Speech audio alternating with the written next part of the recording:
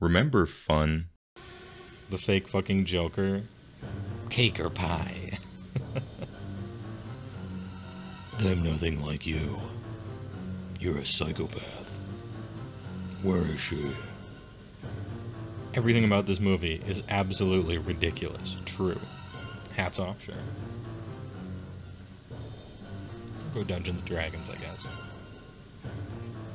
Cake Night Rises. Who bakes for money? Can you create your character in this game? No, you just get to name them, that's all. You just get to name them. And their troop. But the protagonist's passion to fight for his friend, that really touched me. I feel like I was able to learn how to be more compassionate to others. And Morgana does not get the subtext, no. But, I mean, that makes sense. That he wouldn't. Actually...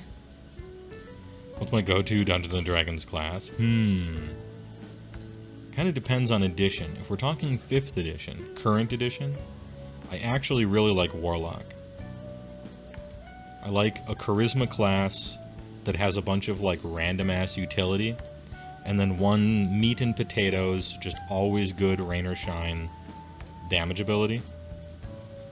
And, that's Warlock to a T. It's a little underpowered if you're just playing it straight, but I like being a charisma character so that I can interact as well as I can normally, you know? Come up with witty things to say and stuff like that. So, I like Warlock. Now, if you 5th edition multi-class, then technically you just put, like, one level of Warlock and then go something else for the rest of it, and it's kind of cheesy. But I don't mind just going straight Warlock. You are a little underpowered for sure, but you play slightly smarter and it doesn't matter for the most part. Yeah, you have the Eldritch Blast chain gun that you just shoot it. Force damage, doesn't get resisted by anything, you know, elementally. Nobody gets to double turn you.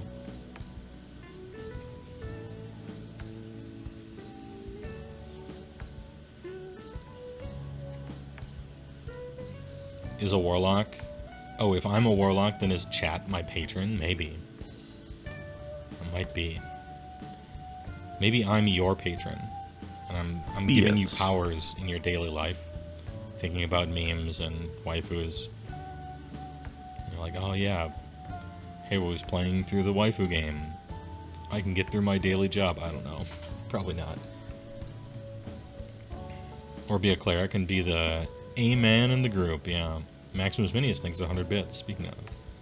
Warlocks, have you gotten everything out of Burning Crusade you wanted? You stopped following Classic and didn't play yourself. Just heard that people got progressively more irritated with Burning Crusade. It must have been people who didn't know what they signed up for or hadn't played Burning Crusade before. I've played Burning Crusade 3 times now. And I've become very efficient at it. I was in the Burning Crusade beta, on live. Way back in the day, our guild got invited to it.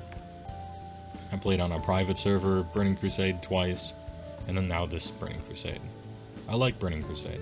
I think vanilla is still actually my favorite, like, type of WoW is vanilla. But Burning Crusade was fun. There are some, like, big content droughts that are problematic, right? Like, Tier 4 kind of sucks. Like, you don't do anything. Like, the first raid content is Karazhan, which is boring and long and not fun. And the only other raids you do in Tier 4 are Grol's Lair, which takes 14 minutes at most to kill both of the bosses. And then you fly to Magtheridon and kill him in 7 minutes, plus his trash. And then you're like, done, that's it. And only once Tier 5 comes out do you get, like, proper raiding. And so at the beginning, it's slow and there's kind of nothing to do. And then it opens up a lot. And, you know, Black Temple and Hyjal are pretty sick. Way too much trash, but really fun. Same thing with Sunwell. But when Burning Crusade ends, I'm out. I'm done. I have no interest in doing Wrath of the Lich King.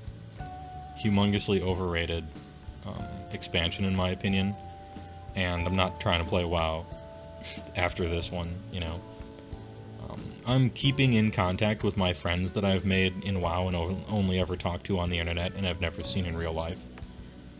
But probably done after this expansion, or we'll just find another private server.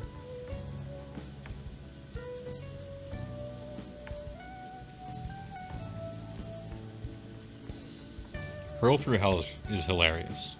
Lord WoW. That's a good one.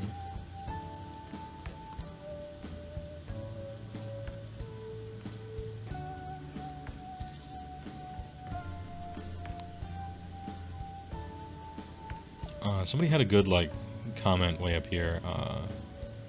No, I haven't tried PFRPG, or not PFRPG, sorry. Trying to find it now. Person probably said it a while ago, but I think they were talking about Pathfinder 2nd Edition. No, I played Pathfinder 1st Edition, and I thought that it was just like, you know, the 3.5 that everybody kind of wanted, you know? But I never ended up... I was at the Gen Con where they were showing spoilers for 2nd Edition, but I didn't go look at their booth, and I never played it or looked into it.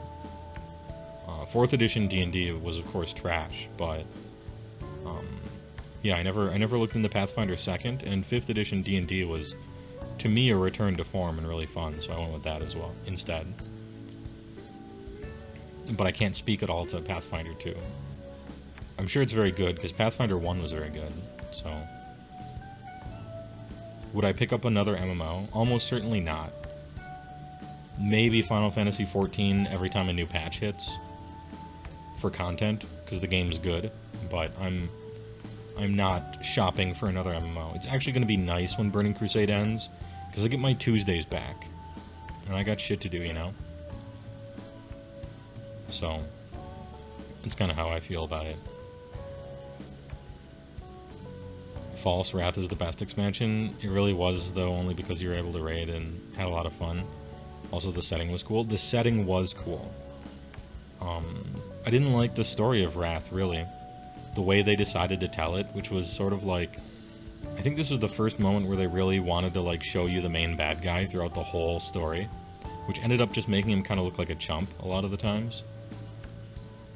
When you run into Darth Vader, it's 70 times as you're leveling up, and he barely escapes every time, and screws up all... And you're like, oh, okay. And then they released Nax, which I had already been doing for years. Except it was like Babby mode Nax, so it was boring. And then Ulduar came out, and the tank section was wholly unfun, and clearly took up all of their development time, which was just a mismanagement of resources. It took them so long to build that tank section that, like, it kind of domino effect ruined the rest of the expansion for them. Ulduar, besides that tank section, was like one of their best raids ever. And then the Colosseum was just a fucking circle. It was so low effort. It was fucking nothing. Icecrown Citadel was, to be honest, to me, like a letdown. Killing the Lich King was fucking awesome. Everything else in there felt like gimmicky Black Temple all over again with a bunch of trash. Like, we killed the Lich King, and then basically we all quit the game, because we had no interest in re-clearing the place, or doing anything else. And then Ruby Sanctum came out, and I never played it, because I wasn't into it. And so Ulduar was the fucking shit, for sure. Awesome. But almost everything else about Wrath I didn't much care for. Now, keep in mind, I don't PvP. So maybe the PvP was really good, and I was just missing out, but...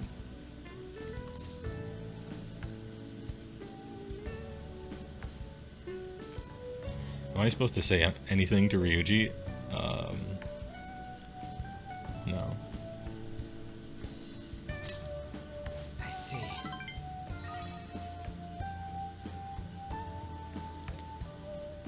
Death Knight was also I'll pay you cool. back for I liked Death Knight for the first month, because it was blatantly overpowered, and I mained it as a tank.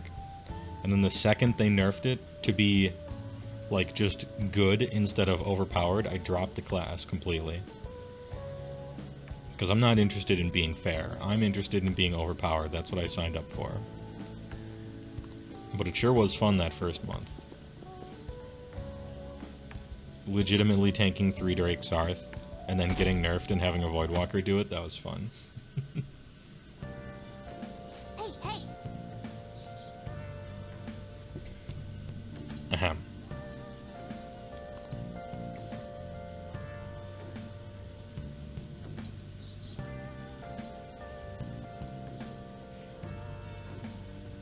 I should look into Pathfinder 2, though. I had really meant to, I just didn't, and then I wasn't in a game for a long time, and then 5th edition came out. It was purely an accident. But I haven't looked into Pathfinder 2. I suppose I should. It's further away than school, right? Hurry up and get dressed so we won't be late.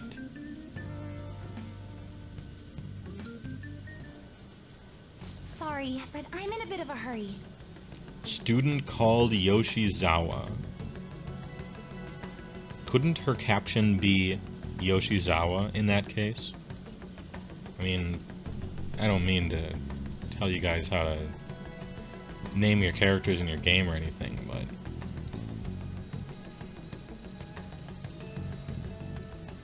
It's Cute Bo. Yep, it's Cute Bo. Let's see what she has to say.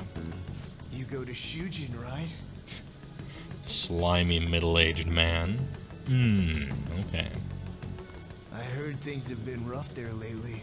What with that violent incident. You want to go talk about it somewhere? Look at how fucking mad her avatar is. Look at her character in-game. Look at how... This is not a face that is humoring someone right now. She is mad. Dude, Cute Bo mad. I like her more now.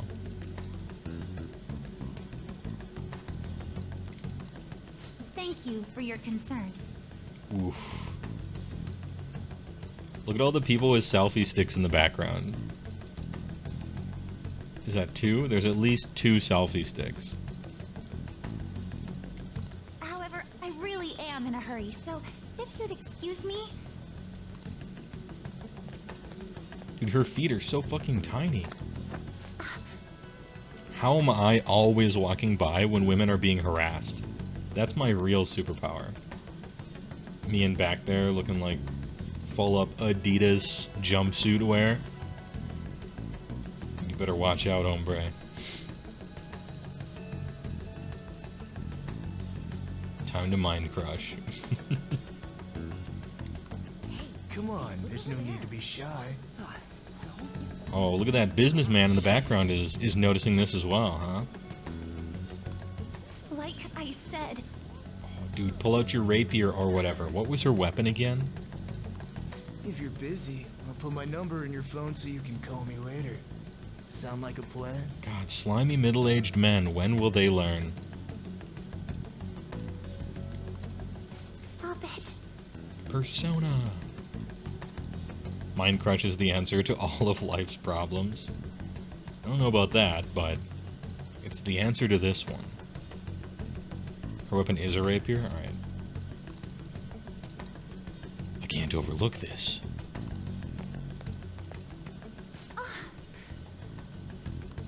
What do you want? You're hurting her? I go to Shujin too. Could I ask you for directions? Am I supposed to say anything specific here? Or do I get to roleplay? Oh, I get to roleplay. Could I ask you for directions to the hospital? Kapow. Got him. Don't get worked up. I'm just being friendly here. That's not being friendly. I wonder if this person is aware that they are known as Slimy Middle-Aged Man.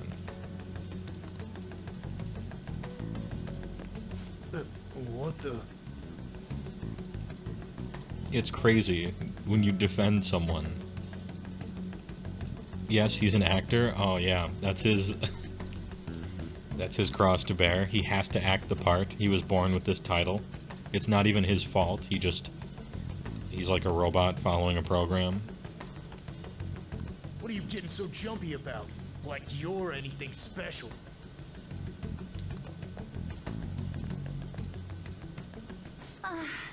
It seems so ridiculous, right? It seems so on the nose, as they say. Like, who would be this obnoxious and then immediately, like, insult the person after that? But, it's really true. If you're like some shithead catcalling people and they turn you down, like, it's like clockwork. Immediately start insulting the person. I don't know what it is, but it's true. Thank you so much. I'm sorry for the trouble. Also, like, how do people do that? Like, the only thing that I can think of is it has to sometimes work. Otherwise, they would never do it, right? Maybe they're just damaged and it never works and they just think, like, they're unlucky or something, but I never got into the head of the catcaller, like, I'm gonna approach women and be super creepy and grab them and stuff, and then get really insulted when they're like, that's not okay. I can't put myself in that headspace. And so I never was able to parse out, like, why they do that. Sometimes I feel like I'm an alien observing humans. Like, what does this human act like that? What did they think was going to happen? If they're consistently acting like that, and people are always either turning them down or, like, pushing them away or being rude, like, you think eventually they would get it. And so the only thing I can think of is sometimes it has to work. Like, I guess I don't know.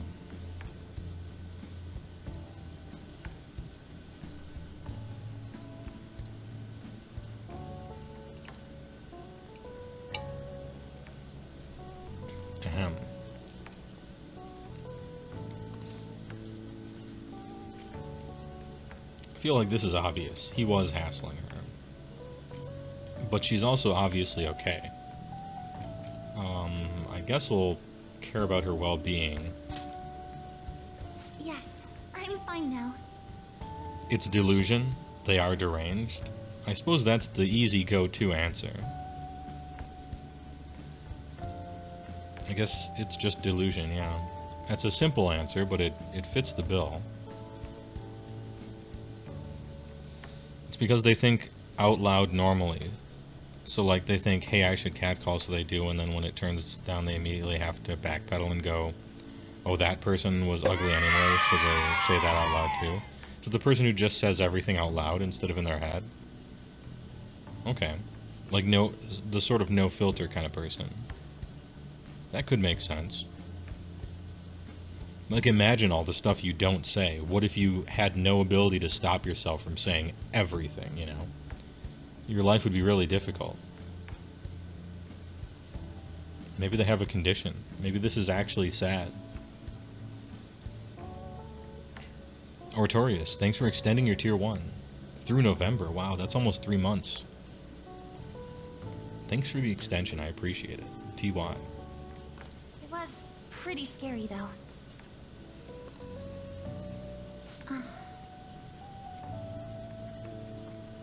Are her eyes red? I think they're supposed to be like chestnut or a brownish red, but yeah, I guess so. Mr. Slimy middle-aged man. Oh.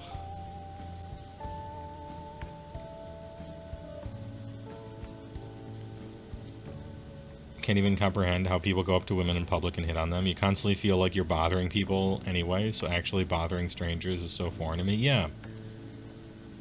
I definitely bend over backwards not to inconvenience other people. Perhaps too much, if I'll be honest. And so it's crazy to me to, like, lean into that and just totally inconvenience everyone around me at all times and not feel awful about it all the time. That's an alien concept to me. Also, being drunk makes that happen too. Yeah, I suppose being drunk does make that happen. That's true. It's not an excuse, it's just an explanation. But then as soon as you as a person realize that you're the kind of person that when you drink you do stuff like that, it becomes 100% your fault. Like at that exact moment, it's no longer... I mean, it never really is an excuse, but it's not even the shadow of an excuse. If you know that's how you get. It's just like, you know, here's a normal person, but they get violent when they're drunk. Here's a normal person, but they drive when they're drunk. Like, as soon as you know that about yourself, it's sort of like exactly 100% your fault, anything that happens afterwards. And you're sort of putting yourself in situations where you could hurt people on purpose, and it's a really shitty thing to do. And there's no excuse for it. But here I go acting like an alien observing humans again. You got very lucky, or I fast you out first. Oof, the dream. The absolute dream. What luck. Luck, skill, and victory. Congratulations.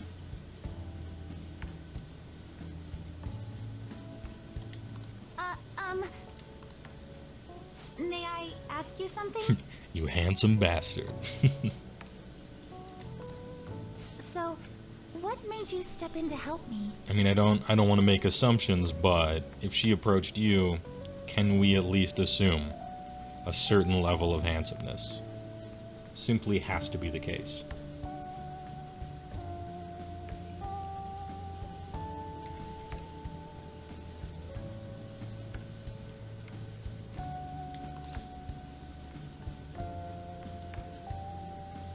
What made you step in to help me? Well, last time I stepped in to help a girl, I got put in prison, so I decided, been there already. What's the worst that could happen? Let's go to jail again. That being said, it wasn't Jeff Bezos. This time it was slimy middle-aged man who seems to have less power. So, big handsome, alright.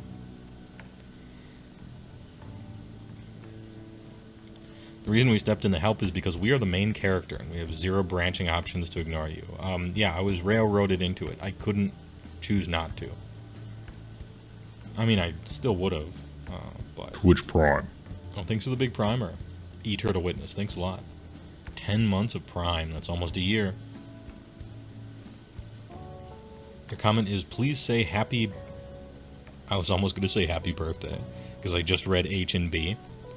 Please say hello, Brittany, to spook your girlfriend who has your stream on in another room. Well, I did it. It took 2 tries, but I did it.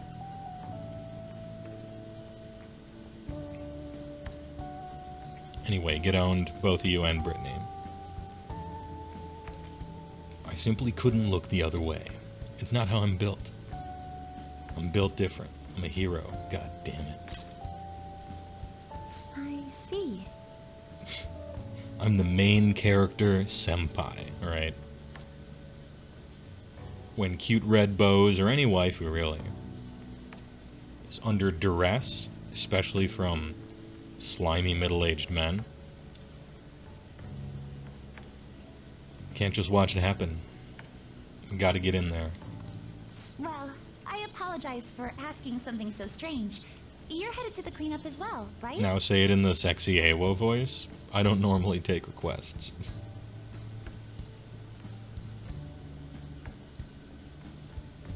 Ahem.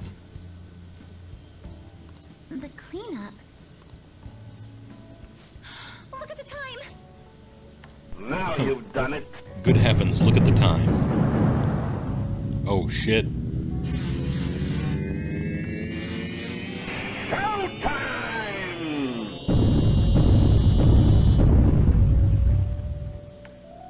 Whoa. Showtime. CGO Buster. $100. Thanks a lot. Huge dono, dude. And my max arcade mode special. Thanks a lot. I'm pleased I get to show it off every once in a while. We struck oil. He says, finally finished Vanguard number 2. Also get fucked. Thanks a lot, I appreciate it. Congratulations on your promotion. Thanks for the oil.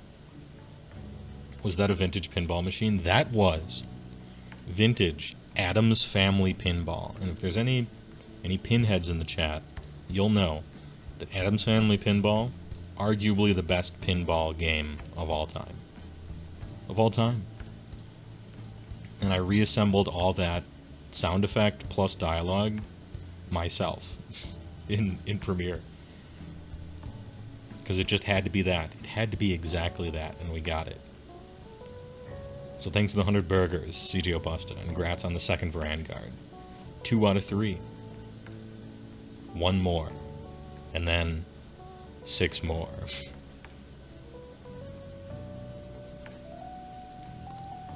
I'm so sorry. I haven't even thanked you properly yet. Pinhead is not the right terminology, Lomi. I just couldn't think of the word. There's some name for a pinballer. I'm not sure what it is.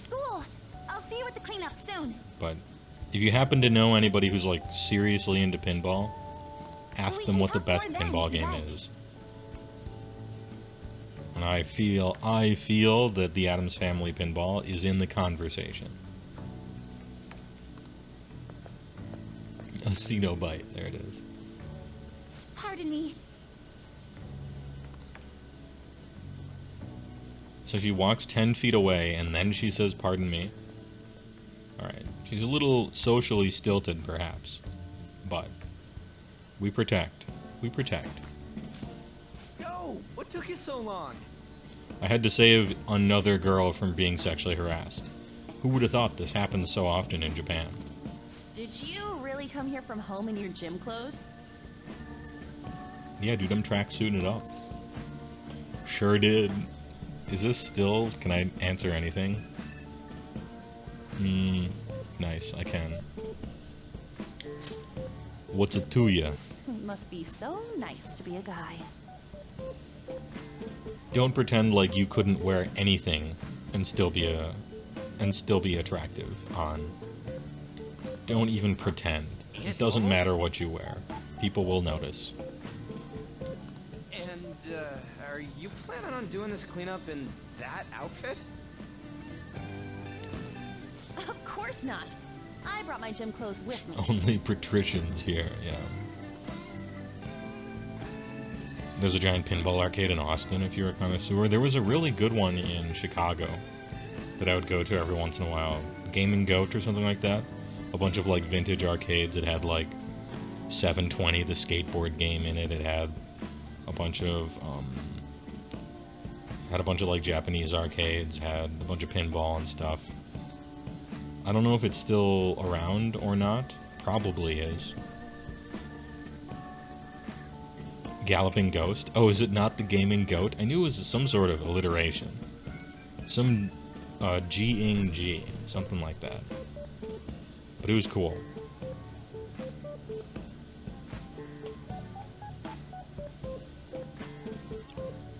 Ended up being introduced to the people who owned it and worked there and stuff, and the technicians and stuff, because that was like, those were the years where I was working for AGDQ and World 9 Gaming and stuff. And so I just kind of got in with a bunch of those weirdos. And I say this endearingly, but also realistically. No insult meant. Oh, that makes sense. Sounds like it sucks to be a girl. You followed him on Facebook. It's very active on social media. Oh, nice. Yeah, deep HeyWoah lore. Yeah, those are the AGDQ years. And I'm not sure if they survived the pandemic or not. I haven't looked into them. Because I haven't been around the Chicago area. Pushing your way into our conversation a little less awkwardly next time? Hey, Ryuji is trying here. I like this. Good comment. Good comment. Trying to steer him in the right direction. Also, I'm not sure about allying an IDK into Sylvaneth. I know that's what they used to do, DK Ratesburg. It used to be the case that, like, and this is now a very long time ago, I guess, but long ago in the before time, Sylvaneth would ally in 6 eels, and that would be their like competitive list. But that's a long time ago, and I'm not sure what they're doing in 3rd edition right now. I can't say. I bet some Kichi Joji clean freak hung paper dolls all over and prayed for clear skies today. Mishima, that's oddly specific. Hey. Alliance of Wooden Sea. No, it wasn't Alliance of Wooden Sea. They actually just allied in some eels. Alliance of Wooden Sea was the battalion that required you to take just awful crap. It was like, I don't know, the first time I looked at that battalion, I had to laugh out loud. It was like, how would you like to play with the worst units from Sylvaneth, coupled with the worst units from Eidnet Deepkin? Ta-da, it's Alliance of Wooden Sea. But maybe I'm misremembering and a lot's changed since then.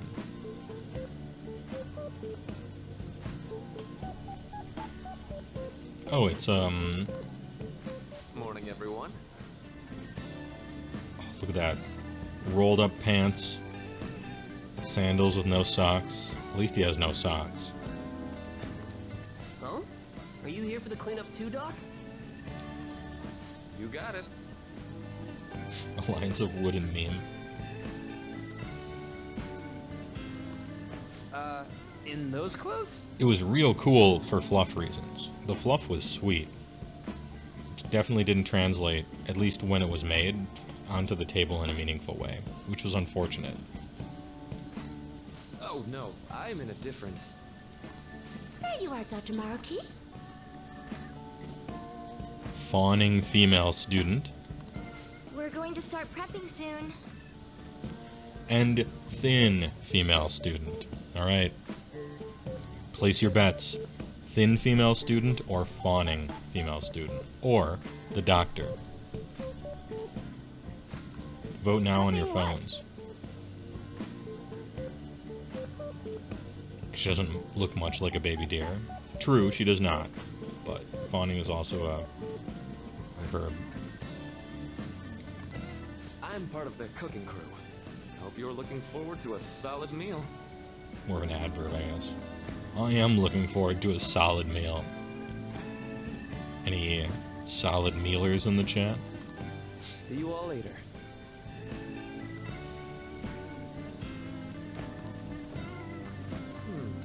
I can't remember if I brought any starchy vegetables. More like Dr. Popular. Why are you mad? Some people are indeed popular. Focus your energy is on improvement. Even bigger someday. Good morning, Shujin Academy students and Better than a staff. gaseous meal? I guess so. Liquid lunch? I'm more of a liquid luncher myself.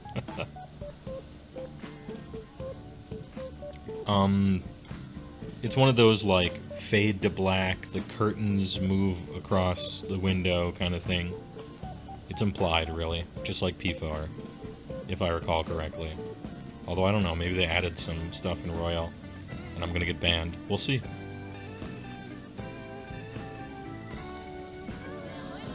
Please pick up all trash located in the areas assigned to your group. Please pick up trash. Picks up Mishima. Alright, what do I do with it? Once the cleanup is completed, a lunch of miso soup with pork and vegetables will be served. Ooh, that sounds good. Miso soup, pork and vegetables. Little rice on the side for dipping. Ooh, pork miso soup. So that's what Dr. Maruki's fan club is making. Just what the doctor ordered. FYI, the school already assigned the groups at random. They're 4 people apiece, boys and girls mixed. Why are you telling us this? Oh. Yeah, popular adults.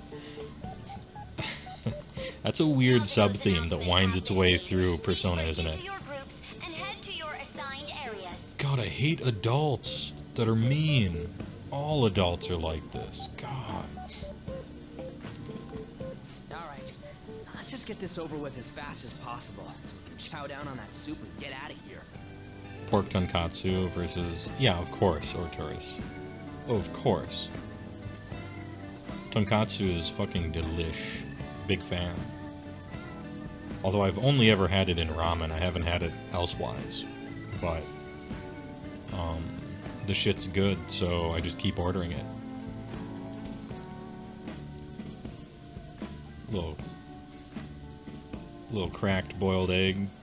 Halves. Hey, that guy? Bamboo shoots, mushrooms. Transfer student? Fish paper. Obv. Hey, that guy. Yeah, him. Is he that transfer student? Yeah. Yeah. I don't know why I'm making him sound like fucking Stormwind NPC or Batman or something. You mean the one in all the crazy rumors? Edgy main character from something. Keep it down. What if he hears us? Yeah, I don't think he has any skeletons underneath those sandals. Surely there's got to be some sort of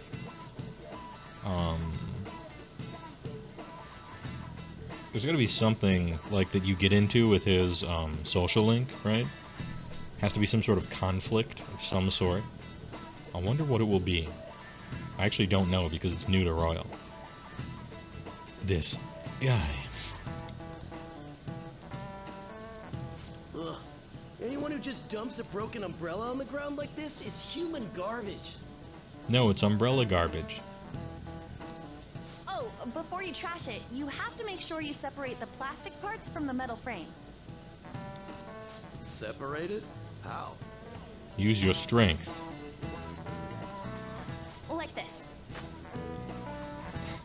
I like how everyone else gets an exclamation point. Holy shit. You pull it apart? That's how you...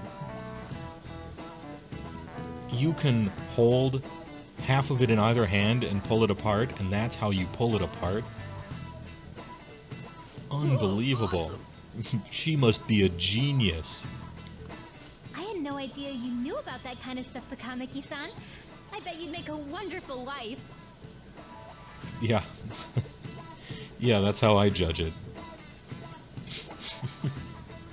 You gotta be 6 foot or above, blonde hair, and I'm gonna be a stickler about this, you absolutely have to be able to pull an umbrella apart with your bare hands. That is a deal breaker if you cannot do it. Obviously. I mean, it's 2021. Get with the program. Oh, nah. You have to be strong enough to destroy an umbrella with your bare hands. Sweet, a wallet. Don't even talk to me. Otherwise. Anything in it?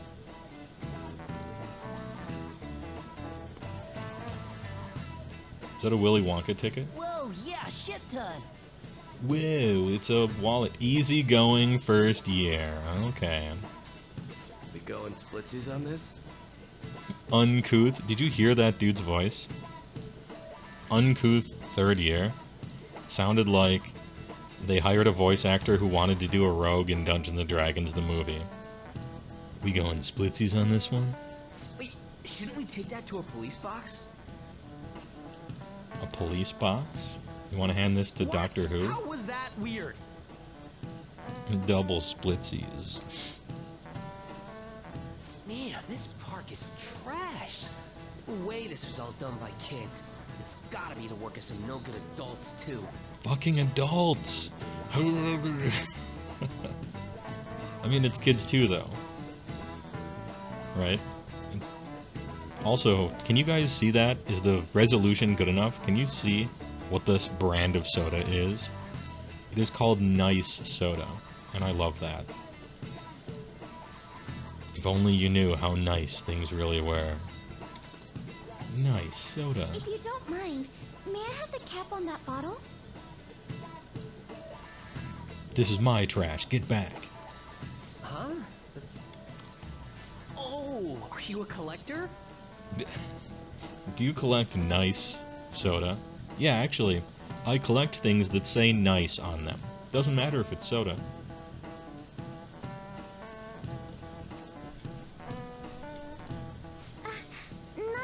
exactly. Mature third year? Okay. Recycling companies collect these and convert them into vials for vaccines. Vaccines? Even in 2015, they were trying to... Huh. I didn't know that. I actually don't know what the conspiracy theorists think people are trying to do with vaccines, so I can't continue. I actually don't know what they think they're supposed to do. Is it the microchip thing, or is that old? The word vaccine triggers your fight or flight, yeah. Well, that sounds like an awesome way to bring more justice to the world. No.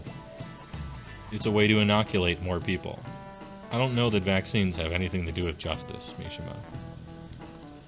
Mind control you in some vague way. But I'm not sure I follow you. Alright. Oh, alright. If you really wanted to... That's so much extra work, though, right? If you wanted to come up with a conspiracy theory about mind control, all you would have to do is some basic research about the idea of social media and its effects on populations. And all of your conspiracy theories are, like, perfectly answered, right? In fact, a lot of it lines up pretty well. But no, you choose to ignore the obvious ones, and you go for the crazier ones. Maybe it's a game. I don't know. Government tracking, not counting cell phone. Yeah, I mean... It's not even government stuff. Like, government has to follow some rules to collect your stuff. The companies that own that don't, because you agree to it by using it at all. And so if it's the collection of your data that you have a problem with, then your problem really isn't with the government, it's with the companies that are making the stuff. Conspiracy theories aren't fun if they're true. Yeah, I guess so.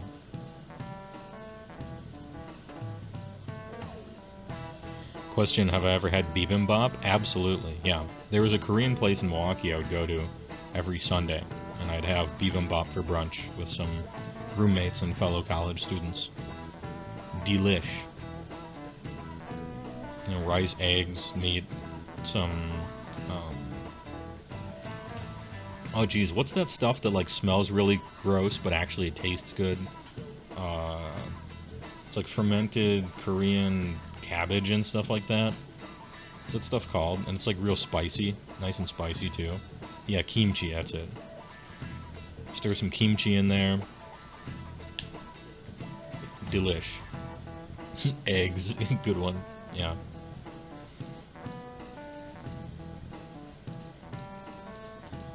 And they'd serve it to you in a stone bowl if they were a certain type of place.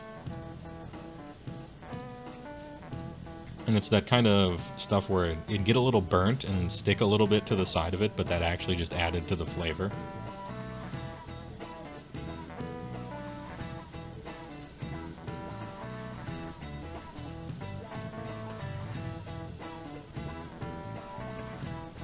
Yeah, Andrew Yell's had a bit of a catastrophe this week. It wasn't just me. The ceiling in his... It wasn't like his whole roof collapsed in. I thought it was just like raining and he would lie in bed looking up and see the sun and stuff. It's not that bad, but the ceiling partially collapsed. And so thoughts and prayers. And it fucking sucked. And he's trying to deal with it right now. Which is rough.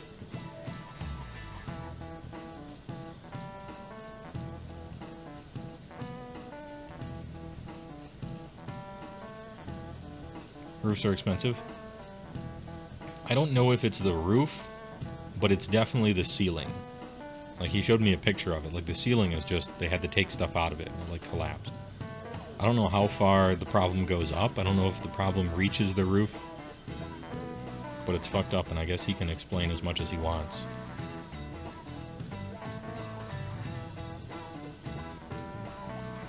Some dudes brought 20 machines in to get all the water out, and their noise was so oppressive that it was hot, too. Oof.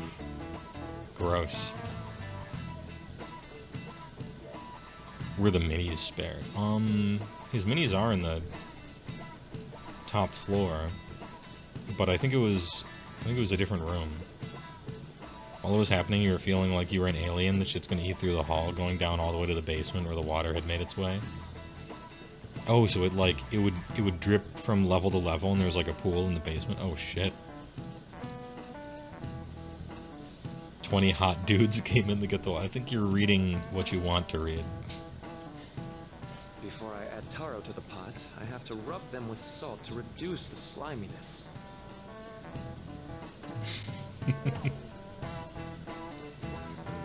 Before I add taro to the pot, I have to rub them with salt to reduce the sliminess.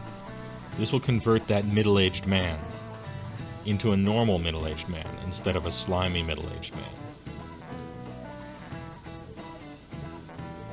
You're trying to grow out your HeyWoah beard, but you just look like home brand Karl Marx. Well, the secret to my beard is don't do anything to it at all, and it'll look terrible for like 6 months. Like, it'll just look awful. But since you never leave the house and you never interact with any other human anyway, and if you go to the grocery store you're wearing a mask, it doesn't matter.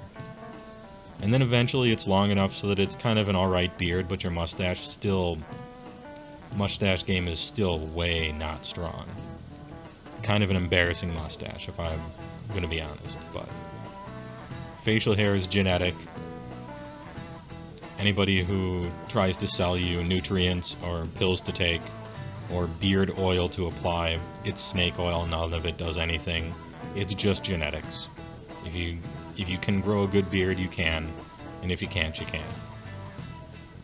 But on the other hand, it's yours. And it might not be the best beard, it might not be as thick as you wish. The stash might not be as Magnum PI as you wish or anything like that, but it is yours, right? And so sometimes it just becomes part of your style, and that's fine. That being said, I do use beard oil, because I find it fragrant. I go with sandpaper usually. Maybe some pine sometimes, sandpaper sometimes. Just woodsy scents, you know. You should wash and oil your beard, though, to keep it clean and hydrated. Yeah, and also you got to take care of your, well, it's not your scalp, but like your face scalp, right? That's the secret. Is that don't ignore the fact that there's skin under there, and that skin staying healthy is like 90% of the importance of it, because if you just ignore the skin under there, it'll get all fucked up. You don't want that, right? So you don't like absolutely need to shampoo plus conditioner it or anything, but if you shower every day, run some water through it, put a comb through it, and then every other shower maybe put some conditioner in it. And if you work on an oil rig or something, then sure, you can shampoo it, but don't do that too much, or you'll dry out your face and it'll get weird. Anyway, those are my tips. Your beard has a low thread count. Hey, I've seen people with beards with low thread counts. Sometimes it works for their face and their body, and sometimes it doesn't work. That's just gonna have to be your decision.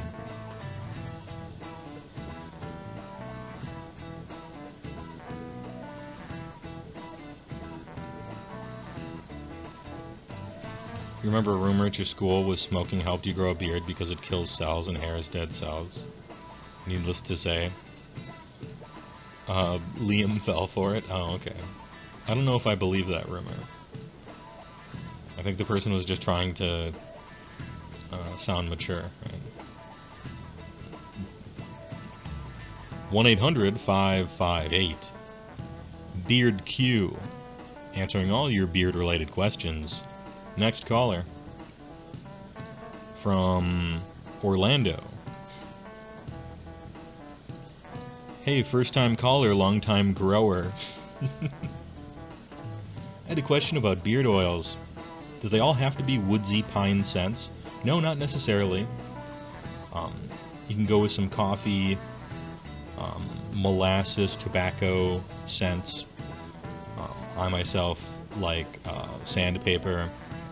Sometimes even if you're feeling particularly festive in Christmas, I'd go for a little cinnamon. Maybe even a peppermint kind of candy cane thing. At your leisure, and if those close to you appreciate it. Rumple Beardskin.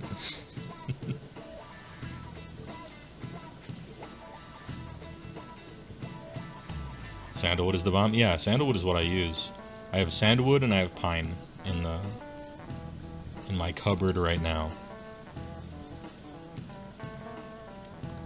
Oh, you're an amazing chef.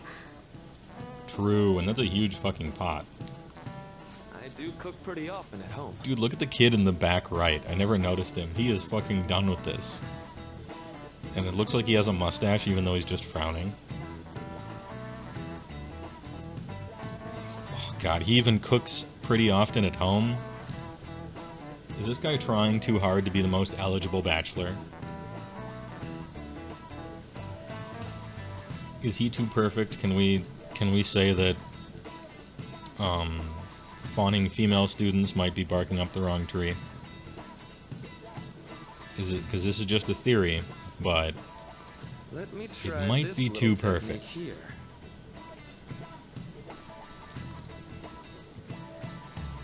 How he does the fucking meme. Did the salt meme come out already? It must have, by the time this game was made. Why is the wind salty? Sorry. He even fucks up The cute. cleanup is officially complete. Thank you for your hard work, everyone. Those sandals have seen thing. Yeah, also no socks. We might have to pour one out. Rest in peace, fawning student.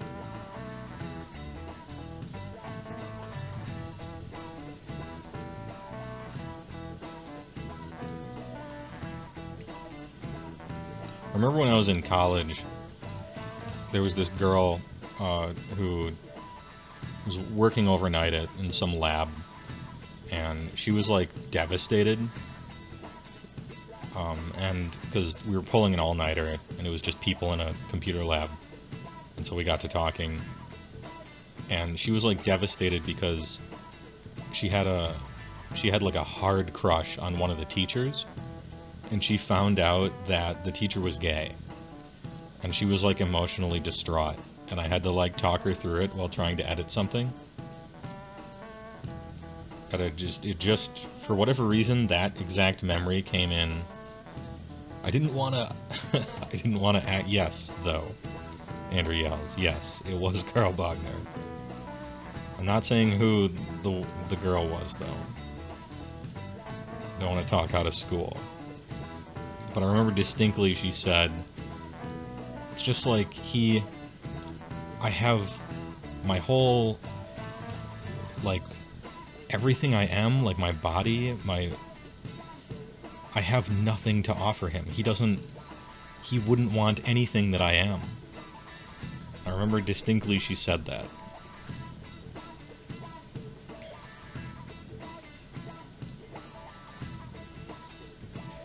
Carl Bogner's he is a beast. I always found him to be incredibly intelligent during his lectures. Awesome to listen to. And he had some weird fucking movies in the vault. It was sweet.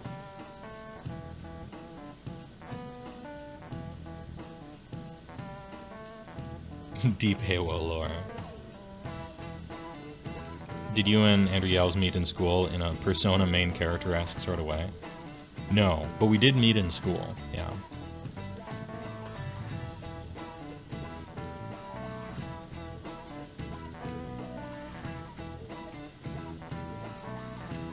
Would the leader of each group please come and get the soup for their teams?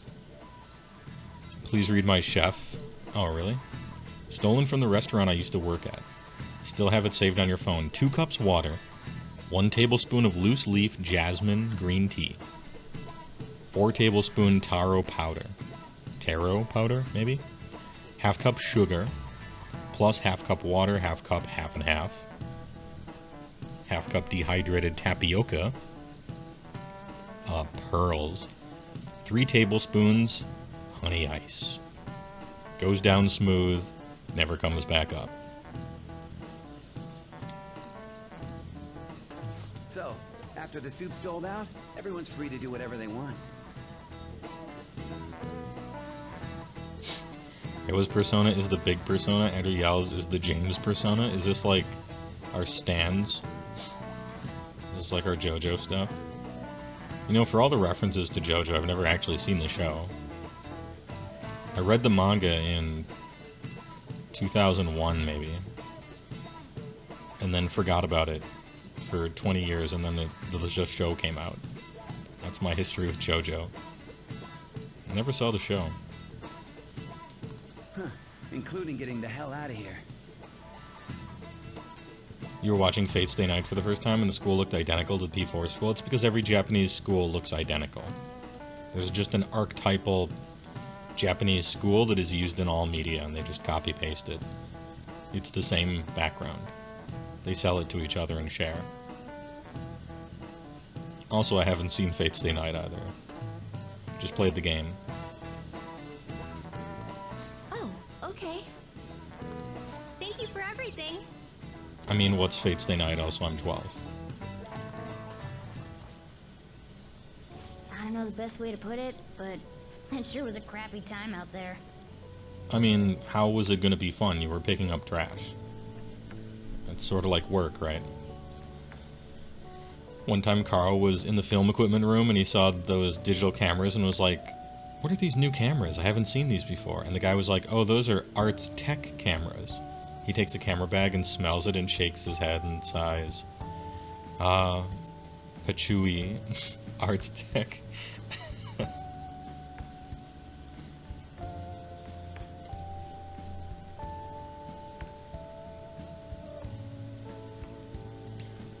Arterius, by the way, is coming down hard on Maruki, and not in the good way, about his cooking. Alright. 20 years, stop saying it so casually. You have to face reality, alright? The PlayStation 2 came out 20 years ago. Deal with it, right? Hats off, sure. It's better to know than not know. Even if it's how long you have to live. Time is not real. There it is.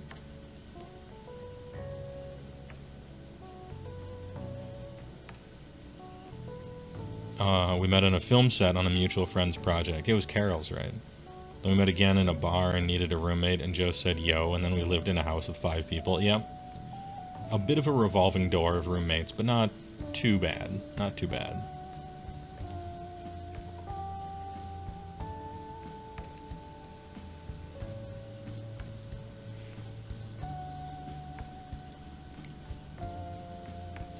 Time is a big flat circle. Underrated comment. Oh, Oh, it's Red Bow. I finally found you. You've been searching for me? I was trying to find you so I could thank you properly for this morning. You already thanked me pretty properly. Wait, am I being hit on? Is this how it works? I don't have experience with this. So, where'd the other people in your group go? Hold on, miss. I have to stop you. Are you hitting on me? That's what you say, right? You stop them in their tracks and ask if they're hitting on you? That works, right? That's not awkward.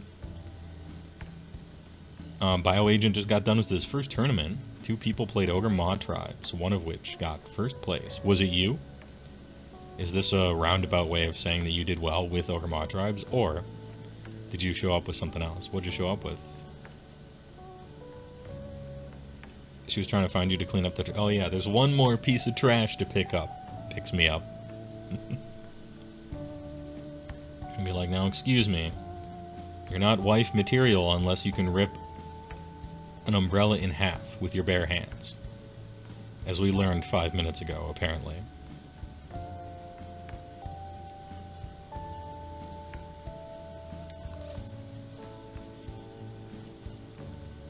Yeah, I can look at it, Andrew Yells. I didn't have the internet for the past day. Hold on, cough button.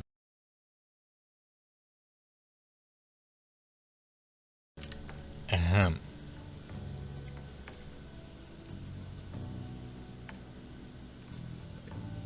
Alright.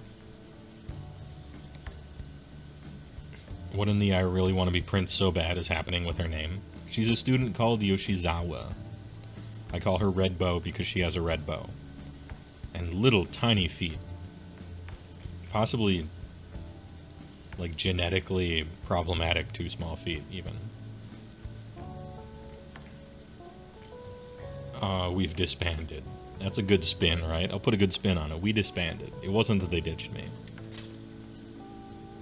Ah, I see. Always getting ditched. I'm in pretty much the same situation. If it's alright with you, why don't we eat our soup together? God damn, when you're not getting ditched, you're getting, like, low-key assaulted by slimy middle-aged men.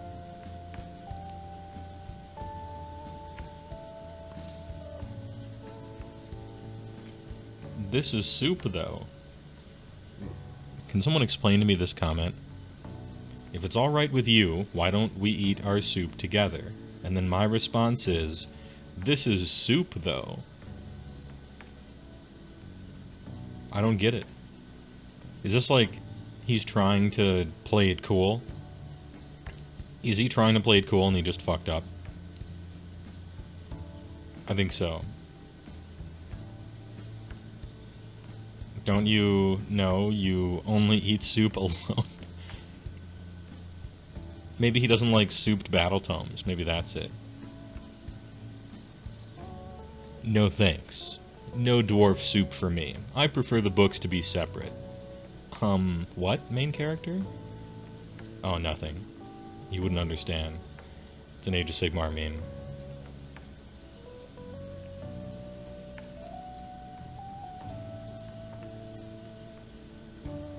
Is it alright if we play Warhammer together? This is Warhammer, though. Yeah.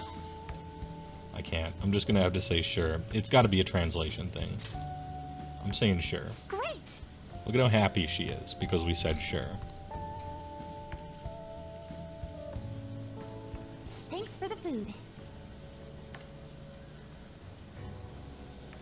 Hats off, sure. I don't know why she's thanking me for the food. I didn't make it. Hot guy teacher guy made it. That man was even more frightening than he might have appeared to you. Oh, was he extra slimy? So I truly appreciate what you did for me. He was Thank glistening. you so much. It's true. She seems to weigh like 78 pounds, maybe. Her limbs are unnervingly thin.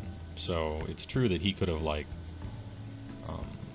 definitely defeated her in any sort of physical contest. Speaking of fucking up, when can we get the fail HeyWoah smile pic? You know, I've been looking for it.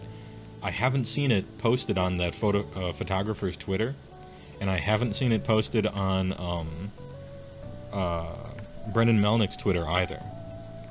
And so I suspect that whomsoever was looking over the photographs of the tournament saw what the picture was and decided, ooh, we don't put that one on the internet. They saved me. And so now all it is a story and no one will ever see the truth. Essentially, I'm saved from looking really weird.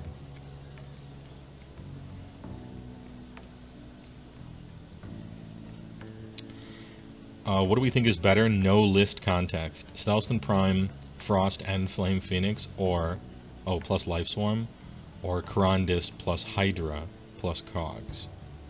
Stealth Prime, Frost, Flame Phoenix, Life Swarm. I don't much go in for Cogs. I don't think Hydra's very good. Karandis is amazing, though. But Stealth Prime, Frost, Flame Phoenix, and Life Swarm, I'd go for that. Without any context. But mostly just because I don't much rate Hydra and Cogs. Although Karandis seems to be pretty good.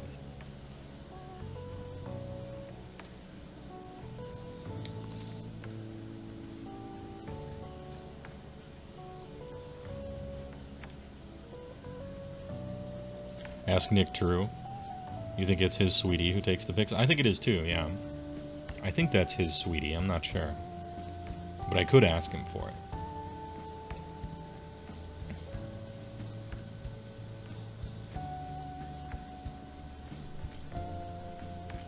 So it seems like you might want to say, don't worry, it was nothing, because it kind of was nothing, right? But we don't want to minimize her feelings.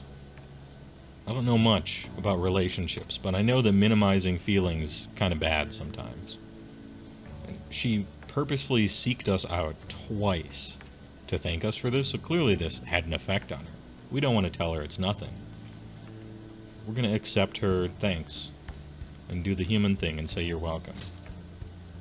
Yes. Got him. If only people shouted yes when you answered correctly in real life, so you know. It wasn't nothing to me. Yeah, we don't want that. We don't want that one. Would starting Age of Sigmar with Sylvaneth be something you would regret? If you asked me 1 year ago, I would have said yes. Now, I don't know. It's not as bad as people think. So that's my cryptic answer.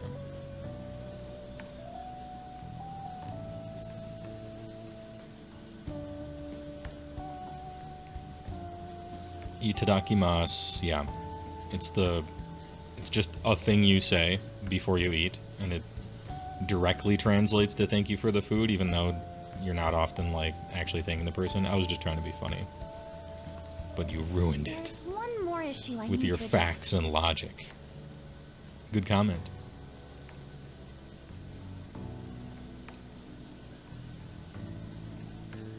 Those trees are awesome. Rule of cool always.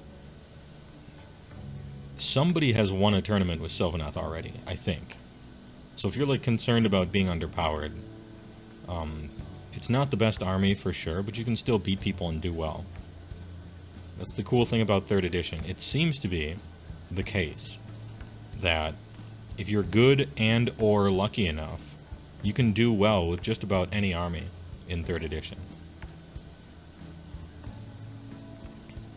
And so, it takes a lot of the load off, I think.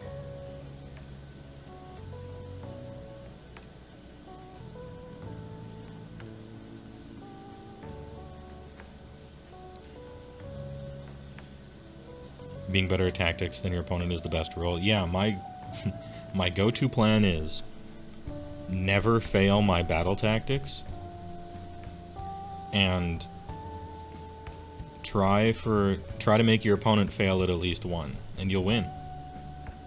I only messed up doing that once. I blame the dice, and also my decisions. I'm also so sorry for what happened the other day. Why is she continuing to apologize to us? Is she one of those, what's the word for it?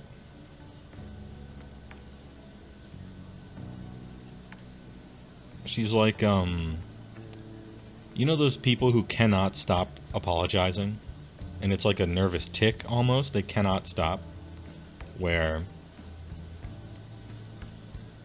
And in fact, if you're like, can you stop apologizing? They will immediately say sorry.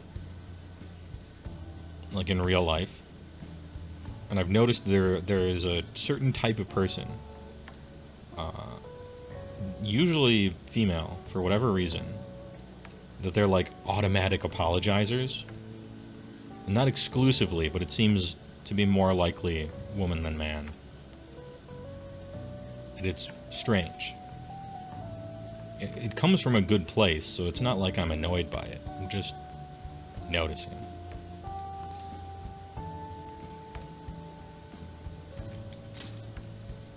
The run-in we had outside of the guidance office.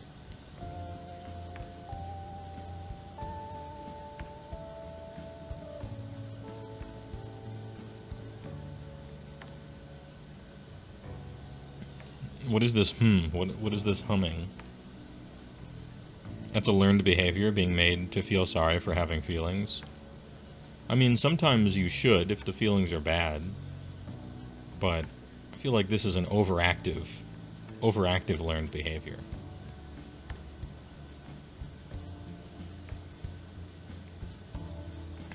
Oh, Hades, is this a, are you like...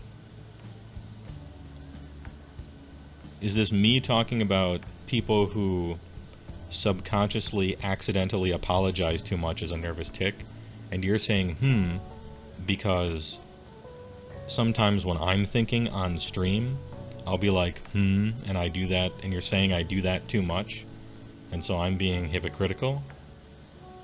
Or am I reading too much into this already? I think I'm reading too much into it. Oh, that was just you thinking, okay. Because when you speak in front of an audience for hours and hours every week, it's important not to say every other word. And I probably say too much, and I probably say like too much, and I probably say too much. But understand that this is me reducing consciously reducing the amount that I do that. Because too much, and it's really annoying to listen to. At least for me. And the more nervous the person gets, the more that stuff kind of ramps up. Remember the discussion we just had? There are a number of students in this school you shouldn't get involved with. Oh, this is what she was talking about. It's so hard to eliminate verbal tics. It is very difficult to eliminate verbal tics. Especially on a live thing, where normally you don't want to have dead air, as they call it, where you're not saying anything, nothing's happening, the audience is starting to get bored. And so it's even more tempting to add some verbal tics in there, like saying like, too much, or saying or whatever, what have you. But I'm like training myself. Ahem. So here's another one. I'm like training myself not to do them as much. And if you ever notice that sometimes I'm not saying anything, I'll just wait a little bit to collect my thoughts. I think that's actually better than overdoing it on the ums.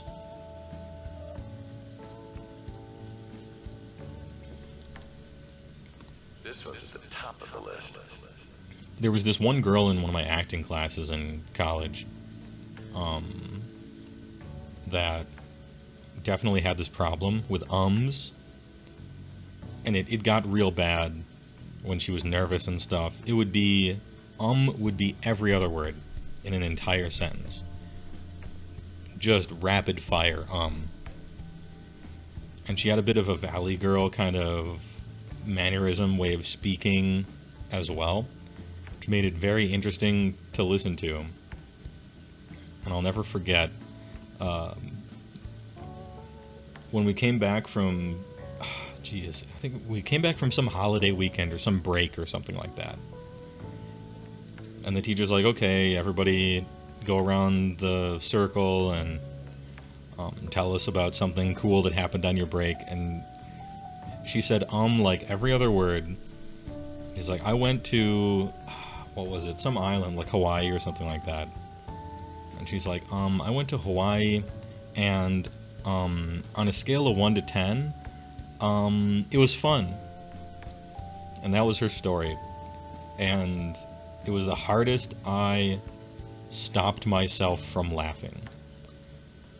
The old, on a scale of 1 through 10, pause, it was fun. I didn't laugh, but it took all of my chakra to do so. Because she meant well. The delinquent transfer student? Mr. Kamoshida had just told me about you a moment prior, so I sort of spoke without thinking there. You have Tourette's, so you get the thing, except your thing is twitches. Yeah, that's exceedingly common. Most people think Tourette's is like shouting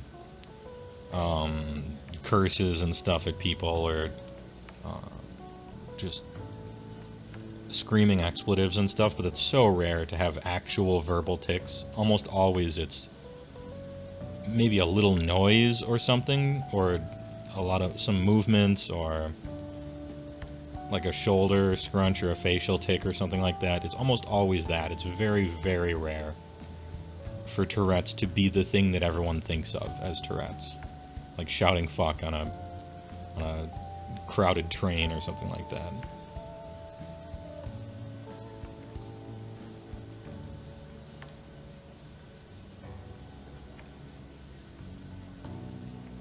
I heard some of my classmates gossiping about you too. Heard some of the classmates gossiping about me, huh?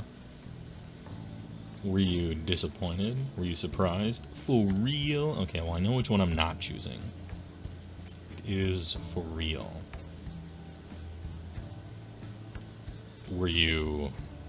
Are we hitting 100 now? Because this is clearly a joke, right? Were you disappointed? No, nothing of the sort. You say a lot when you're talking in English, but that's you trying to find the right words. Also very common, some Norwegian dude. One of the people on my Magic team long ago was a guy named Kenta Hiroki. And his English was good, but his accent was so heavy. And I've actually found that to be really common. For whatever reason, people who are learning English, they'll give really long ums and ums, like trying to think of the right word. And I cannot, for the life of me, bring myself to judge them for it. Because I can't speak 2 languages. Fuck me, right? Like, they're working through their second one. And I have 1 in my pocket.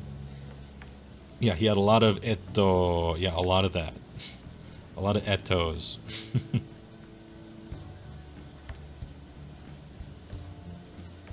English level present.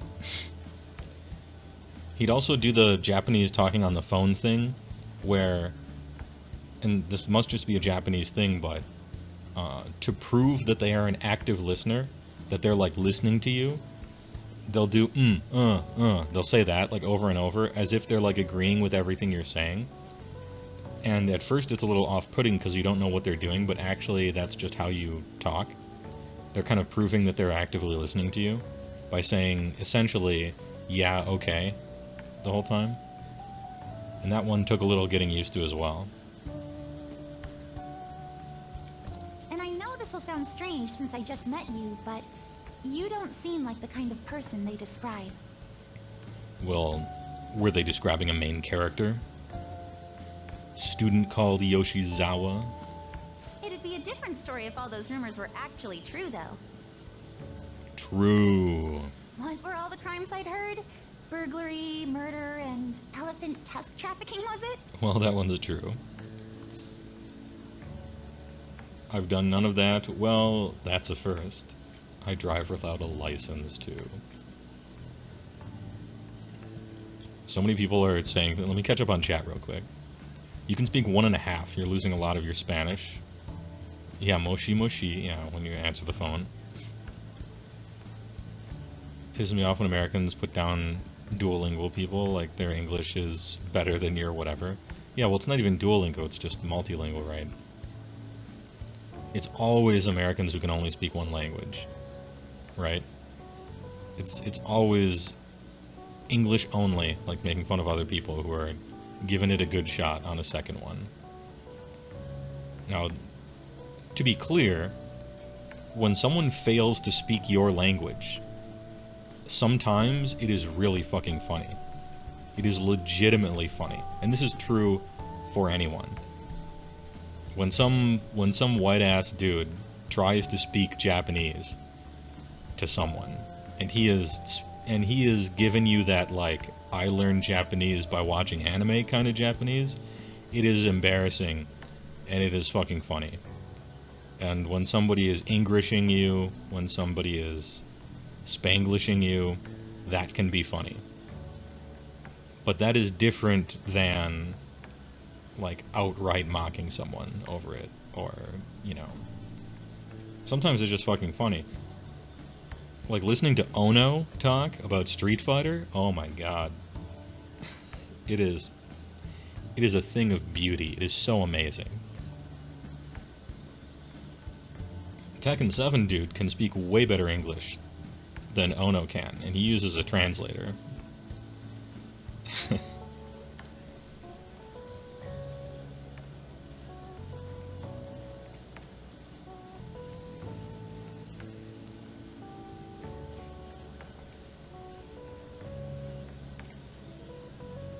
It's called back channeling. We do it too, but in Japanese culture, you're expected to back channel much more than in the... Yeah, we do that too, but it's usually...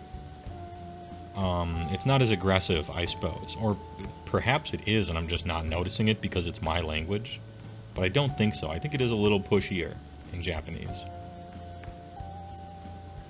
Because we do the, whoa, okay, yeah, and then what happened next? We give the mm-hms. We do those. Home or in the room or in the oh god, that, what is that one? Kage. So fucking good. I saw that live on their stream. Oh, I could not stop laughing. It was so fucking good. Home or the room or the living room. Kage. I had to dissect what that is to figure out what it was that he was saying. But it was genius. It was brilliant. I'm not laughing at him in a derogatory manner. I'm laughing at him like he created something of pure beauty. And it endears me to him in a real way. He's so excited. I mean, he likes Blanca, and Blanca is a fucking shit character, but I forgive him for that. Anyway, that's a first for me. It's absurd, isn't it? I speak one language, and that's freedom. Yeah. Yet everyone starts shaking in their boots whenever they hear your I name. took 2 years of Burger in high school as well, so I'm 1.5 languages. You know what? It just hit me. I haven't introduced myself yet. It's kind of tough for English speakers to end up knowing a second language, because for the rest of the world, the choice is obvious. You just learn English, and the benefits are great. As an English speaker, what do you even learn? And what do you even get from all that effort you put in? If you're very forward-thinking, you probably choose Chinese, which is really hard to learn. Chinese is so fucking different than English. It's very difficult to learn out of nowhere. However, if you even attempt like broken Chinese on Mandarin, you know, next to a Chinese person, they'll basically invite you to their family's Christmas. They're so fucking impressed that you care to try to learn their language. So you do get bonus points.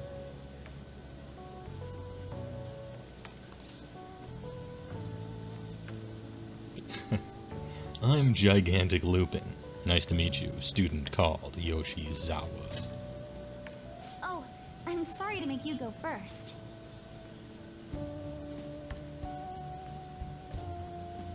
To all the Beast Claw players out there, would you call Thunder Tusks trading? Equivalent to Elephant Tusk trafficking? No, I wouldn't. Because elephants... I feel that Thunder Tusks aren't as defenseless as elephants are. A Thunder Tusk will fuck you up. This was such a long time coming. Although the trick is, if you go at the Thunder Tusk in a big group of people, he'll just blast you with Frost Wreath Ice. But if it's go at him one at a time, shit'll fall over so easy. That's the trick to hunting Thunder Tusks. With the new rules, apparently. Don't try that shit with the old rules, though. Meeting at school that my...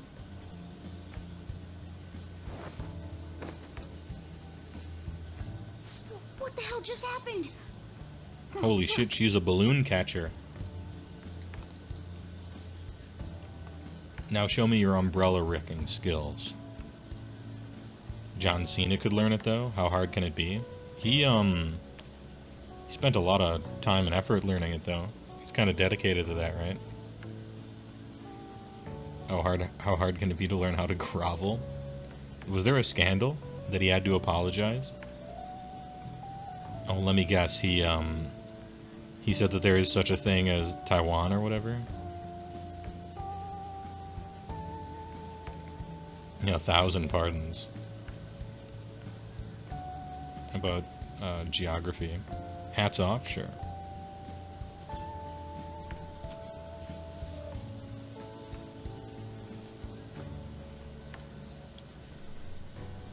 Taiwan confirmed. It's so childish. It's like an angry baby. It's pitiable. Like if someone came up to America and they were like, hey fuckers, you stole the Panama Canal. You just straight up stole it. I'd be like, yeah, it was pretty shitty, but you know, it's true. We got it now, though. If you do that shit to China, they're like, It's kind of embarrassing. But then again, there's a lot of power behind that tantrum.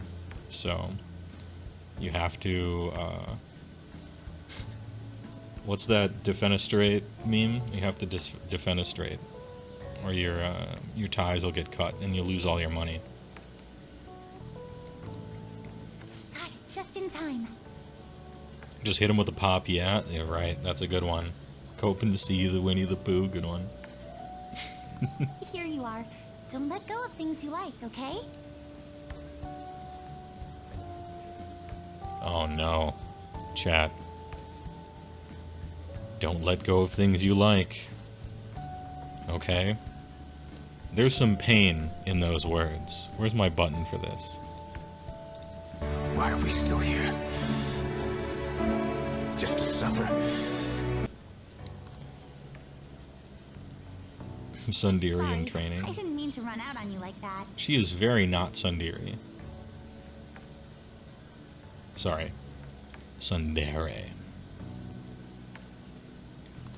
She seems to be like the archetypal perfect in every way waifu, rather than the some sort of dere.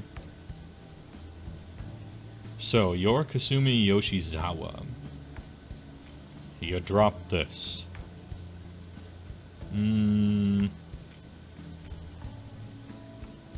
Yeah, let's do this. Huh? Not Sundere yet. Oh, okay. I don't know what's ahead, so. If Mexico wants California back, I know 45% of the country that would be willing to remedy that. Yeah, they would be, what's the term for it? They'd be, cutting off their nose to spite their face, something like that.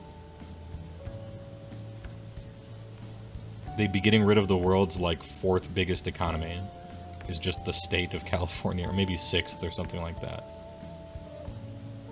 The thing that keeps all of their programs running because their shit states are in the red on federal funding, and all their socialist dollars are coming from the big bad blue states that are the earners. Let's talk about that if you want to piss off those people, I guess. I'm not picking a side, I'm just pointing out stupidity.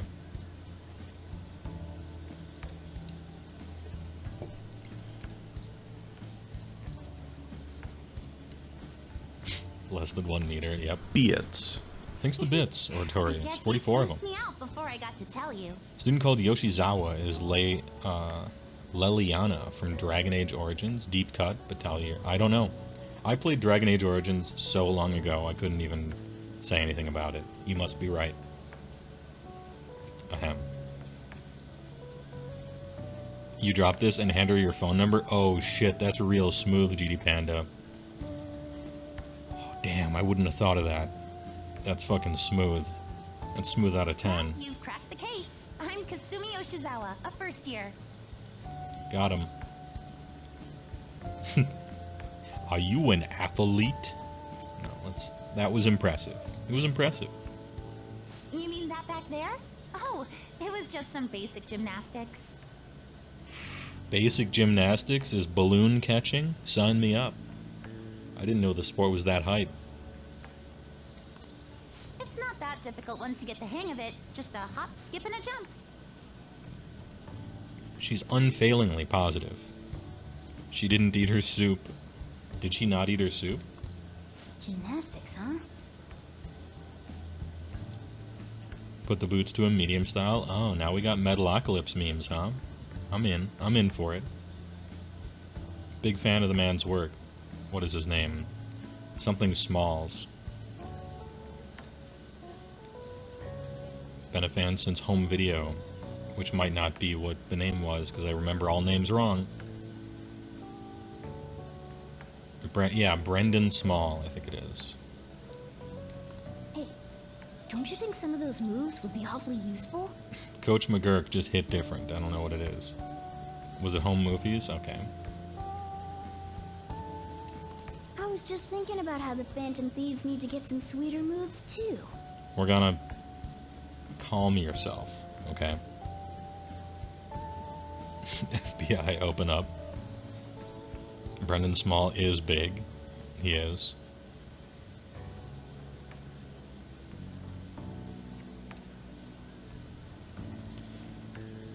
You said you missed a spot and pretended to pick up a bit of paper and handed it to her with your number on it. After a few seconds of confusion, she started laughing.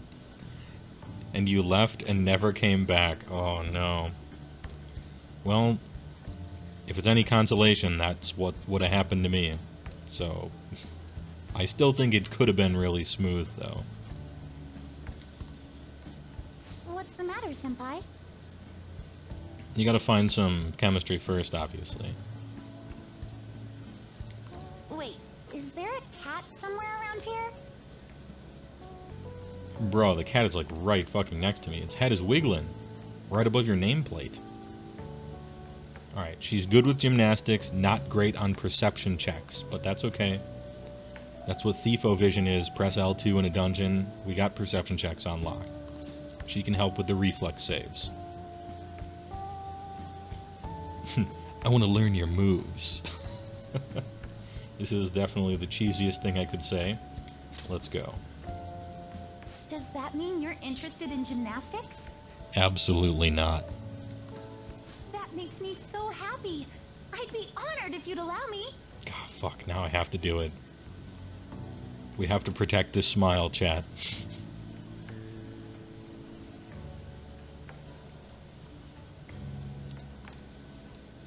The only problem is... the only problem is you're clearly not cut out for it. I have a favor to ask for myself as well. If you Oh, Lomi, TY for the tier 1, I appreciate it. Yeah, 3 months, not bad. Thanks for liking my stuff. I appreciate. Somebody had a comment that I could answer, but it would be a super long tangent. Chaos Quisitor. Tangent. Any advice on how to lose like an adult? I don't think I act out about it. And it's embarrassing to even realize, but losing hard does sour your mood way too much. This is a kind of an important thing. I don't know how to... It's something that I have managed to do, but it's hard to give people advice for how to do it, even though I've done it, because the advice is just going to sound very dumb. It's going to sound like advice you would give a depressed person and say that and tell them, like, just don't be sad, idiot, right? Like, it's the worst type of advice. But like, oh, another hat's off already? Didn't I just do that? You guys fishing for a particular hat? Chaos Quisitor, thanks for the gifted sub to KR Knight. Appreciate it. TY for the gifter. So, the way I was able to learn how to lose like an adult was by being an incredibly competitive Magic player that would go to tournament circuits within 8 hours of where I lived 10, 15 times a year for 10 years. And I really feel like if you do that in a grinder, as a grinder, you either learn how to lose like an adult and come up with a positive philosophy for it in a way that improves, or you burn out and become a fucking dickhead that everyone hates. You kind of accidentally learn it. How do we put it? It's like you're brute forcing a problem, and so you have like a evolution solve the problem, you know? And the only things that make it through the last filter are the ones that learn how to do that. So I took a lot of inspiration from poker. Like, half of Magic theory comes from chess, and half of Magic theory comes from poker, largely speaking. And on the poker side of things, you learn how to lose well. Lose in a positive way. Because you kind of have to, otherwise you'll kind of go crazy and or quit. It's sort of the only way to survive it, is everything can basically be boiled down to what can you do about it? Like, how can you improve? So, like, let's say I lose a game, and it was because the dice just screwed me. The equivalent in Magic is, I needed the top deck a land. There's 19 land left in the deck. There's 40 cards. I have approximately a 50-50 shot. I have 3 draw steps until I lose. Therefore, chances are I can expect to draw a land in the next 3 turns. And I just don't, and I lose. So, you know, there's no such thing as luck, but I got unlucky.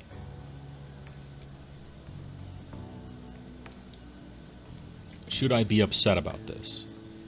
I mean, you can't control your emotions in the exact heat of the moment, right? Like, you draw that last one, and you feel bad at that precise millisecond, right? But after that, you had a pretty good chance of flipping a coin 3 times and calling it heads correctly at least once, right?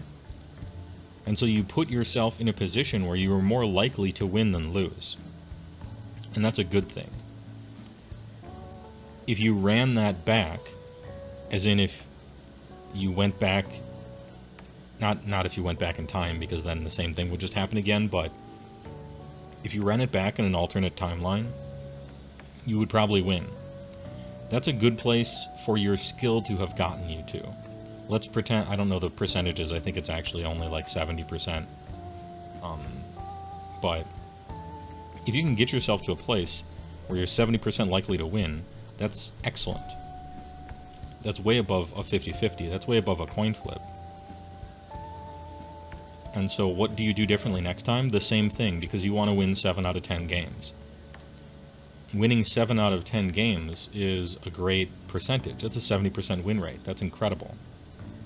So, are you mad? Am I mad about that loss? I'm mad that I lost, but more so like, oh, I'm disappointed that I lost, but I'm not upset because next time I just do the same thing and I'll probably win. Now, if I lose because I made a mistake, like I made a play error and I lost the game, am I mad that I lost? Yes, because you're hard on yourself when you make mistakes, when you screw up.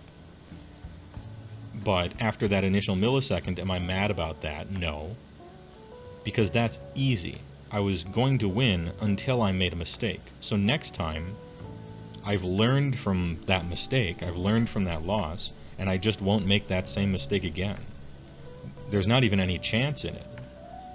You just won't make that mistake again because you're trying to improve. And so no, I'm not upset about the loss that came from a play mistake, because next time I just don't make that mistake and I win. So in the future, I win that game. And so now I've lost for 2 reasons. I've lost because I got unlucky, and I lost because I fucked up.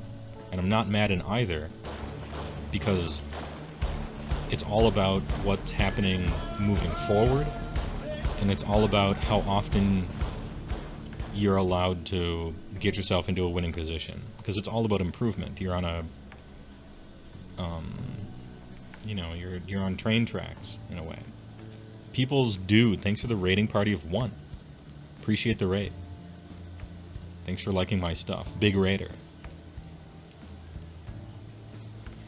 So anyway, the way I quantify it is, it's all about winning in as many potential futures as possible, as often as possible. And so, not making the same mistake is easy. You just don't do that, and then you win all future games that get to that point. And if you get it to a position where you win 70% of the time, that's actually great. Now, you happen to get unlucky this time, but who cares? Like, you're going to play another game. You're going to play another 10 games. You're going to play another 100 games. You're going to go into another tournament, and you're going to play in another 10 tournaments, another 100 tournaments.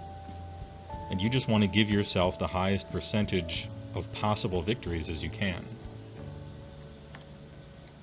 Because the end goal isn't getting the trophy this time, or finishing in the money this time, or getting, you know, your good tiebreakers, you get top 8 and then you chop top 4 or something.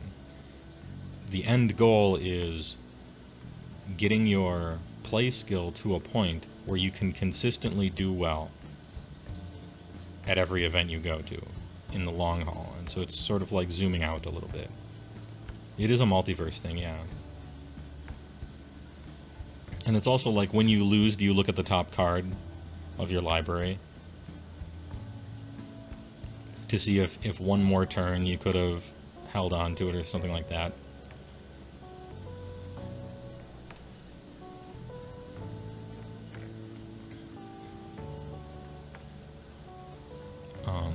Hold on, I'm trying to read up on this.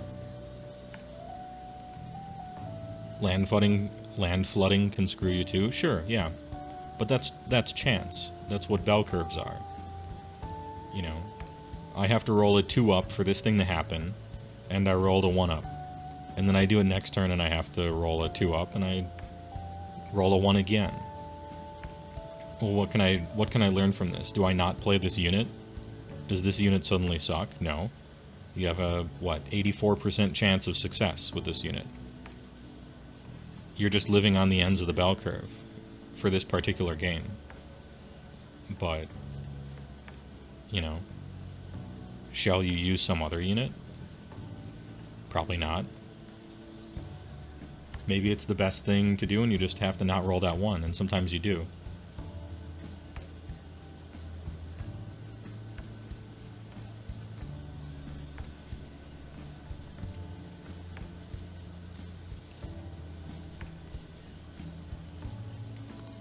Lately, I haven't been getting the results I want from my performances, and I'm worried that I'm overthinking things. Anyway, yeah, I guess it is a bit of a multiverse theory, Karenite. That's how I thought about it when I was competing. I was thinking about it in a bunch of parallel universes and a bunch of running it back, and if I made the same choice 100 times, and I end up winning 88 out of those 100, what else? You know, that's the best that you could ask for. That's such a high percentage chance of winning. I happen to live in the universe where I rolled the 22%, which was unlikely, but I'm living in it, right? But what are you going to do differently in the future? Maybe you do the same thing, because 88% is a great percentage. So just do that. Do that again, you know, and you won't lose next time. Or maybe you will. Average HeyWoah across the verse is the big winner. Yeah, you want... It's like Jet Li's the one, right? You want the most Jet Li's to succeed as possible. And if in this particular tournament, in this particular game, in this particular turn, in this particular roll, you happen to roll the 1, okay.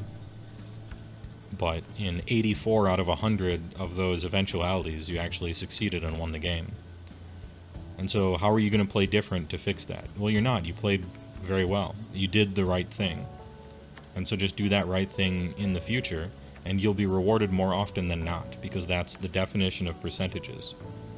If you make the 90% good play every time, then 90% of the time you are rewarded for it. And I guess it sucks when the 10% happens, but a little perspective is in order. Jet Li's the one. Yeah, I could have gone for Highlander, but I went for Jet Li's the one because it's more pertinent.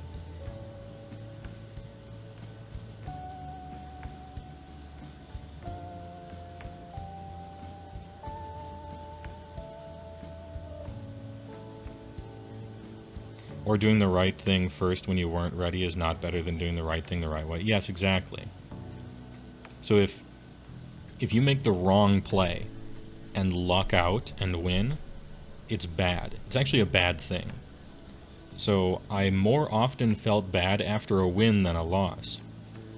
Because I made the wrong play. It turns out in retrospect I had like a 9% chance to win. I just got really lucky and won. That sucks because now I'm subconsciously reinforced into making future bad plays because I got rewarded the first time I did it. And I had to like get myself out of that mentality and be like, alright, I took a huge gamble, I missed the winning line, and there was a better line, I just didn't see it, and I chose a bad one, and I lucked out, but I have to understand that that was bad, that was wrong. Because it's not about winning this game, or getting top 8 in this tournament. It's about all future tournaments forever, and having the best chance at everything, every time. Isn't that what a Hail Mary is? Not if there's a better play. Sometimes, legitimately, your best chance to win is like a 10% chance. I consider that a Hail Mary. Sometimes you're in situations, even very early, even if there's no mistakes on your part, that your best avenue of winning is like a 1 in 6. So, you have to Hail Mary because it's your best line to victory. But perhaps you need to let yourself understand that if you rewind a little bit, maybe an hour, maybe a day, maybe back to when you were choosing your list, maybe back to when you were choosing your faction, maybe back to when you were considering what the metagame was, which deck you're going to play, you made an error somewhere in the past that put you in a situation where your best play was a bad play, which is what a Hail Mary 10% chancer is.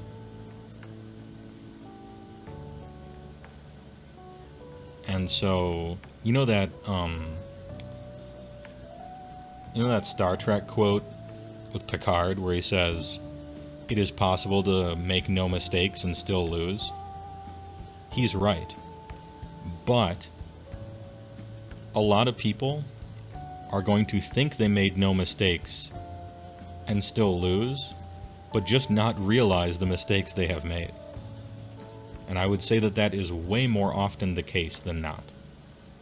And you need to be mature enough with yourself to understand at what point you're making a mistake that leads to a situation that sucks for you. Because it's all very arbitrary. You're like, okay, well, after we deployed, I made no mistakes and I lost. Okay, well, you deployed wrong, perhaps. Why are you starting your evaluation after deployment? Why not before? Why not when you were choosing whether to use a battalion that allowed you to outdrop your opponent or not? Or why not when you were choosing this or that? Now, in Magic, it's a lot more serious. And in Age of Sigmar, most people just choose a faction that they like. And then after they've chosen their faction that they like, now it's time to try to optimize, right? And you can't expect people to just pick up what they think is the best army willy-nilly every 6 months just to win. Because almost no one does that in Age of Sigmar. And the people who do, honestly, it's a little cringy. But I'm not trying to judge. In Magic, it's all that. It's the extreme rarity that you have some master of one deck, and they just always play it, rain or shine. The Patrick Sullivans on red and stuff like that. Those are the rarities. Usually people just play what they think can win. And so this is a little more applicable to Magic, perhaps, in the how far back do you decide to go when you're evaluating whether or not you've made mistakes or not.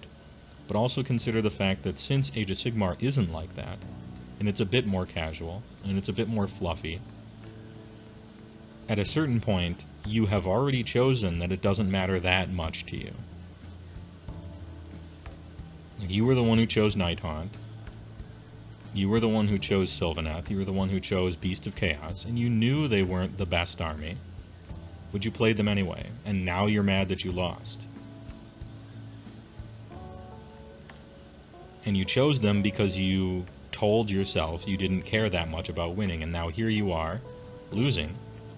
And it turns out you care a little bit more than you were willing to admit to yourself. Now, sometimes, to me, that's just a mindset thing.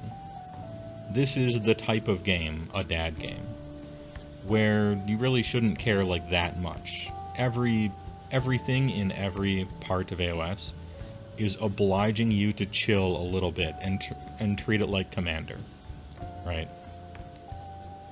And you get that subconscious. The monkey picks up the bone at the beginning of 2001. You get the deep ape brain because you rolled 3 1s in a row and you just lost, and goof, you get that, right? But after that 1 second, okay, The frontal lobe takes over. It's a dad game after all. I'll play better next time. Good game. Anyway, that's the huge tangent about it. It probably would have been more coherent had I written a script beforehand. But the beauty of live content. I told you it would be a huge tangent. People said go. I warned you. So it would be wonderful if you could give me some advice whenever you have the time. Anyway, we're giving Red Bow Tie Girl some time. I mean, some advice.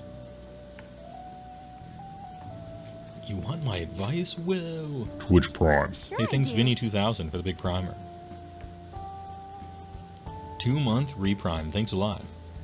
His comment is, apparently I get to send a message here. True, and I read it.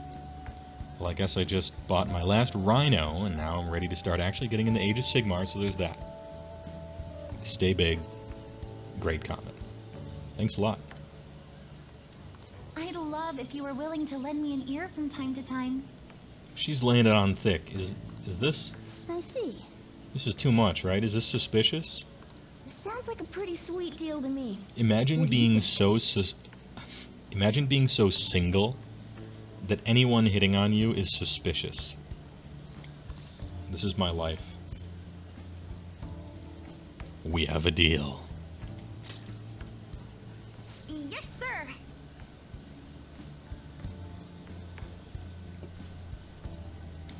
Wait, that's a little overboard. What's to imagine? I just as look much as I around. can. Look around me.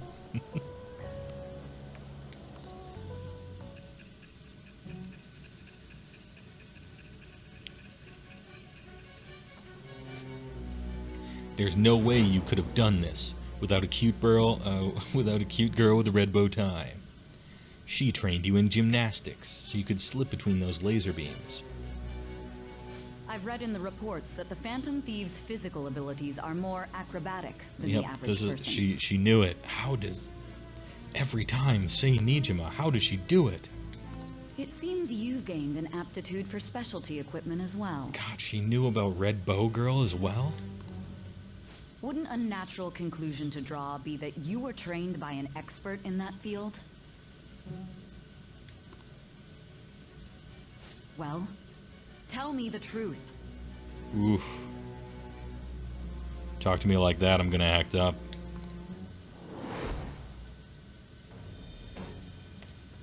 Why can't you romance Sei Nijima? Why? Then they came out with Royale version, and you still can't romance Sei? Alright. Top 10 anime betrayals. Oh, the Faith persona. Nice. Oh, why don't we exchange contact information? Too real? Sorry. Sorry for bringing reality into this one. How's the stream going? Good. I'm getting almost nowhere in Persona 5, but we're having like hour-long tangents with chat. None right now, though. Sorry, Just ended. My smartphone's been acting up lately. You were required to get this social link to a minimum of rank 5 by November. Alright, well, I hope I'm gonna do that. I hope this guide allows me to. It's back! Okay, I'll contact you when I've got free time, if that's fine. Yeah, she's ludicrously observant, but she knows every single social link you got. You must have known a doctor who was trying to kill you, kinda. I bet she had chokers and high heels. Attention, Shujin Academy students. The cleanup event will be ending momentarily. The voice I'm doing for Sei there is like definitely wrong. It's like halfway between inquisitive detective lady and Duke Nukem. Please do not discard your trash in the bins here. Instead, bring your waste to the predetermined location for disposal. After that, we will be officially releasing everyone for the day.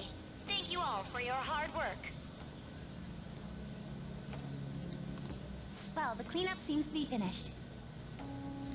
We're already in our gym clothes. Would you care for some basic training before heading home? Let's start with some core exercises. Those are the foundation for staying in shape. And Sei is all out of gum, yeah. I'm here to perform detective work. and step on high school students with high heels.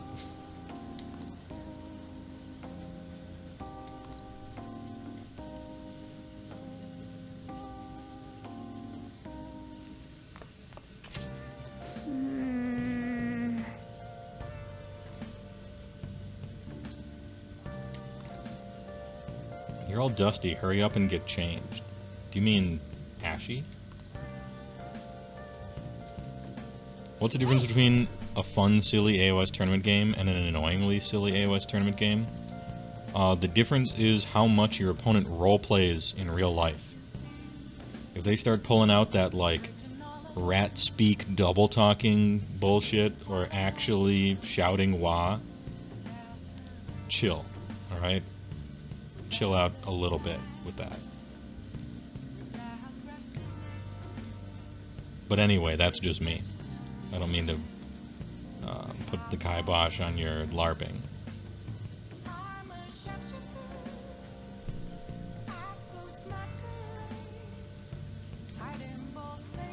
Alright, big save. Big saver.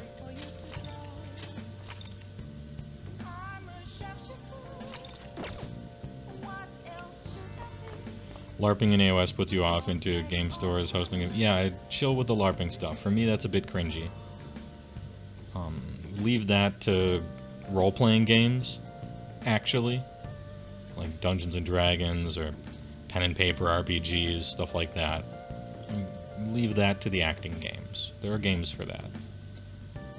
Also, when your opponent is being so silly that it seems like they're not taking the game seriously at all, which I think is a little disrespectful to your opponent. If you're just doing random shit, and you don't care about anything, and you're just kind of moving stuff and not really measuring, and who cares, dude? It's like, you are at a tournament, and there is a bit of decorum, I think, that should be followed at bare minimum, which is like, not wasting the opponent's time, trying to win on purpose. Like, if you're not trying to beat your opponent, I feel like you're... Like, if someone isn't trying against me, like, they're not really trying to win, I feel like they're babying me. Like, I'm an adult. We're both adults here. I don't need, you know, you don't need to baby me. This is, in fact, the tournament. Try to win the game, you know. There's being, like, too competitive and, you know, angle shooting everything and actually guying everything in a way that doesn't even really follow the rules. You're just trying to get your opponent on something. Like, that's too far in one direction, but also, you know, would it kill you to know your own rules and measure instead of just push stuff places? Misremember everything, you know, stuff like that. So a little bit of, like, respecting your opponent. Maybe that's my old school Magic tournament stuff coming back, but a little bit of that. It also feels bad if they're thrashing you and still memeing with the LARP. Yeah, that's a little bit like, you know, that's like NBA Jam dunking on your opponent. There is such a... Because we just talked about being a good loser. There is such a thing as being a bad winner, and you don't want to be that either. Remember rule number 1, don't be a dick. A bad loser is a dick. A bad winner is also a dick.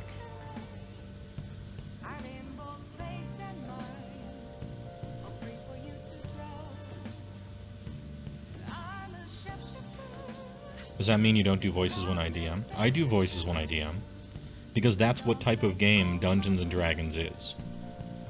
Dungeons & Dragons is a pen and paper, tabletop, role-playing game. What's RPG stand for? Role-playing. You play roles. So yeah, I do voices. Here's the thing, though, and this requires self-awareness, and a lot of people don't have it. You need to know and be pretty sure that the voices you're doing are not cringe.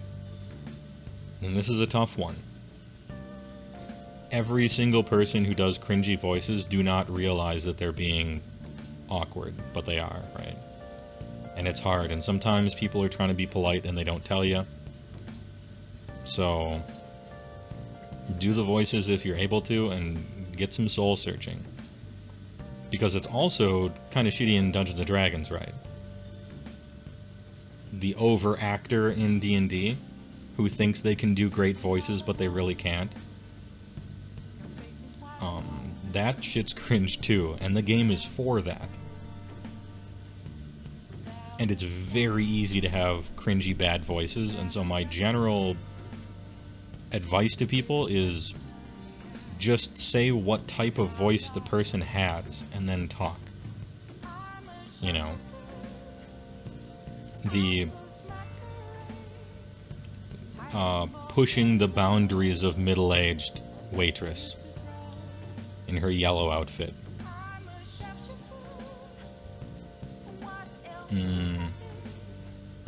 Angrily mumbles at you about what you would like to order in a cigarette crackled voice, and then say her line. It puts the idea in everybody's head, but you don't have to do the Waffle House, you don't have to do like the Waffle House lady voice if you can't quite nail it.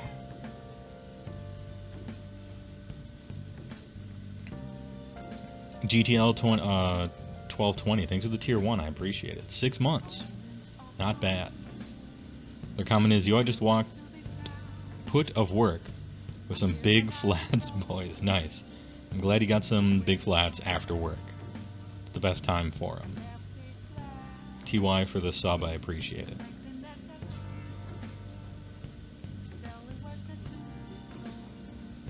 You try to do some accents in the game, and you do try to keep it contained and not over the top. Yeah, and the thing about accents, my recommendation for people is don't try to do an accent. Try to speak like someone, some specific person who has that accent. It's a subtle difference, but it can save you in the end. That's my tip, anyway. Is don't try to do the accent. Try to speak like a person you've heard that happens to have that accent, and try to do them, right?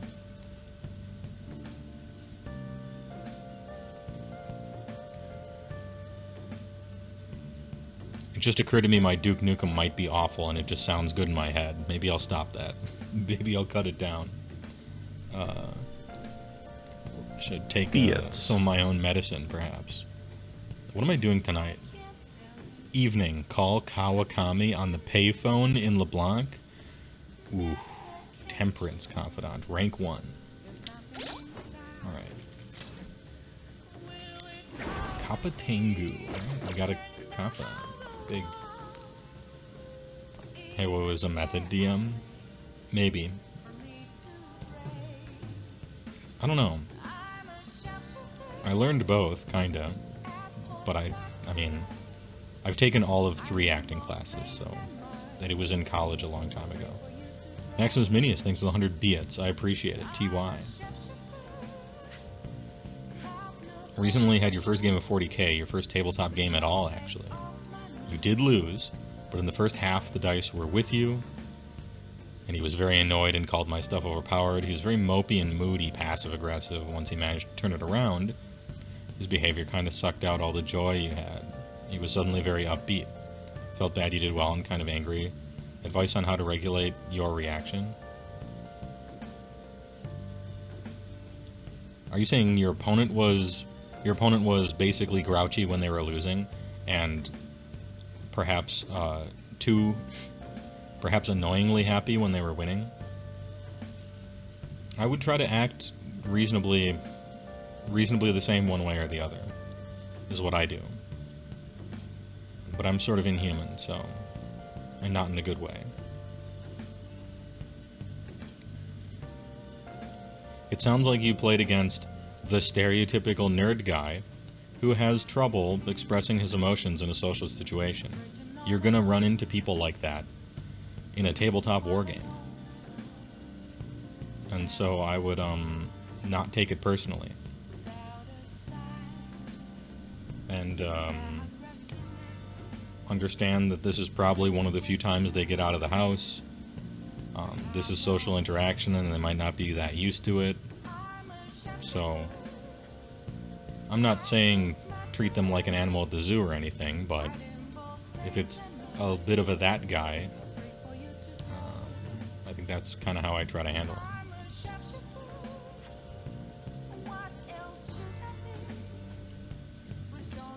Kawakami, let's go. Alright, let's do it.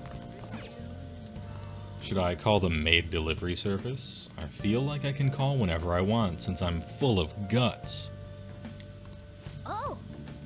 Thinking of calling in a maid? Well, if you use this, you won't leave proof in your call history. Got him. This is all for the good of the Phantom Thieves. Right? Oh yes, Morgana. Of course it is. Hi! It's Becky. You honestly disagree judging cringy voices? None of us are voice actors and we are trying our best. True. Yeah. I don't mean to compare people to actual voice actors. Of course everyone is relatively awful at it.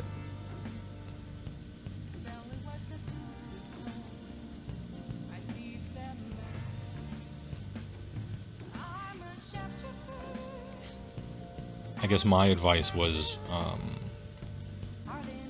to be honed in for the specifically awful ones. Or maybe a little bit suspicious, shall we say. There's like cringy fun, and everybody's laughing and having a good time, and then there's like, this is actually like really awkward that this person is this bad at it. But there's nothing you can do as a spectator. It's rude to tell them to stop. You kill the mood, right? Immediate buzzkill. You just have to deal with it. You know, change only comes from within, right?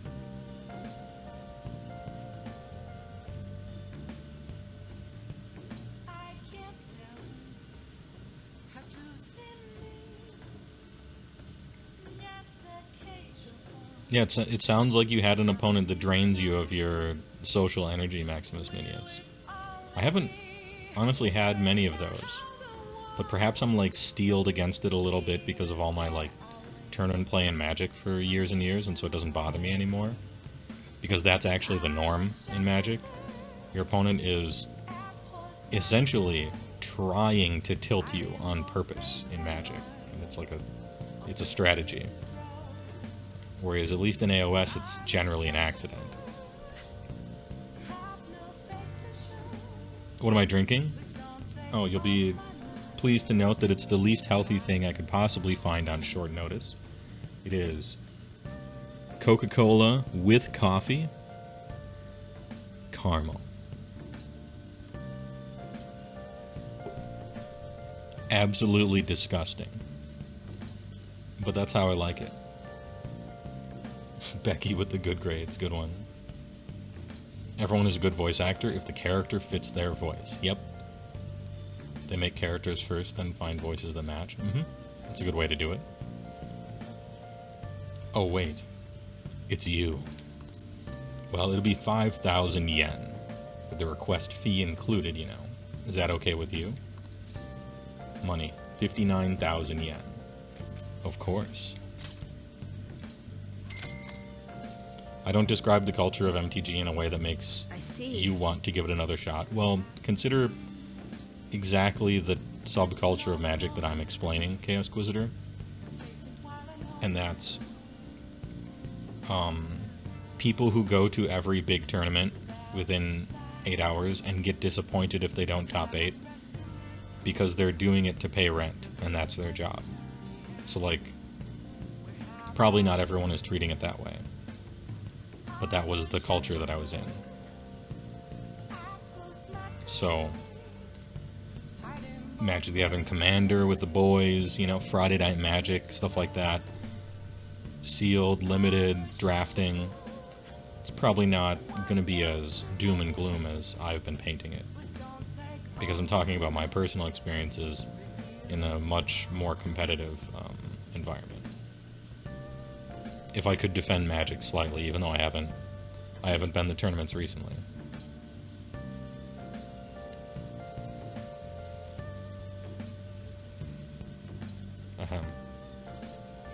Was Magic actually the worst? No, it's like Werner Herzog talking about the jungle when he was making Fitzcarraldo, or maybe Agare the Wrath of God, where he's talking about how the jungle is, you know, you hear the birds you listen to the animals and the insects and the birds, and you think they're singing, but they're not. They're screeching out in pain. And the jungle is nothing but violence and fornication and death. And an unfinished, let's see, the land that God had not finished creating yet. It's raw and gross and unfair. And it sounds like he hates this, but actually he loves it. He loves it against his better judgment. That's not exactly the quote, but it's something like that. That's kind of the spirit in which I talk about it. It is pretty metal. But so is Werner Herzog, so.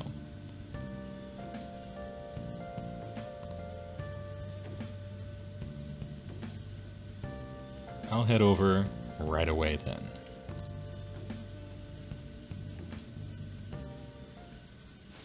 So, this is your room, huh? How do I put this? I expect you to clean this. This is not prostitution. I really just want you to clean my room. You didn't even have to wear the outfit. It looks like I don't have to choose anything specific and we get to just roleplay. Wait, who is this? This is Becky. AKA Miss Kawakami, aka our teacher, who works as a maid nights because she doesn't make enough money being a teacher, which is pretty accurate. And we found out her secret, but she knows that we're in her class and that we called her originally, so we're blackmailing each other. It's a match made in heaven. And by blackmailing each other, I mean I'm paying her all the time to clean my room. But actually she just shows up and complains about stuff for 2 hours and then falls asleep, which is the most realistic relationship I've ever seen in media.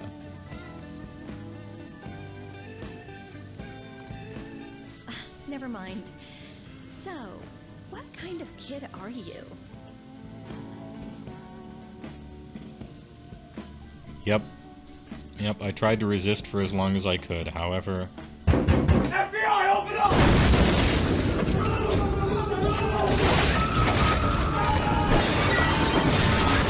Yep, just had to do it. The way you opposed Mr. Kamoshida, I'd say that you're earnest and have a strong sense of justice. Pop? Yeah. Yeah. True, am I right? True. That being said, you called a maid service and requested me? Yeah. I was really lonely. I don't have any friends. I only have 2 sad answers? Come on. Where's the based? That's right. Where's my based answer? Fuck. God damn it. Alright, well, which sad answer? I don't have any friends. I see. Oh, that's right. You have a criminal record. No friends, a criminal record, calling maid services and hoping it's my teacher. I mean, finding out it's my teacher, not that I hope that or anything. Okay, then how about this? My face when only simp answer. Yeah, I know. I mean, it's a I'll Japanese let you game, skip class a few so times. I'll let you. Oh, hold on. I'll let you skip class a few times. Hey, It's tough not having any place where you belong, isn't it? true maid Kawakami. However, I reserve the right to change my mind if your grades drop. Yes, In mistress. an exchange, you won't tell Hats off, anyone sure. that I'm moonlighting as a maid. Oh, your secret's safe with me. I wouldn't even consider it. Sound good? Oh, we're not using the P word. We're not using the promise word. We're just thanking. I want this, don't want to get anything even close to in writing on this one. Thanks. Then it's a deal. Yep, here we go with the mutual blackmail. We deserve each other. I've made a deal with Kawakami. Oh no, the fucking say thing? There's no way you could have been a phantom thief without trying to call a prostitute, realizing it was your teacher, and then blackmailing each other. You had to have a maid. To think you pulled off so many crimes while attending school. How did she know? How did she know every time? I can't believe you managed that by yourself. There had to be someone at the school helping you. There had to be someone at the school helping you, and they had to be a prostitute. And you had to be blackmailing each other. What do you have I to can say see to it all that? so clearly. How does she know? God damn, she doesn't miss. Sei Nijima simply does not miss. Now it shall become the wings of rebellion that breaketh that with the birth of the temperate. Yeah, a deal I didn't accidentally say yes to. I just thanked her. Thank you. All right. Kawakami will now allow you to slack off in her class. Nice. What am I doing here with one of my students? That's a great question. Thanks for the 100 bits, Maximus Minius. You don't think it's a good idea to suggest memes for buttons, but just saying the Jack's bullshit from Strangers of Paradise would really fit in? Jack's bullshit from Stranger of Paradise. I wonder if I know that. Maybe I don't know it by name, I know it by meme. I'll look into it, Maximus Minius.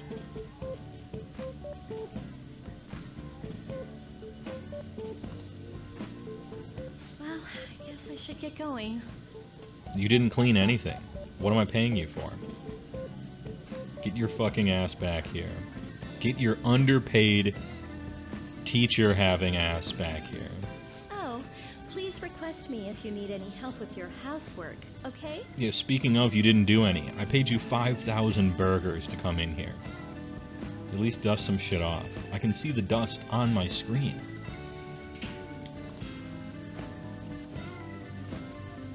Where's the option that says you didn't clean anything and I paid for cleaning? Well, I mean, we Only know each simp other's answers. secret, and it would really put my mind at ease.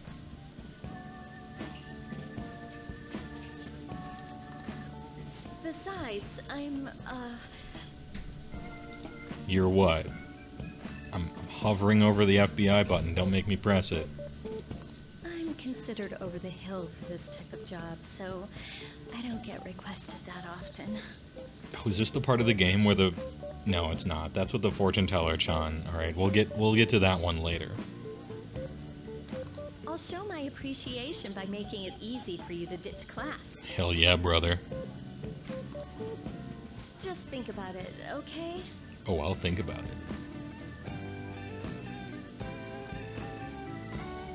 Bits. Both of her jobs pay her poorly, and she's bad at both of them. Fucking owned. 100 bits for Maximus Minius. Would it be too much to ask to check it out on stream? You'd really like my reaction. It's safe. The same dude who wants to kill Chaos. I don't know. Let me think about it.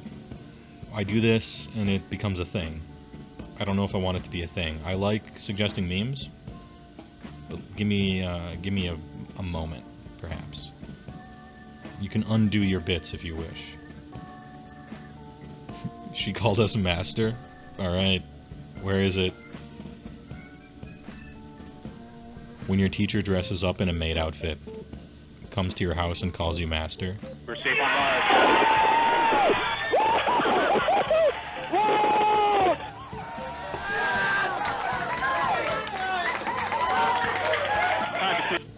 Ladies and gentlemen, we got him. Oh God, you have no idea how exhausting this job is. You didn't even do anything. You didn't clean my room. How exhausting is it? Listen, promise you won't tell the school about this, for both of our sakes. Oh, damn, she noticed I didn't say promise last time. She noticed. Absolutely no talking about maid stuff to anyone. But if I'm a Japanese high school student and I don't talk about maid stuff, that's suspicious. I gotta fit in. I can't alert suspicions, alright?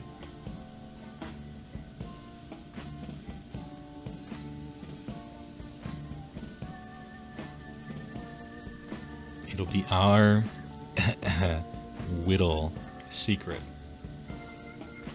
Just Becky and Matt. Jesus Christ, this is gross. I'm now grossed out. Her face looks gross. She's using the word Whittle, Becky, and Master. I don't like this. Where's my button where I don't like this?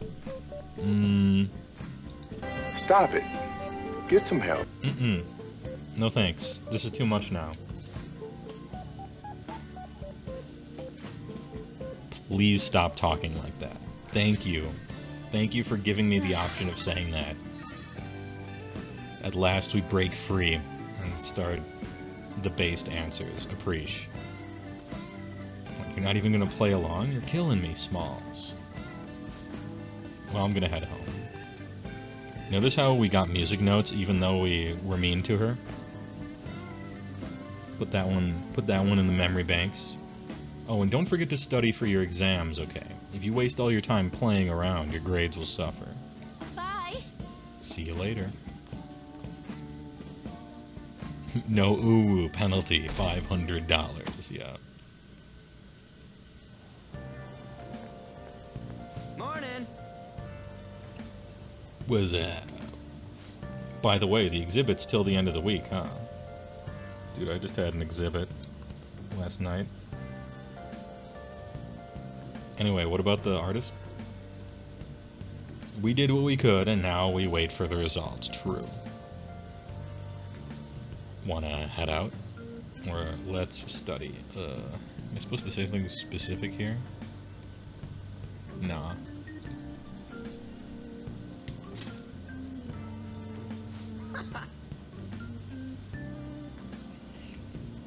What does the music note mean? It means you get like bonus, they like you points for your social links. Or like progression path, I guess, because some of them aren't like dating people, some of them are just fixing their problems. When do we get the maid cafe? There is a maid cafe in the game. Oh, you mean Maid Cafe Daughters of Cain? Surely someone has done it. I just hope they did it really well. I hope they did it so well that you can't even look down on them for doing it. I feel like my body will be weaker if I play around too much. True.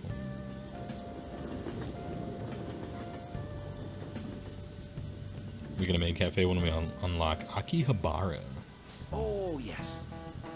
I've actually gotten into fishing lately, although it's just pond fishing from time to time. I can't go sea fishing because I get seasick easily, so much for my dream of being a sailor. I have sailed on the ocean exactly twice, I never got seasick. I found it actually really soothing, much easier to sleep than normal. And not being able to walk in straight lines is kind of fun. Oh right, when people think of sailing the high seas, they tend to think of pirates. Even though they're ruffians who plunder other ships and coastal settlements through force. For some reason, they ended up getting romanticized. Now then, Lupin Coon. What is the answer? Do you know which peg-legged, parrot-toting-ass historical figure's appearance became visual shorthand for pirates? Isn't it Long John Silver? I don't think it was Captain Kidd, even though Captain Kidd is the name of another reference in this game. I think it's John Silver. You guys right? Yeah, it was Long John Silver. This is it. Trusting. Very good. That is correct. The answer is Long John Silver, a character from Treasure Island. The story of Long John Silver informed much of our modern view of pirates. Oh, okay. Just like all the mobster movies of the 70s and 80s informed a lot of our views of how mobsters are like looking and acting and everything, and they definitely weren't like that. Unfortunately, he only exists in fiction. In terms of non-fictional pirates, well, Captain William Kidd made quite a name for himself, I'd say. Maybe you're familiar with the story of his execution, how he declared that he hid all his treasure in one place. Wasn't that One Piece? Did they steal that from that Animu? Wow, he got it right. Is he really a criminal? Yeah, how could a criminal know trivia about pirates? It just doesn't add up. He He seems like a punk, but maybe he's actually serious about studying. Nice going. One Piece has every pirate trope, that's true, and they even make up new ones when they run out.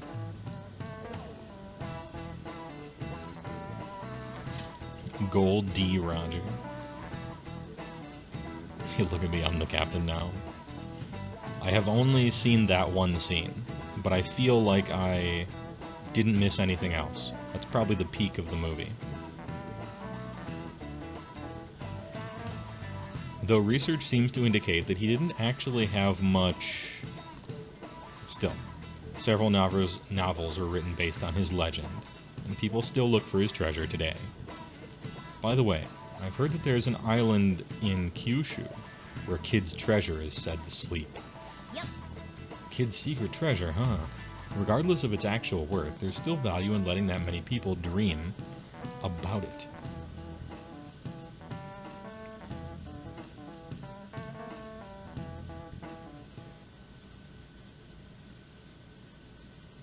Initial D. Roger, good one.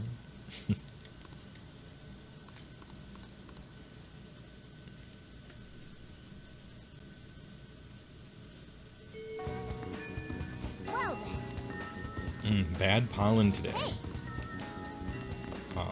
Pollen warning days mean there's something in the metaverse if you go in there and grind. I can't remember if it's a good thing or a bad thing, but it like changes some effects if you're grinding. Alright, Hot Doctor wants to hang out. Also, On wants to hang out. Double decide later. Toss a save point out there.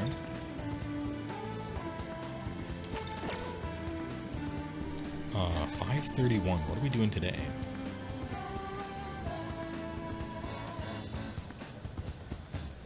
Oh, we're grinding. Alright, so speaking of Pollen Day, turns out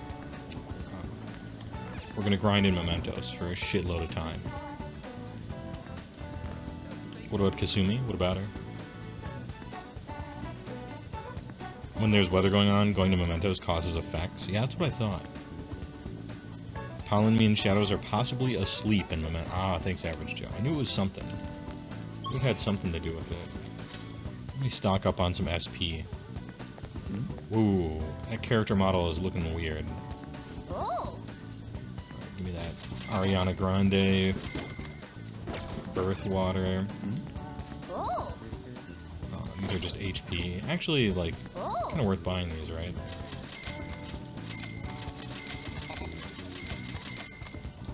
I might as well just buy out everything from all the different places.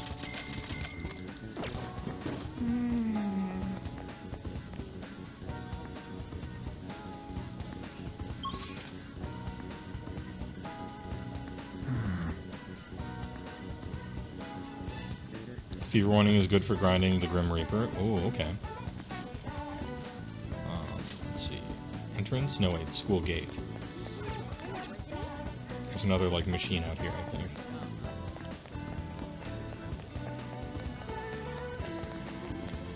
Oh.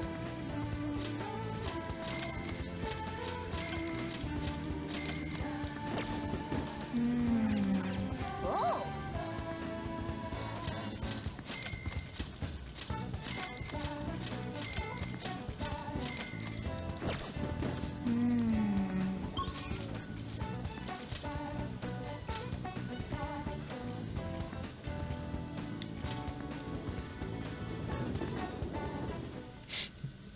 His taste has improved in P5.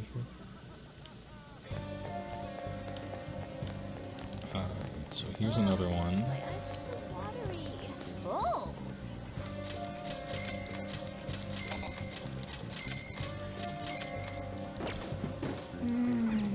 Nice. Okay.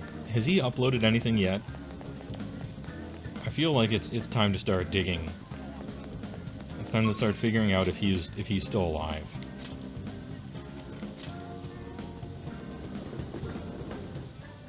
I really hope he didn't like die in that tornado or whatever happened. He's been missing in action. Does he have like a Twitter? because I'm concerned. We need to track him down in real life and figure out if he died. Oh.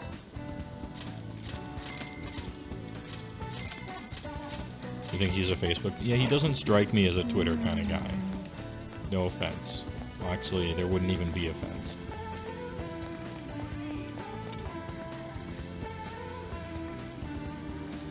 Who? Steve MRA 1989. He's a YouTuber who, like, gets MREs from 50 years ago and eats them and judges them. And he has such a clear joy and love for what he does that it's, like, infectious. And really interesting, entertaining mannerisms as well. Putting them out on trays and the like. Just have to go check his activity on that crazy obscure MRE web forum he hangs. Yeah, that's right, yeah.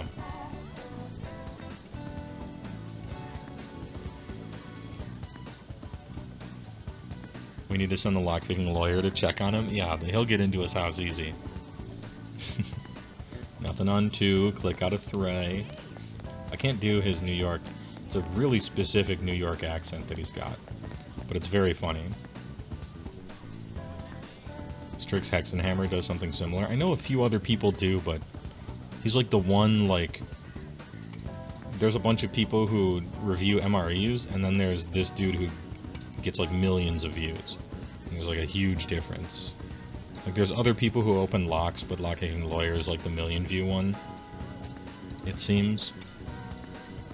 So I need to buy equipment and medicine as I see fit, and then enter mementos and clear all requests, and just sit there and grind for fucking ever. So next stream is looking like a grinding stream. A mementos grinding stream. But, can I buy that thing yet? Hey. Allergies are so annoying. Hey, Takemi. Please head Do you to the sell the exam good room. shit yet? Do you sell the good shit? I see. Accessories? Oh, baby, it's here. An adhesive Try not that to suffer restores any a bit unnecessary of injuries. that I want the spirit. data I collect from you to be of use. SP adhesive. Right. I feel And I like have you have a 48,000. different vibe. Oh, did you choose one? Here you go. This is so worth it. Take care. No other upgrades. Yeah, the menu is fucking overachieving. It is the most overachieving menu I've ever seen in any game. Yeah, it's ludicrously expensive, but it's so fucking good. Especially since, like, I'm gonna be grinding mementos. Where you can just, like, confuse an enemy or put it to sleep or something and pass the turn a million times to just have unlimited SP when you're grinding. It's so good. Yeah, I'm hopping straight into mementos, right? Enter mementos and clear all the requests. Alright. Full requester. Can't remember how to enter mementos help. I think it's... I think I just go to hideout, right? Craig is Poochie? I think he is, yeah. Maybe I'm being judgmental, but I didn't like his story. I didn't much like his rules or his point cost. And I don't much like his model. His face looks weird. I don't like centaurs. And he looks nothing like anything else in Destruction. As rare as it is for me to agree with Beasts of Chaos players, but should have absolutely been a legendary monster from DOC. 100%. No questions asked. And then come out at the same time as their new Battle Tome for 3rd. And just delay him a little bit.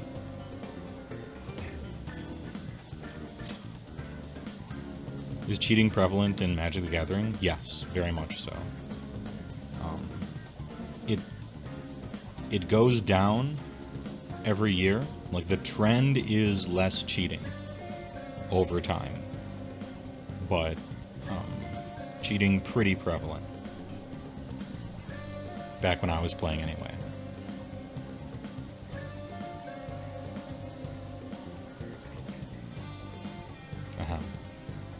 Land weaving? Yeah. Listen up. And those dudes that try to tell you that land weaving isn't cheating because I shuffle it sufficiently afterwards. You're like, if you shuffle it sufficiently, then it is random. And the definition of random is that you can't predict the outcome of it. And if that's true, then land weaving before you sufficiently shuffled was a waste of time. And if it's false, it means it's not truly random and you're cheating. Like, there's only two options here. Cat's disappearing and barking the bite. And then we did the clingy ex-boyfriend. Okay, so those are the ones we gotta do. Let's explore mementos. Land weaving is when you have a 60-card deck, approximately 25 of them are land, and in between games what you do is you take a land and you put it basically one every 2 cards, so that you won't get land screwed. But that's actually cheating, right? Because you're stacking your deck, right? Even though you don't know which land it's going to be, you're stacking the odds of, you know, how many lands you're going to get. So there's a bunch of different low-key and high-key cheats in Magic that were very common when I was playing. Almost certainly less so now. But Okay, let's go.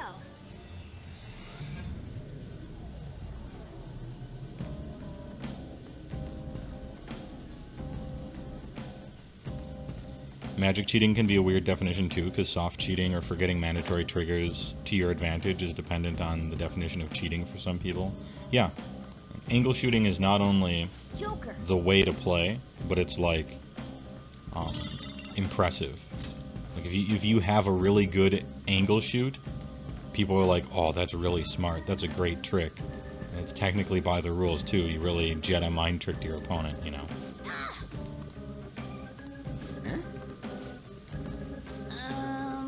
Whereas, you know, in Age of Sigmar, people are like, gotcha moments are unsportsmanlike in the extreme. Like, people really don't. People go out of their way on purpose not to get, not to have their opponent experience a gotcha moment. In Magic, you could say that almost everything in Magic that you're doing socially during the game is trying to gotcha your opponent. And trying to tilt them and make them upset. Because when they're tilted, they play worse. And you can win easier. Joker! Actually, you chill. Actually, you chill. Well then.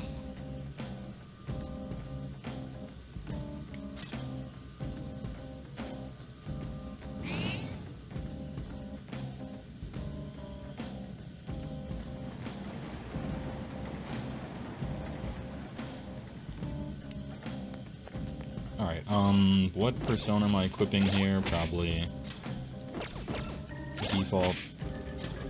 default Fizzimmune, Shiki OG.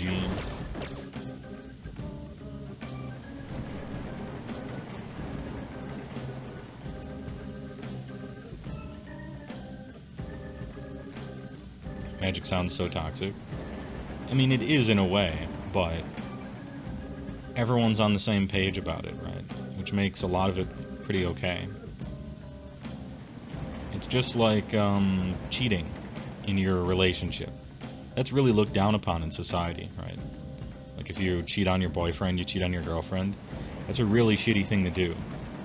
However, if you're in an open relationship and you have an agreement, right, between two adults that are in a relationship, then that shit's fine. Because they know what they got into, they both agreed to it. It's kind of like that.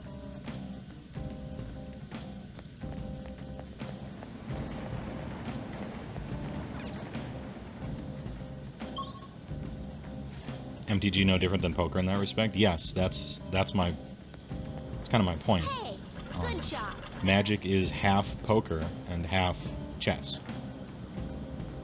Straight down the line, and that's how it works.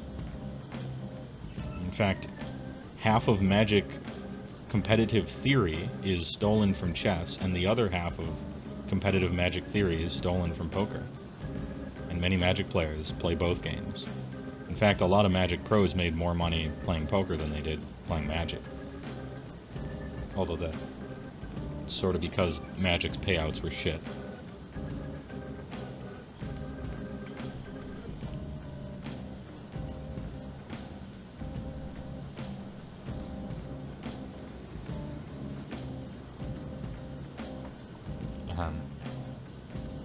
Who's this kid? This kid is new in Persona 5 Royale.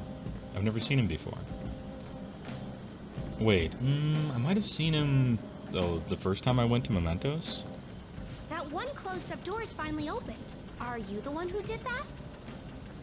This guy reminds me of the merchant dude from Nier Automata. Nier Automata.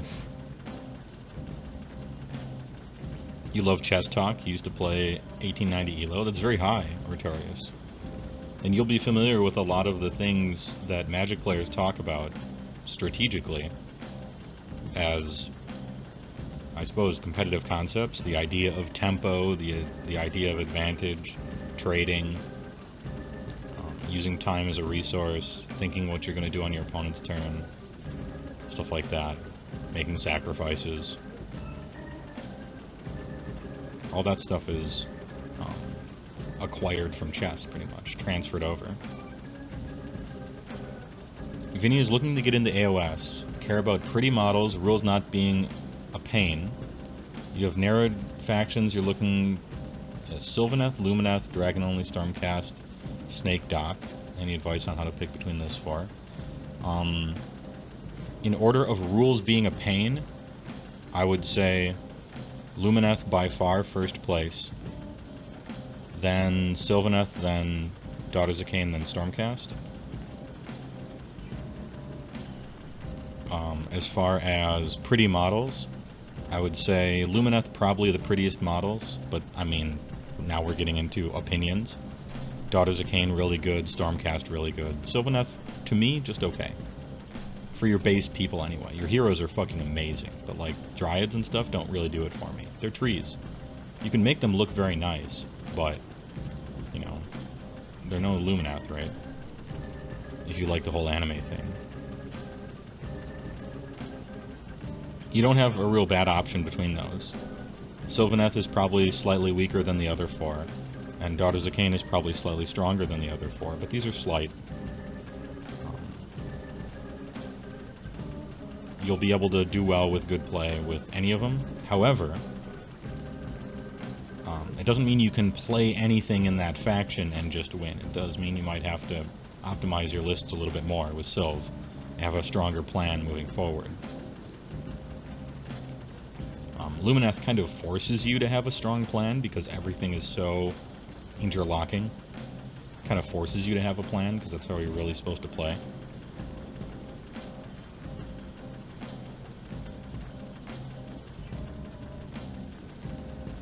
Wednesday you played a $5 lottery and won $50. Stocks, true.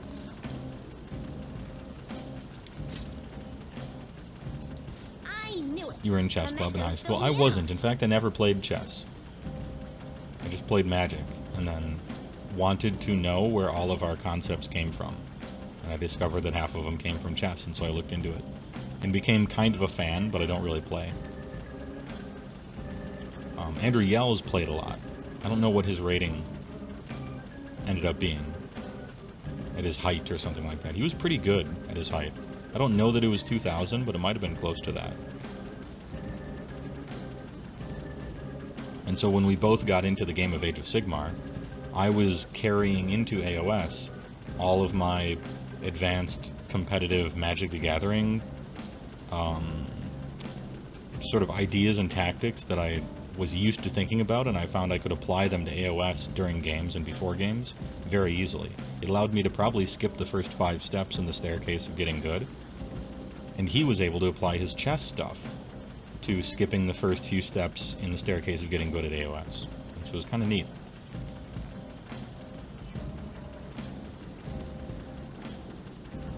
This is Jose. He is a new addition to Royale. He is searching through mementos to understand humanity by drinking flowers. Sure. Sure. Weird. Anyway, to collect flowers as you explore, trade flowers for items, and collect stamps around the dungeon. Okay, so I gotta watch out for that stuff. But thank you. I I should be able to find more flowers deeper down. How many heroes can you cram into a Sylvaneth list? Usually a Tree Lord Ancient, the new Piper guy, and something on foot. So 3, maybe 4.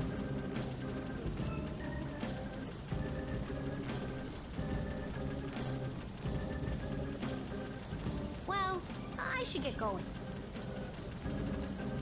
Good job. Did he honk his horn as he said good job? Alright.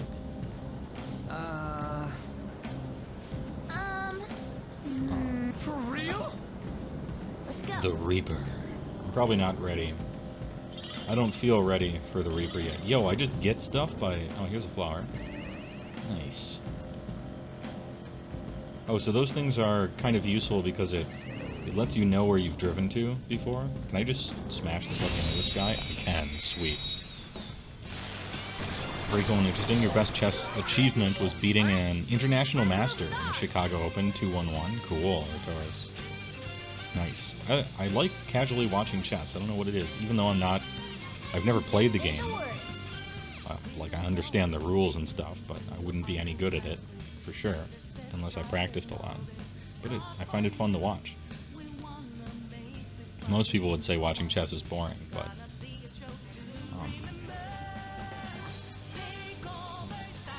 so is listening to lectures, and I like those, right? So... Can I just attack you? Oh yeah, we can rush. Two-shot all these guys. Victory is ours. No comment on that Morgana comment. Okay. Thoughts on cock meta running wild in a Slanesh list? I saw triple cocks. At last. I'm ever so pleased. Enemy ahead. Be careful. Just fucking crashed into. See these impact hits? Alright, these guys are like weak to wind and fire, so that's fucking mag blasting. We're done here. Let's go. Nice work, team. Yeah, somebody who's really good is winning with Slanesh, and they added triple cock. Cockatrices, which is awesome. I'm pleased. Oh, I thought there was a dude over here, like, wandering around. Maybe when you fight one, they leave. Oh no, he went all the way up here.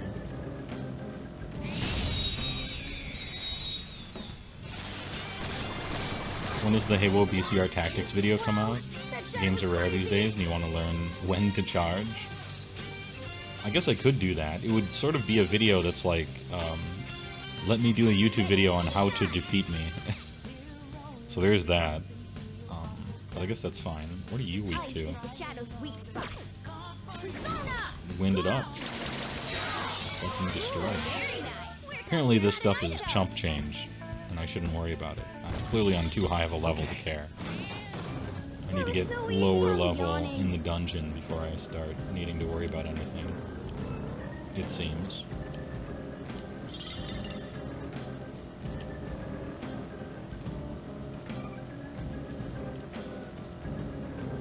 Oh wait, aren't I supposed to hold a button down? Somebody mentioned that. I forgot it. Can I like squiggle behind him before he attacks me? Kinda, yeah, okay. I could opine about the BCR stuff when chat kind of slows down. Oh, I think I can just rush this, right? I don't even need to waste SP, I can just one-shot everything. Nice work, team. Okay. Oh, you still get the stuff when you insta-kill? Nice. Is this like a... Oh, I thought that was maybe like a hole in the wall I could jump through. Alright, that's the way down. The platform. Shall we continue on or rest for a bit? Let's fully explore the floor.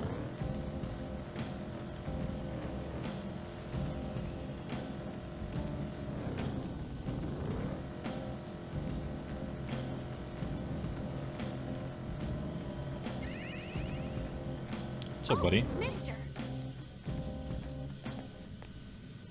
Hey, How much for my pollen dues? Huh. What you got there? Pollinary dues. That's really... Jose is looking at my crystal of lust. Wow, this is amazing. I recognize it from my studies. Nice. I'm feeling strong human desires coming from this accessory. Strong human desires. What's more of a sure thing, Corn Demon Prince nerf or Cockatrice going up in points? Well, historically speaking, whenever Beast of Chaos dares to do well in a single tournament, Games Workshop sprints into action, pushing over women and children like a Black Friday sale at Walmart. We have to nerf this. It's unacceptable that Beast of Chaos has a good army list.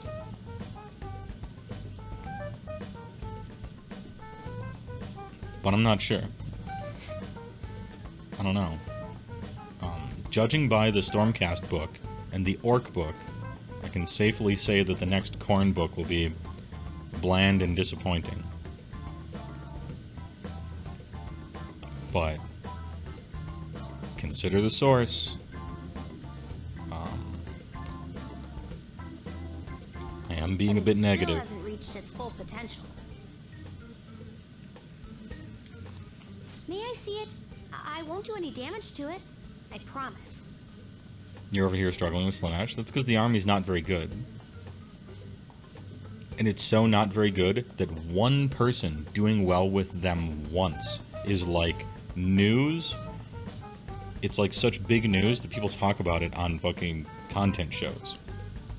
Like the fact that it is news is almost proof of how infrequently that kind of thing happens.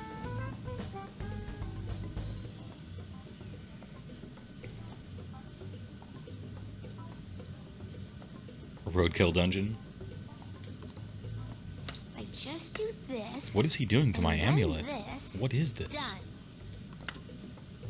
Here you go, mister. Now that accessory can use its full potential. Oh, hell yeah. Ring of Lust and Ring of Vanity. Oh, hell yeah. What do you do? Let me know if you find any others like it. Oh, learning about desires also teaches me more about humans. Good. That's great. Oh, now we just chat. Before I forget, have a stamp book.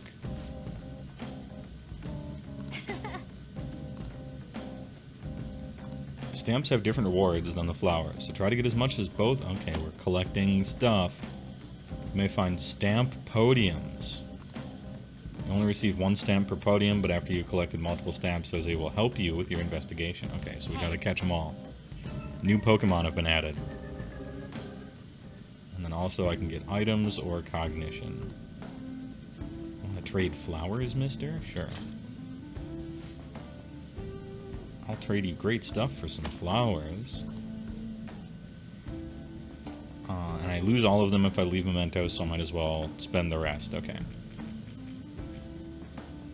Restores 20% SP to all, 50 to 1, 20 to 1. High chance of inflicting sleep. Cool, okay, those are good. Those are good items. I can change mementos for you in all sorts of ways. When you collect stamps, you obtain points that you can use to have Jose change the environmental cognition. Increase money, experience, or items you collect. Oh shit.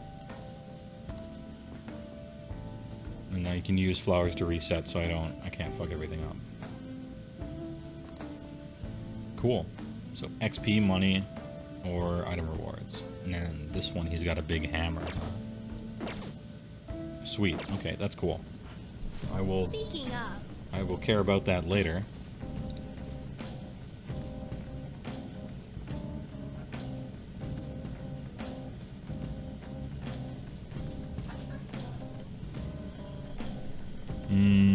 Looks like let's see.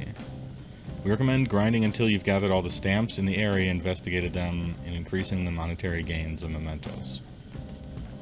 Try to walk out with at least 80,000 burgers, if not more, to be safe. Okay.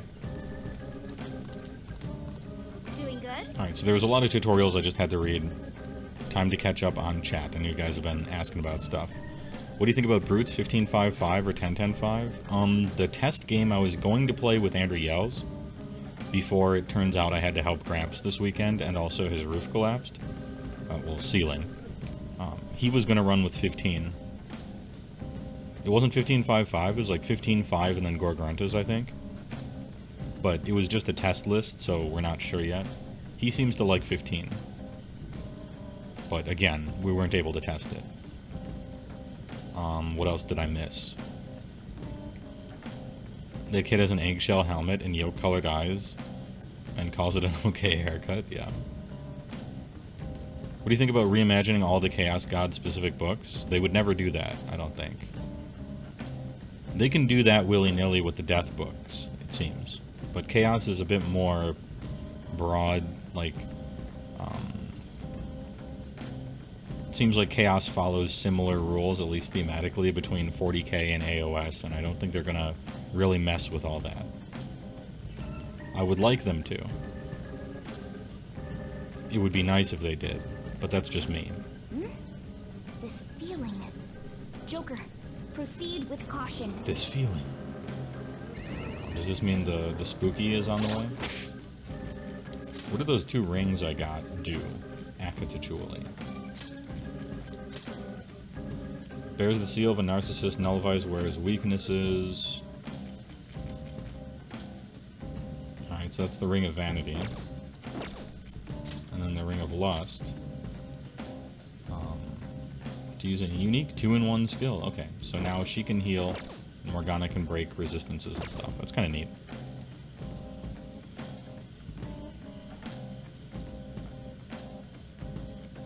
Did you mean to say Orc and Stormcast battle tomes were uninteresting? Also slightly related question. Would you describe these first 2 3rd edition battle tomes as power creep? No, I would not. I don't think I would. Stormcast has never been that great, first of all. And it accidentally got one theoretically strong list with a bunch of dragons. But aside from that, who knows how long that'll survive? Just, it seems alright.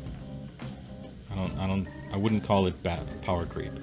In fact, I would go so far as to say that the only power creep, it seems, in Age of Sigmar is random. The only power creep that's happening is just pure randomness. Like, they do it by accident. I don't think they're good enough. I don't think they're in control of their own rules enough to purposefully do almost anything with a light touch, it seems. Some battle tomes come out and they're way worse than the ones before them. Some battle tomes come out and they're the same. Some battle tomes come out and they're way better than the old ones. Some have one good faction or sub-faction that's incredible, and the other sub-factions are basically useless. It's just fucking dartboards, it seems. It seems like dartboards.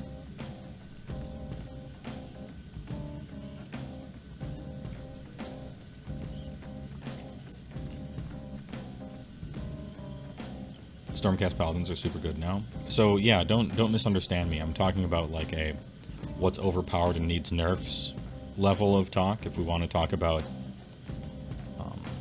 basically how strong the battle tomes are and stuff. Stormcast is good. I think it's, aside from when it had that broken shit that was actually breaking the game, the Stormcast book seems much better than the previous ones. But that's not power creep, that's fixing an error. Because the previous ones were, in my opinion, worse. Like, they needed help. And they needed more flavorful, thematic rules that seemed to fit with what the Stormcast were doing. And the newest Stormcast book kind of does that. Not as much as I would have liked, but it's a good start.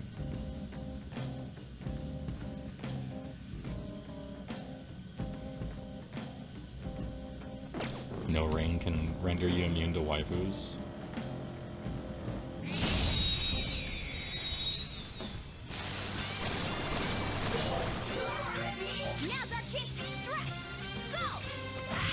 To be fair, when half the tournament lists are Mega Gargants is Stormcast turning good a bad thing? At least it's not SOP or Archaon. Yeah, I don't mind. Mega Gargants are just the They're like the classic, pretty strong, very easy to play, and low model count, right? They're expensive for sure, but that's everything people want in an Age of Sigmar army. Like 99% of the time, when somebody asks, like, oh, I'm thinking about starting an AOS army, and I don't know anything yet, their criteria are like, I want low model count, pretty strong but not the best army, and easy to play. Whoa, hold on. That's the Reaper. I'm not ready for that man yet. That's not okay. Oh, I trapped myself. Reaper is something we do way later. Alright, give me this thing. Point found. Alright. Point acquired.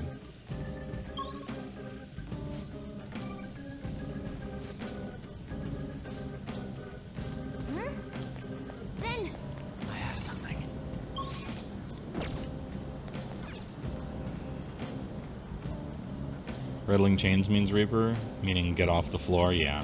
And it happens if you're on the floor for too long as well. Which sucks because I'm going to be reading chat a lot. Can I rush you? The answer is yes. According to plan. A spectacular victory!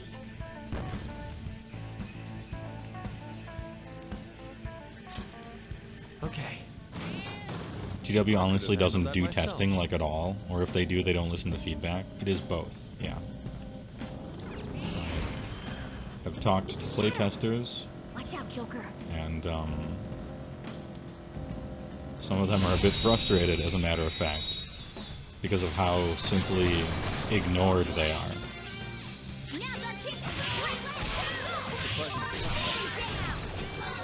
Allegedly. According to plan. A spectacular victory!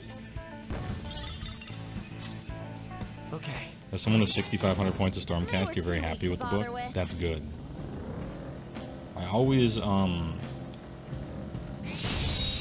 like, what do you call it? If I don't play the army, and the people who do play the army are happy with it, well then that's good, right? Then I only have, like, innocent bystander complaints. Like, I'm just standing there. I'm like, man, it would be cool if this happened, but if the people who play the army are happy, then, you know, fuck me, right? And so that's generally how I feel about it. Now's our chance to strike! Go! Persona! What did you think? Victory is ours. All according to plan, surely they mean Keikaku, yeah. Which means plan. Okay. Translators know. That's all it takes for me. Yeah, we know about that, Morgana. We know all about that.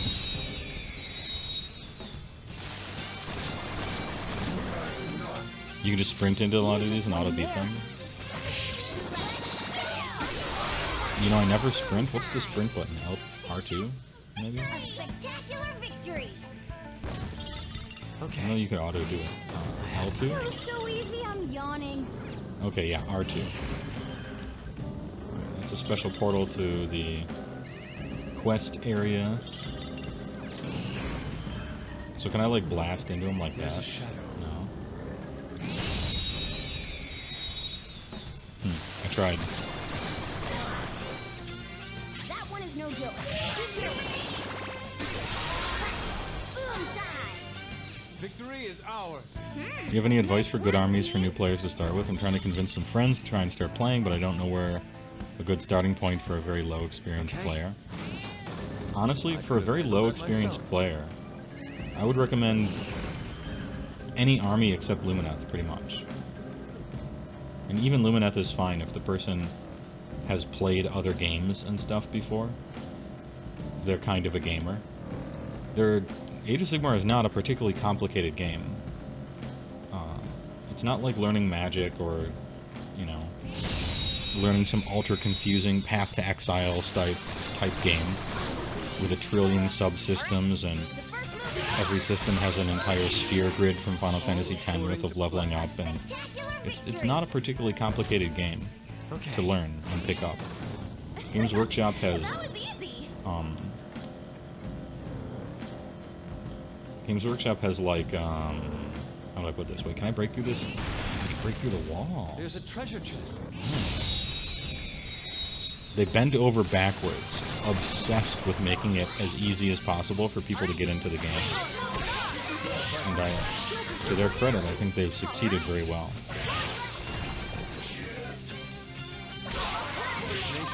You can take any army in the game and play 5 test games with it against like a person who's familiar with the game.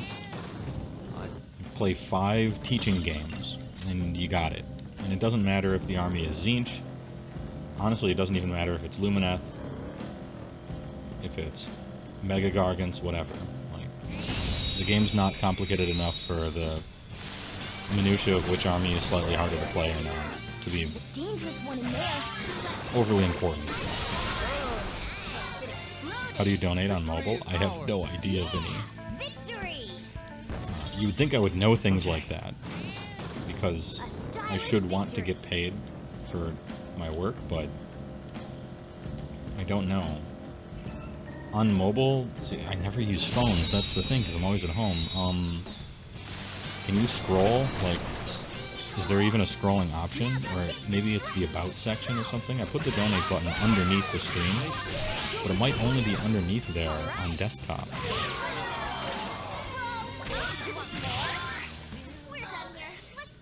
Yeah, KR Knight, you would think I would have a bot in the channel to help people pay me, right? Alright. I need to get way better at selling out.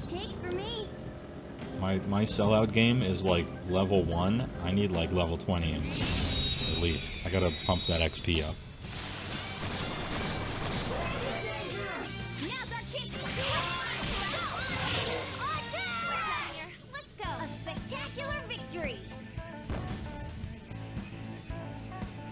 If you could put a new start collecting kit, why would it be Mega Gargants? Because they're too expensive. I would put 2 Mega Gargants in the start collecting and make them a lot cheaper. But then again, I'm bad at selling out, so...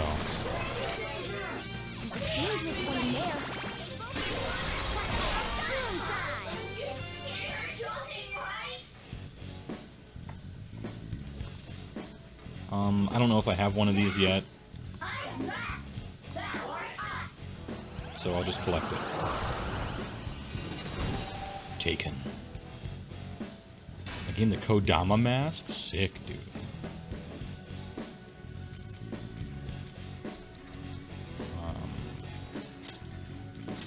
But I'll release it. I just want to collect the mask so that it's in the repository. Okay. Don't you guys have phones? No. I do have phones. It's just phones are for certain things. And gaming is not one of them. I'm gonna be a stickler about this. This is the boomer take. Absolutely booming with this one. Phones are not for games. Every phone game is cringe. Oh. And they make shitloads of money by basically getting kids hooked on gambling as early as possible. They require almost no development time at all. They're piss cheap to create. And companies who resist making them should be respected for not taking the easy, shitty way out. Was that a Diablo Immortal rep? It was, yeah. The Don't You Guys Have Phones? Which wasn't the poor man who said it's fault. The guy on stage, I can't remember his name. The Don't You Guys Have Phones guy. It's not his fault. He got pushed up on stage by this company that said, hey, you know what we should do?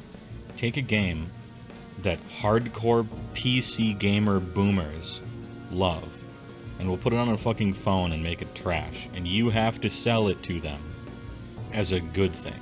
An impossible task. Essentially, they pushed some slave in the Colosseum in front of a pack of lions and watched him get torn apart. And he was gonna. Now, he did say a really stupid thing that became a meme. But let's not forget that he was forced into that situation and there was no way out. He did take a bad way out, amongst ways out, but he was set up to fail.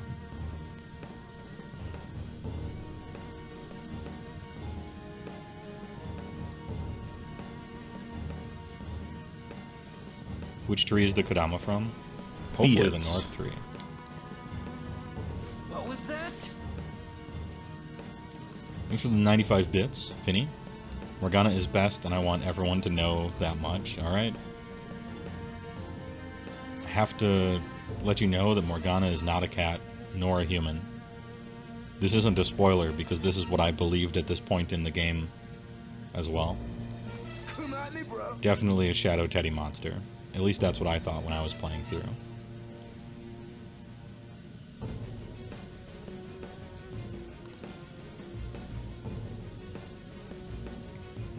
Protectors of justice. My ass. Don't act high and mighty with me when you don't know anything.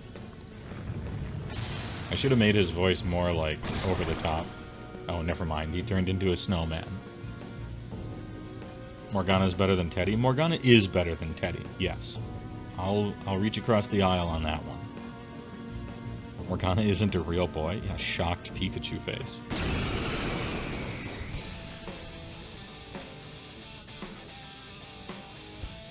I already told you I didn't do anything wrong. Listen to me, damn it. Shadow Takanashi.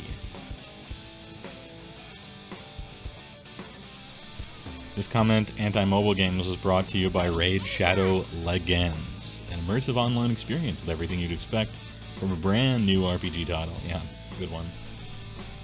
A classic Raid Shadow Legends copy pasta.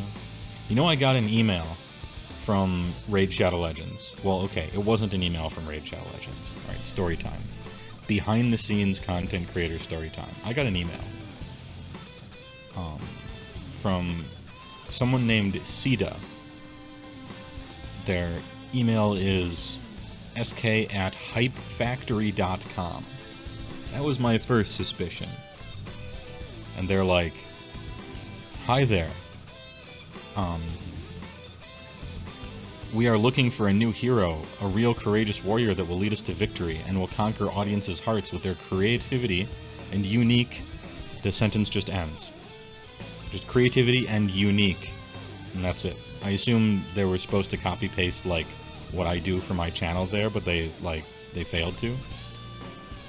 And then I work for Hype Factory. We're developing a campaign for our client, Raid Shadow Legends. We would like to talk to you about making a 90-second integration starting at 45 seconds into your next video in the description box. Please respond by September 1st.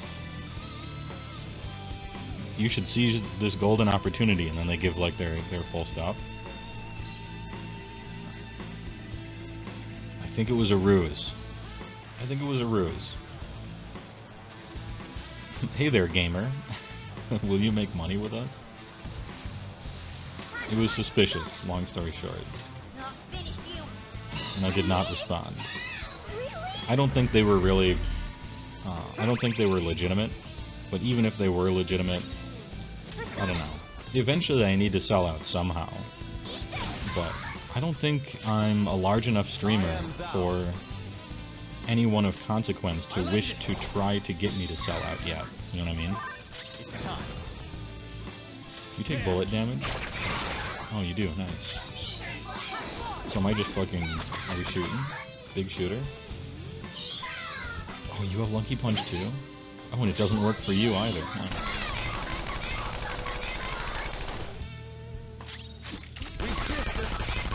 They can't handle pulling out an assault rifle and just shooting the boss.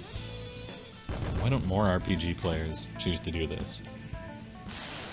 Creative and unique big ogre lists. Yeah, that's right.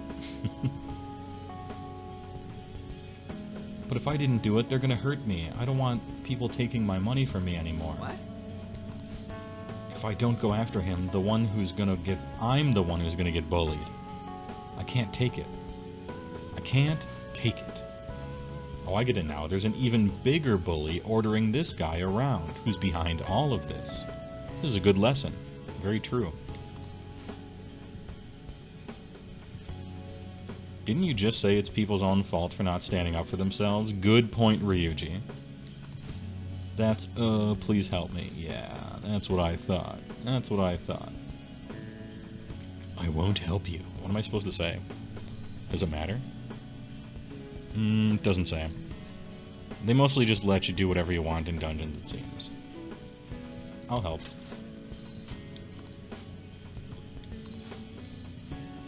Favorite Persona so far? In P5? The one that makes me Fizz-a-Mian, I guess. I don't have strong feelings about the different types of Personas yet.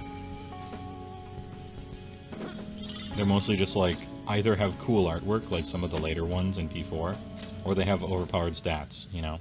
And I like both of those things. Well then.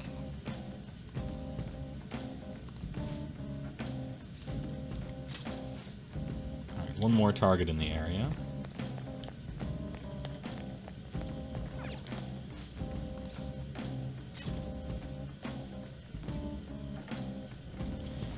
I'll bet that bully is an adult. Yeah, exactly. Fucking adults.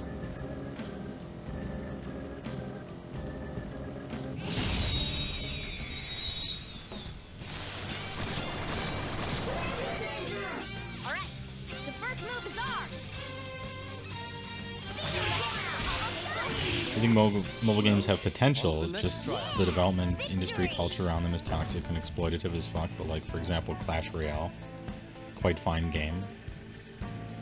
Yeah, to me the problem with mobile games is that they've... handled that myself.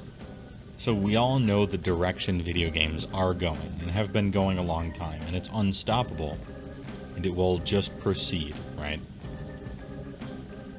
It's just that mobile games got to that bad endpoint way faster than normal video games have. They rocketed to the end zone, got the touchdown and spiked it. And that is, you're making a game to extract money out of your customers in hyper-specific, researched, subconscious, like, social engineering perfect ways. And then after you come up with that algorithm to collect from your payers, after that, you spend like 12 seconds and just bullshit some game that you build around that framework. And so the fact that you're even making games is a total accident. You're more like designing, you're designing like game theory, like social AI architecture to extract money from people, and then at the very last second you're like, oh, I guess we'll make it a game. Just purely by accident, almost. And eventually video games will get there, and the most cynical of the video games have already sort of gotten there, but it's not as extreme as with mobile. Just what I'd expect from you, Joker. Skinner boxes is probably the term you were looking for? I suppose so, yeah. Yeah, we're talking mobile games. Good work. Keep it up.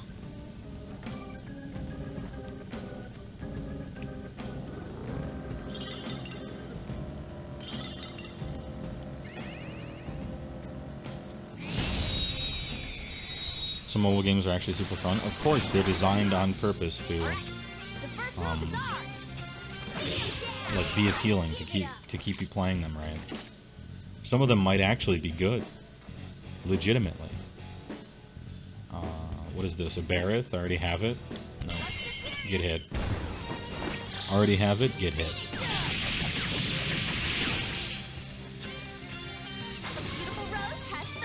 Or when Peter Molyneux made that Cube game. I actually don't.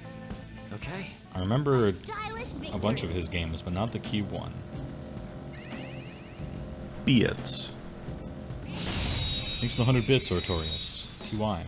Looking at June Madden? Yeah. The yearly skin update. To be fair, it was targeting sports games fans, so easy pickings there if we're talking about pigeons. Fucking money.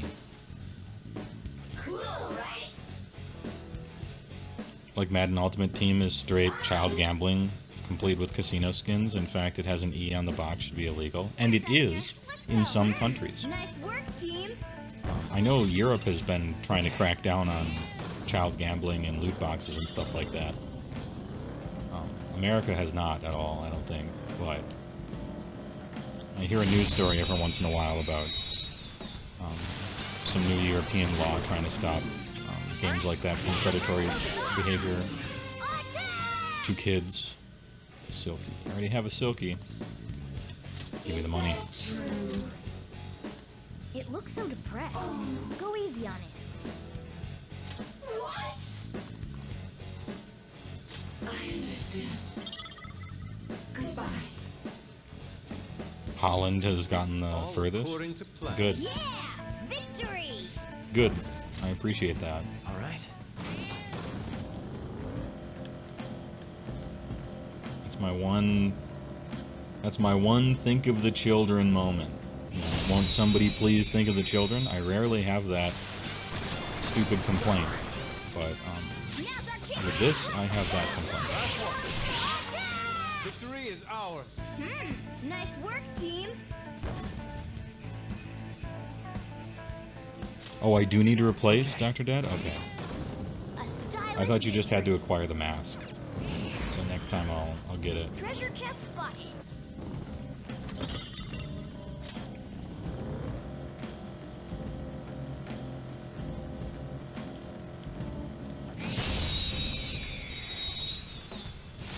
Blizzard censorship hurts you. Now's our chance to strike.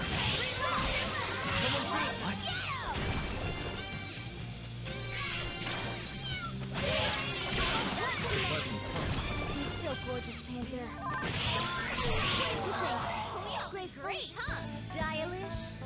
You can give a shit about the kids. Stop making beloved franchises into dumb mobile games. They would stop doing it if they stopped selling so unbelievably well. Come on, let's go. Which is the real kicker.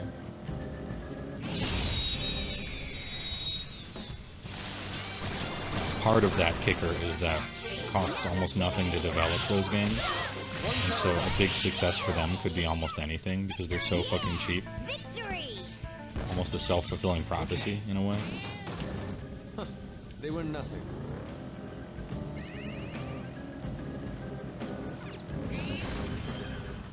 There's an enemy. Be careful. Problem is not turning franchises into mobile games, it's turning them into slot machines. Same thing, right? Kind of almost always the same thing.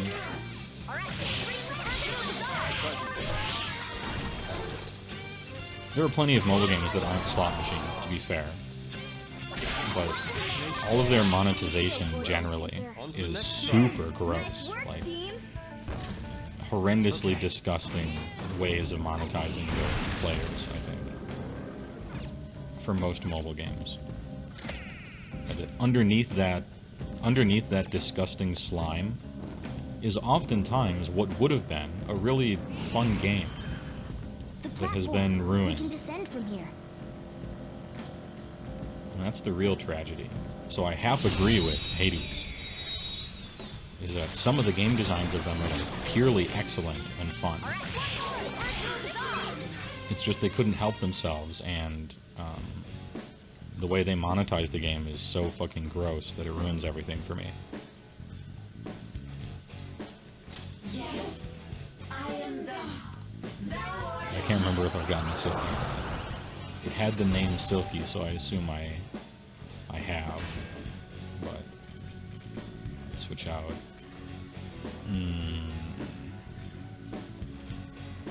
Magician, I guess. Victory is ours. You've got a new mask, Joker. All right.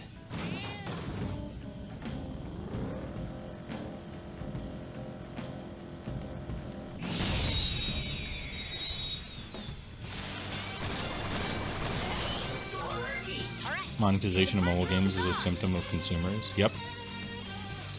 Yeah, which is, it's sort of like the thing nobody wants to hear because there's no solution for it. All according to You plan. know? It's the same problem with democracy. You know, All right. Easier than cleaning my people brushes. like to hate on these politicians that lie all the time and promise stuff that's silly and make horrible deals with stuff and never pass anything and lie. And it was just like, oh man, I hate these politicians. They got in office somehow. They were always voted in. So you have no one to blame but the people.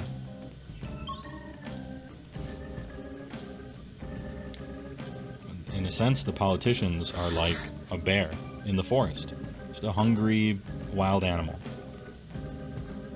They're just doing whatever it is that they need to do to survive. Just like these games. Just like news stations. You know, all the news that everyone hates now? About how partisan all the news is, about how pandering all the stories are, about how over-the-top, hysterical everything is. It's because that sells.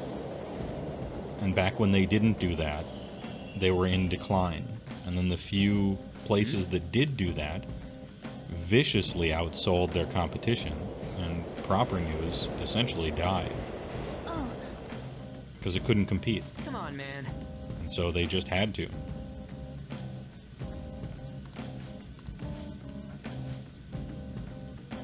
Like, it doesn't have to be a global conspiracy about Roger Ailes, you know, trying to poison the well of American politics for 50 years. Although he did definitely do that. It could just be that there's no conspiracy about it. It's just the thing that sells the best ends up creating an environment that is unethical, disgusting, and doesn't work very well. And it's entirely because of the people who allow it to do so. I'll just add this.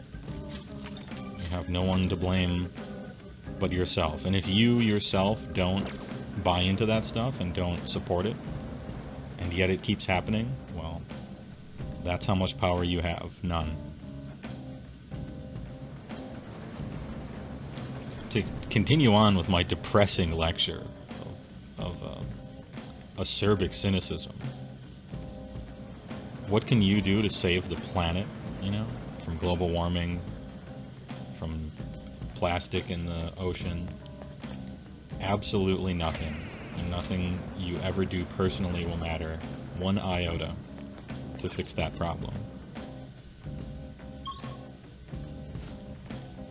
Because it's not about personal responsibility when it comes to huge issues like that. Personal responsibility is a smokescreen diversion trying to change the subject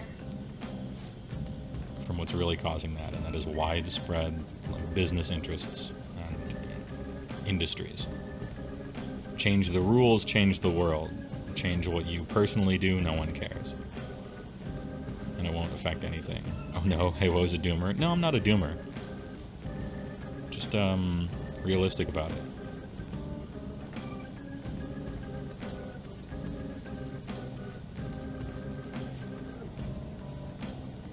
This was your chance to practice selling out. What can you do to save the planet? Smash the sub button. Damn, that would have been a really good stinger. Shit. Bismarck ribeye, that was a good one. I gotta get better at this.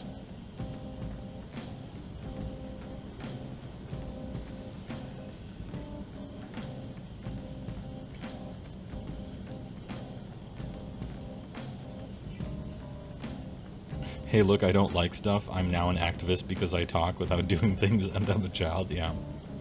Yeah. Beware of Slack division. It's so easy.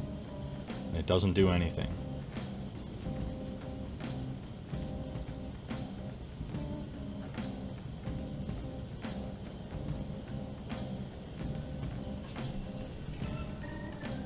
The worst thing about mobile games are the ads. For me, the worst thing about mobile games is the fact that it's on a tiny fucking phone that doesn't have proper inputs.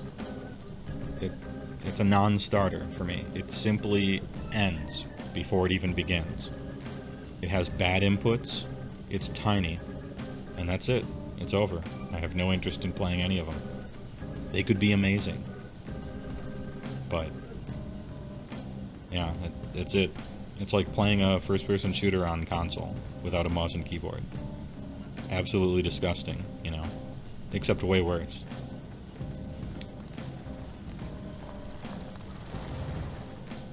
You know how to change the world? Go into people's cognitive realms and rob them of their dark desires with a gang of waifus and a cat that's a bus that insists they're a real person when they just turned into a bus.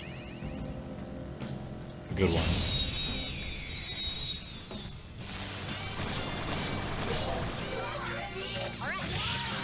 Ooh, resistance. Hold up. Can't rush this one. Can I get boo food? Kinda. Let's go. Let's get some Mopsy. Joker took one out. All right. Get owned. Immune to fizz. Get owned. I repeat, immune to fizz. Don't let your guard down. Magara. Oh, can you give up? Sorry, I don't have this one yet. Time to focus. He is irritable. Oh, I didn't have to talk my way through it. I must be really high level compared to him. Cool. Only people have human rights, Teddy. Based and true. Let's replace Silky. You've got a new mask, Joker. Okay.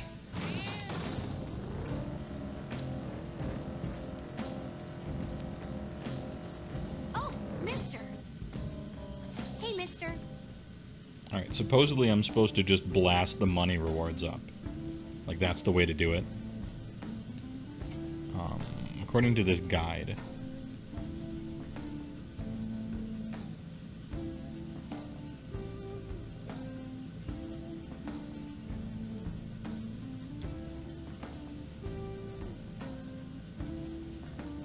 Yep. Alright, guide.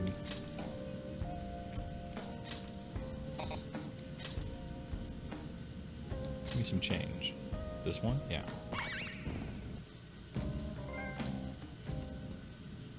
You want me to change mementos? Sure. Yeah, give me more money. This little Nerf toy hammer, the squeaky hammer. Here we go. What's up? Just watch. Just watch. I'm gonna fucking smash it. I've learned all about this. You see, the cognition flowing through mementos. It's got these things that are similar to what you humans call pressure points. So, if Oh, I do the this, sacred pressure points from Fist of the North Star, huh?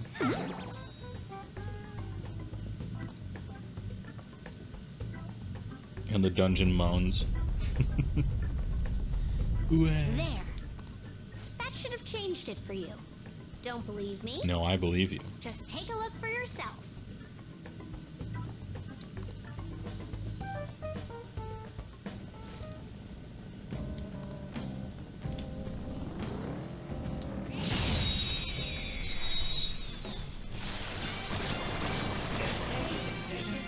Wow, that shadow was crazy.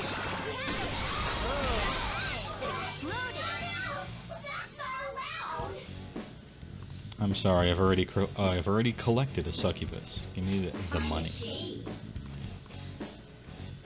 No. Give me that fucking money and get on my face. You've struck your cuteness pressure point soon, so you shall turn into a cutesy girl character. Yeah.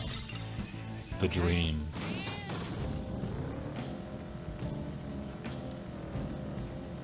Oh. Hats off, sure. Go bite us. Alright, the first move is ours.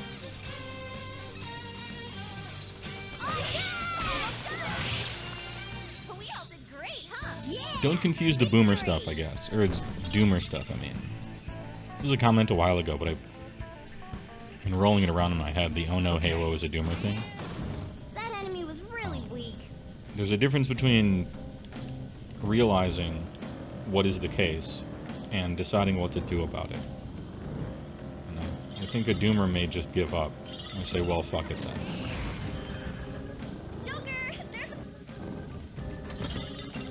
Sort of like the difference between nihilism and absurdism.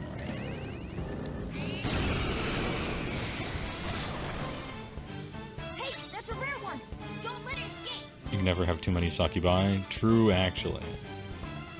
Oh, am I supposed to nuke this dude? Nuclear power is weak point. And I unequip the nuke. Can I, like, equip something? Oh, I can't. I don't have nukes. I have the ring, but I don't think I have it equipped on anyone. So, I think I lose, right? Like, I just lose because I don't have that ring equipped. And he has, like, 1 billion health. I mean, let's see. Couldn't finish it. Yeah, I don't think so.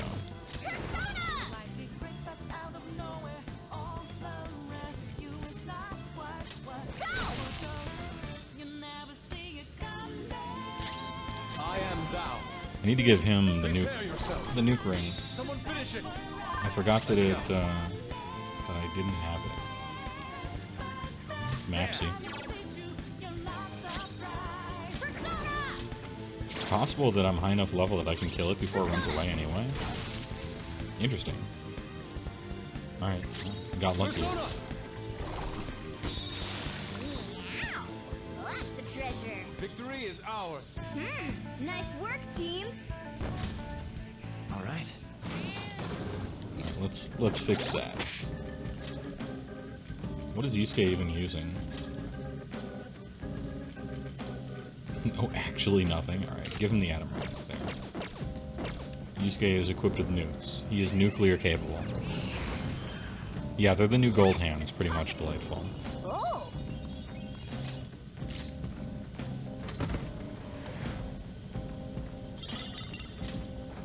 Get.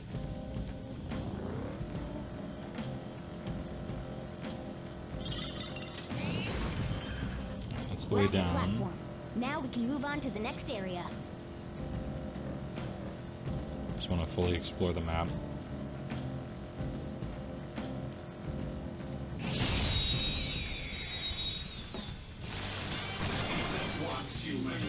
Or Genshin.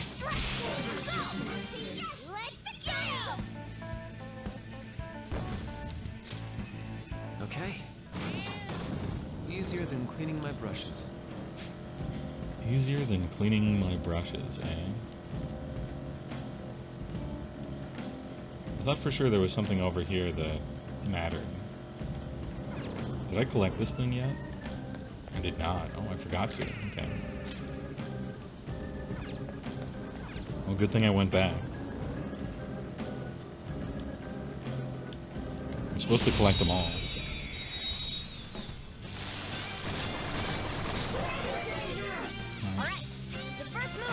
Little dancer, guys. I'm still gonna rush, even though they're resistant. I'm getting out the brush, so yeah. Sound good? Hold up. Entranced. He's entranced.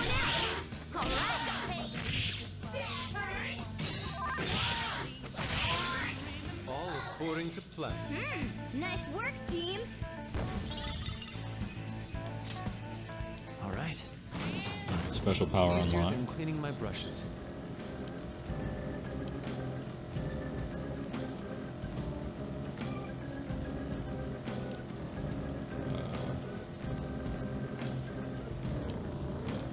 Help, I've become lost in a very small floor. If they keep punching you, it doesn't really matter. Yeah, it doesn't matter. I'm immune to Fizz. With this baller-ass persona. Your Twitch is freaking out? Sorry to hear it. Yeah, that cat suit really paying dividends. That enemy was really weak. True.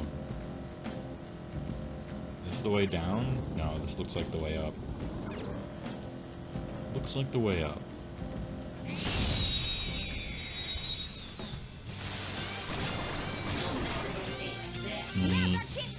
I see ever you be clapping for this BOC list perform well in the Big Easy, but like Zero Battle Line are traditional piece of chaos. Yep. It's because traditional BOC Battle Line is kind of bad. And so you have to look elsewhere, which sucks. and it shouldn't be how it is, in my opinion. That should have done it. Persona! Oh, you want more? Let's go. Goemon, strike! I'll get frayed. We got him on the ground. I knew you could do it, Bob. Wait, I don't want to just defeat him, do I? I want to actually... No, I already have a ball. I already have one. And the curtain falls. At least they don't spam Hama and Mudo. Yeah, the auto kills.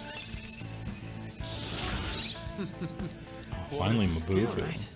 I could have handled that myself.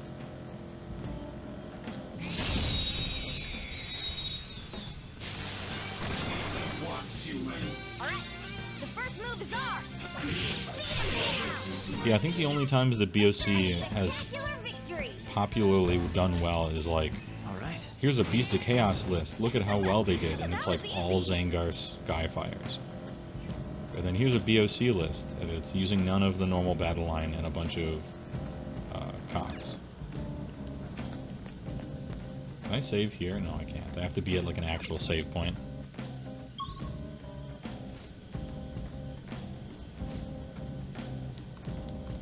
No. Alright, the target is in this area, supposedly.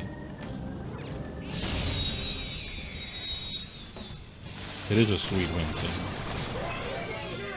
Alright, the first move is ours.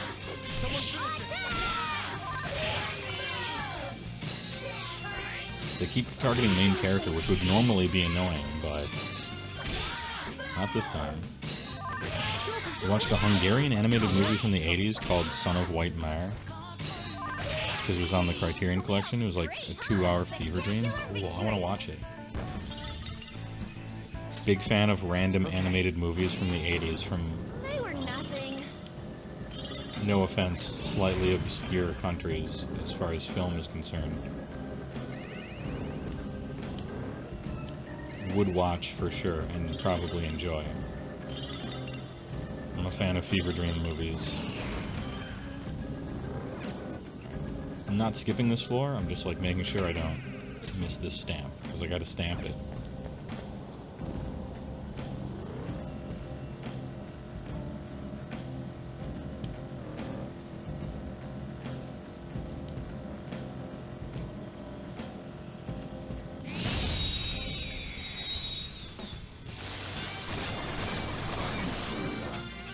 Because all BOC Battleline does for you is satisfy Battleline. They aren't even cheap for what they do. Correct. And 3rd edition just kind of ruined them. Like, here's a 32 mil 1-inch reach, kind of not great unit that just got way worse in 3rd. And it wasn't particularly amazing before then. I'm actually gonna lucky punch this guy. Oh, get owned. Get actually owned. Lucky punch worked. It worked.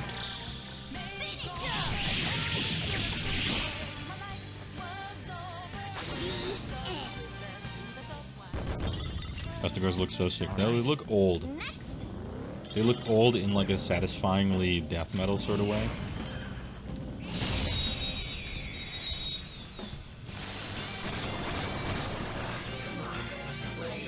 Like, Bestigor look old, but aged, like they're kind of supposed to look like that. I don't know if I'm explaining it well. The other type of gores, you know. Ungores, Ungor Raiders, gores, look hella dumb, IMO. Okay. Like, they're supposed to, they look like what they're supposed to look like. I just don't much care for it, that's all. But the Bestigors at least have armor and stuff. They're like badass goat people from Diablo 2 or something. Probably Diablo 1. They're looking older than Diablo 2 with Resurrected just coming out.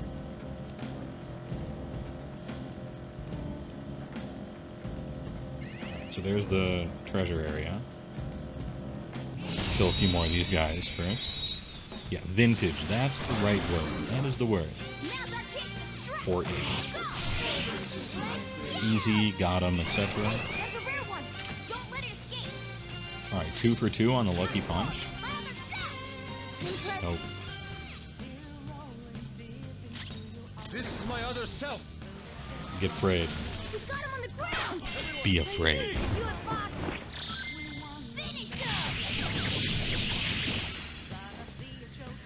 The finale.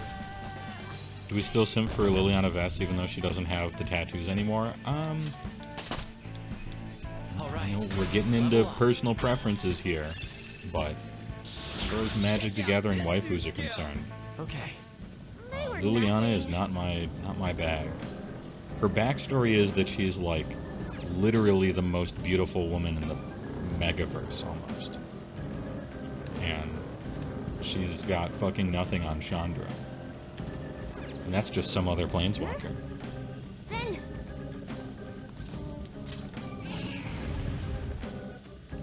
She has a cool story. Like, her story is sick. How she... Basically, she made a pact with... I can't remember how many demons it was. I think 4. Maybe 5. Demons for, you know, unlimited power, eternal youth, beauty, stuff like that. And then when it came time for them to collect, she just fucking killed them all. And that's badass. Not particularly a great person to be friends with, but... It was 4? Oh yeah, because there's the one Liliana's Pact or whatever enchantment for 4 that when it enters the battlefield, something something, if you control 4 demons with different names, you win the game or something like that.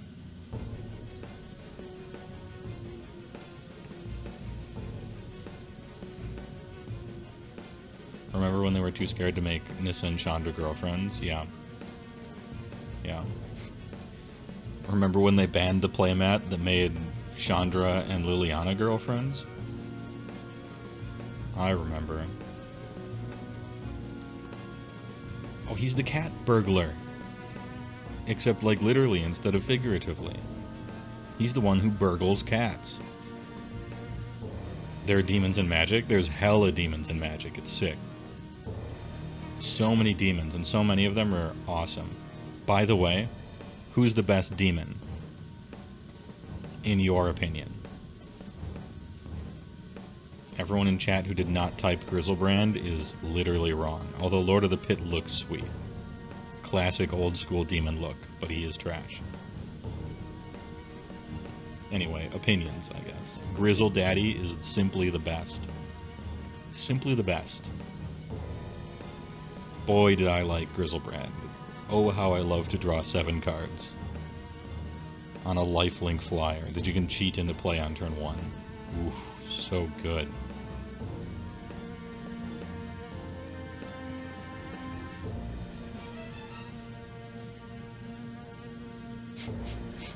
D's Ligma is the strongest demon? Yeah, true. Without me, Snowball and all the other kitties won't be happy and safe, says Shadow. I know. What is Matt Demon? Good one.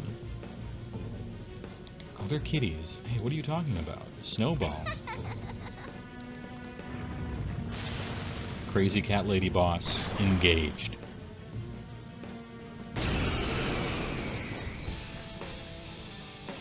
Why is Tron called Tron? Because Tron is something you assemble, right? Like Voltron, you know? And so you assemble each of the Urza pieces, which are Urza's tower, mine, and power plant. And once you've assembled all 3 of them, you get 7 mana by tapping 3 lands. And so that's why they called it Urzatron, and then later just Tron. It's the etymology of that one. And also, I played Tron, and deck is awesome. Big fan. So many people hated it, it only added to my power. Wow, get fucking owned, actually. Lucky Punch got him. Mono Red Tron is the best deck. Get Bane fired. Did you see... A long time ago, in a galaxy far, far away, very early on in Twitch's history, I was a Magic streamer for probably a year. And I would play all sorts of different variants of different decks, but one of the ones that I always ground out stuff in is Tron. And I played Red Tron in a few of those. had Bane fires. It had Bond fire of the dams in there for the salty, like, top deck kill you and all your guys. It had Chandra's goggles, the ones that double, you know? And so you just assemble Tron, play the goggles, and then double Banefire someone for 10 and they're just dead. It also ran Solemn Simulacrum unironically to, like, get in front of aggro decks and waste their time while you tried to draw that one last top deck. I was still able to have fun. I was still able to have fun with my magic. If I'm gone, there won't be anyone protecting these snowballs. Yeah, but, like, you stole them from people, so conceivably it would be those people that would protect them.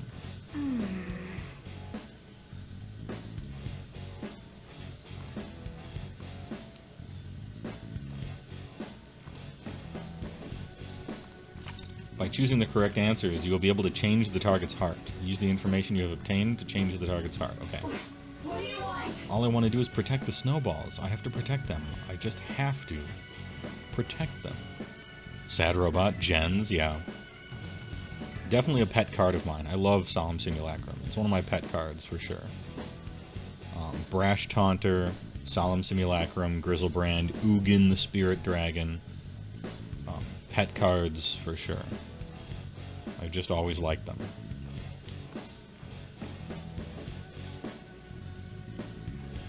This is a commotion. You need to calm down. I am calm. That's what someone who isn't calm would say. I need to stay calm for the snowballs. What does she mean by them? It's so weird. Are all cats snowballs? Snowballs are snowballs. Are they the cats you catnap? I didn't catnap them. I'm protecting them.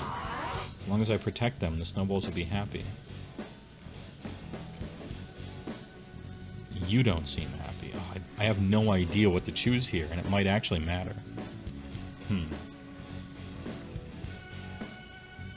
Maybe I should tell her that she is stressing the cats out.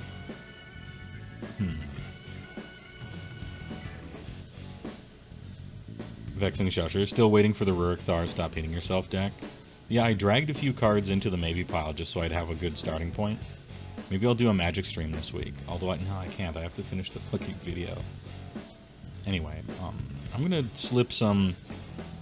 When I get another video up on the channel, another big one, I might slide some Magic and Diablo 2 action into the schedule.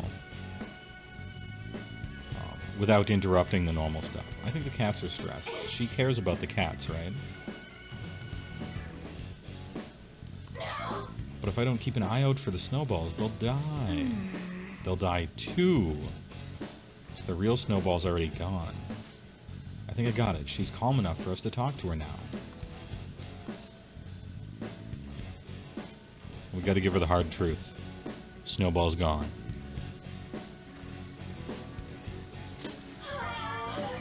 You're right.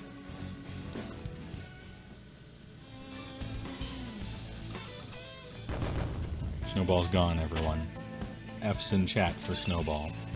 I got a new power. Agi Lao. Because... How's your hobby time been going? I feel like you haven't heard much or you've missed it. I literally never hobby. Ever. Anytime I would be hobbying, I'm instead working on a video, streaming, driving to Gramps' house to help him out. I just never have time to hobby. Oh, saw it get run over by a car. Car just kept driving even after it ran over the kitten. Since then, I see that kitten in every cat. I always think I have to protect it this time. It's brought you a lot of suffering, huh? You know, the people who really suffered are the owners of their cats. True. Thank you, Mr. Kitty. I have a lot of cat food at my place, so please come over sometime. No! I am not a cat, says the cat. But that sounds nice. Thanks! Alright, Cat Brooch. Alright, so we completed the assignments, and now it's just time to grind 80,000 burgers. Hey! Let's keep going. How many burgers do I currently have? 76k? Oh, pretty close. Not bad.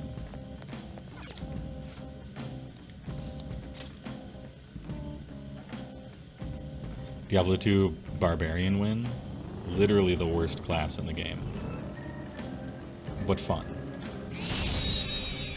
Actually, is it the worst class in the game? Let's think about this one. Instead of just deploying a hot take without even thinking about it.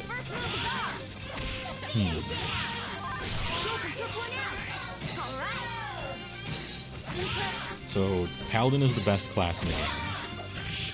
S tier, for sure. Sorceress is the other S tier best class in the game. Unquestionably. So, like, those two are S tier easy best classes, and nothing even comes close. After that, Assassin is alright. Druid is alright. Necromancer's probably better than those two. What's my next move? Amazon, one build of Amazon does like a shitload of damage, I guess.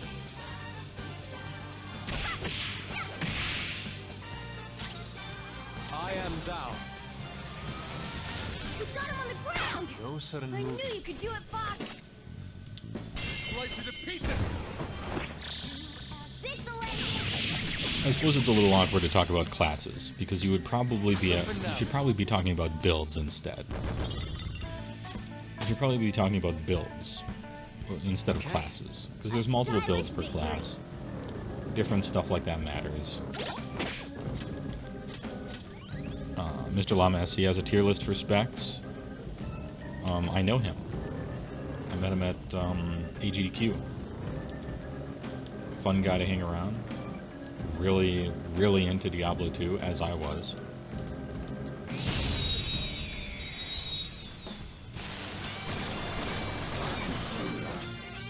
There's a dangerous one in there. And I would trust his opinion on anything. Diablo 2 related, that's for sure. Maybe not for internet service provider, but... Okay. A stylish victory. So, like, is there anything that... I feel cruel now talking about how bad Barbarian is, but let's get into it. So first and foremost, in Diablo 2, melee sucks. Just as a concept. Like, it's bad. Melee is just, like, worse than not being melee. In huge ways, in a lot of huge ways. Okay. So Barbarian hurts on that end of it. Like, what can you do? What can you even do as a Barbarian that's remotely useful? You can battle shout your friends. Let's see, you're the best magic finder in the game, I guess, with a very specific build. With a very specific build, you're the best single target magic finder in the game. By having ludicrously expensive perfect gear, and then going find item, and killing Pindle a million times, or whoever a million times. That's a useful thing that Barbarian can do. Aside from that, you can kind of go Whirlwind, but it's not very good. It used to be good, then it was nerfed. And it also requires basically the most expensive gear in the entire game to become okay. Which is the main problem with all melee builds, is that they need a fantastically expensive gear set to become even kind of viable.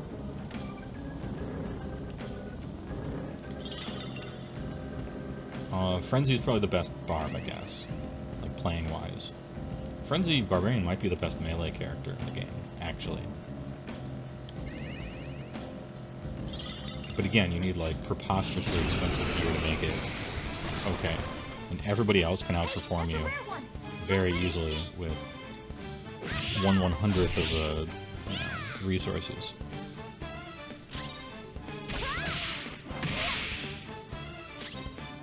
Persona! Goemon! But no, like if you have if money is no object and you just have all the gear, like, Frenzy Barbarians fucking slap.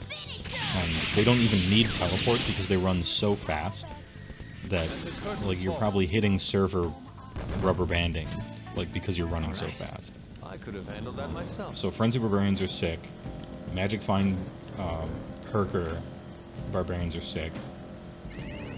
Whirlwind Barbarians are, like, kind of okay.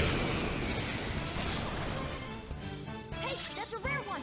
Don't let it escape. Gold Find Barbarians are sweet. Kind of a meme. Kind of a meme, and if you're able to properly build a Magic Find or a Gold Find Barbarian, Let's go.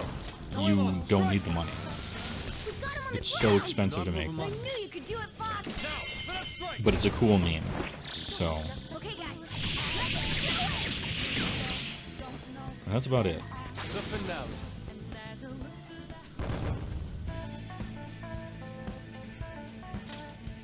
Okay. Didn't even break a sweat. Yeah, gambling. Get those perfect coronets, stuff like that. I guess my issue with Barbarian is it's so expensive to do anything with it that by the time you can build one, you're sort of like almost just about done with the game. But they can do some fun stuff for sure. I would for the most part put, like, Frenzy Barbarian's probably the best melee character. Berserker Magic Find probably the best single target Magic Find, although you're targeting specific things. And then everything else you can do is a meme, but sometimes a fun meme. But you look sick. And you can dual wield swords, which is hilarious. It means you can get like a fucking 6-ist crystal sword offhand or something. Just have a trillion Magic Find.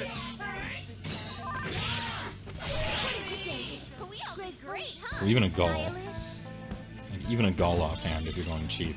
Okay. You just get a free 100% Magic Find on your Handled offhand. that myself.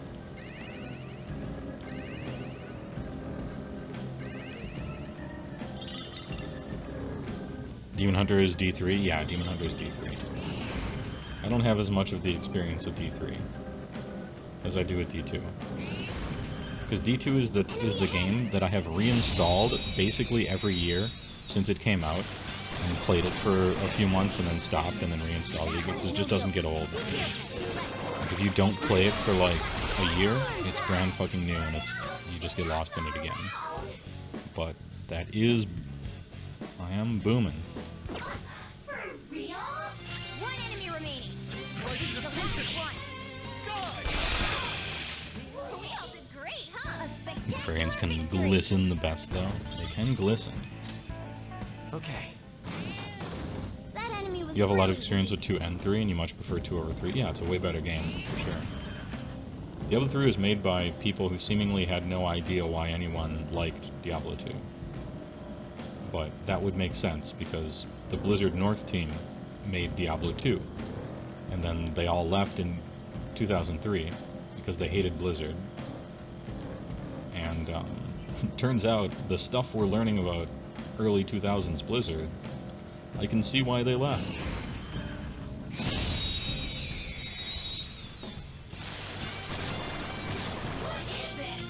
Now's our chance to strap the muscle up. Beat him down. Hey, that's a rare one. Don't let it escape.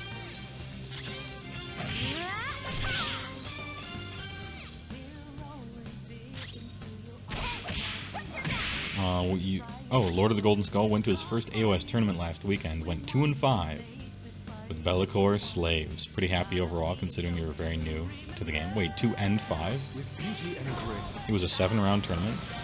We got him on the ground. Do not move him I up. knew you could do it, Fox. Oh, you probably mean 2 and 3 out of 5 rounds. Okay, like 2 wins out of 5 rounds, yeah. The finale.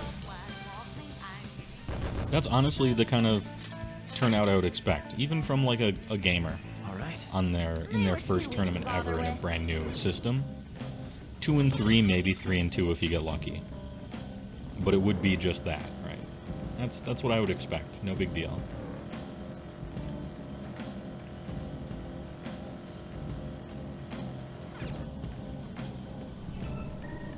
What did you play, though? I'm scrolling up. Be'lakor, Slaves to Darkness, sweet. So your army looked metal as fuck, basically. The actual winner did have a Tzeentch Archaon list. Somehow won against 4 Fox Lumineth. Cool. They tried the anime spam and he got them.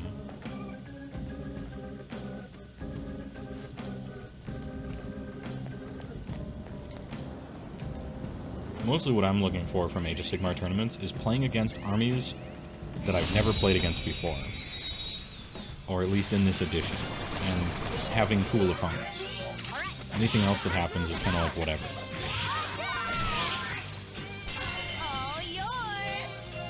All yours.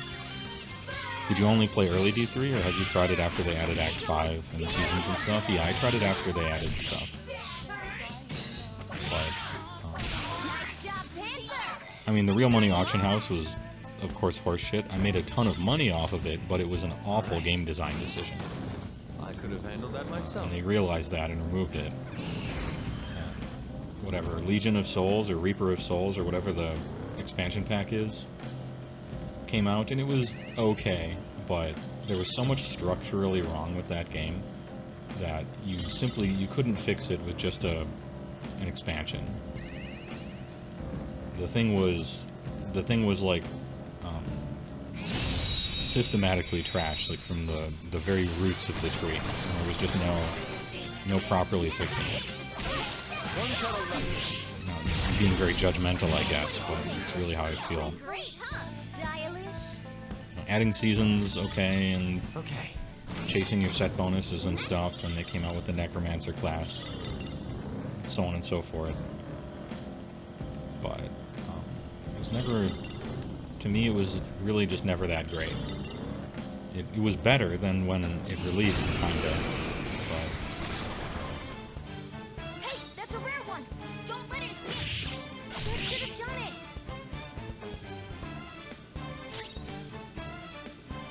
If Morgana insists on not being a cat, who does she insist she is? Even though it's a girl's voice, it also insists it's a he. What's my next move? Which may or may not be true, but a normal human, quote unquote. Morgana says he is a normal human. Let's go. Which is obviously not true. We got him on the ground! No sudden I knew move. you could do But it, Fox! we humor him to not be rude. And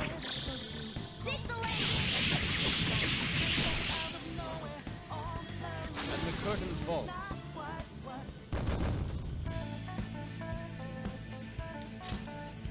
All right. Huh? That was a little too easy. It was a little too easy. You don't humor him, just accept you're a cat for now? Exactly. But I'm not given the option of doing anything else, so... Didn't Morgana watch all those cartoons and video games and children's books in the 90s, 80s, early 2000s that said, yeah, you know, people have differences, but you should embrace who you are and try to become better and accept who you are, and our differences make us stronger and all this other crap. Morgana has decided to lie to himself instead.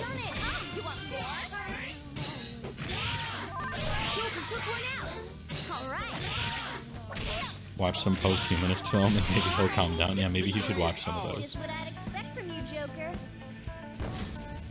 Okay. I wish there were more good ones of those, because it's an interesting topic. But it's rarely explored in a not childish way.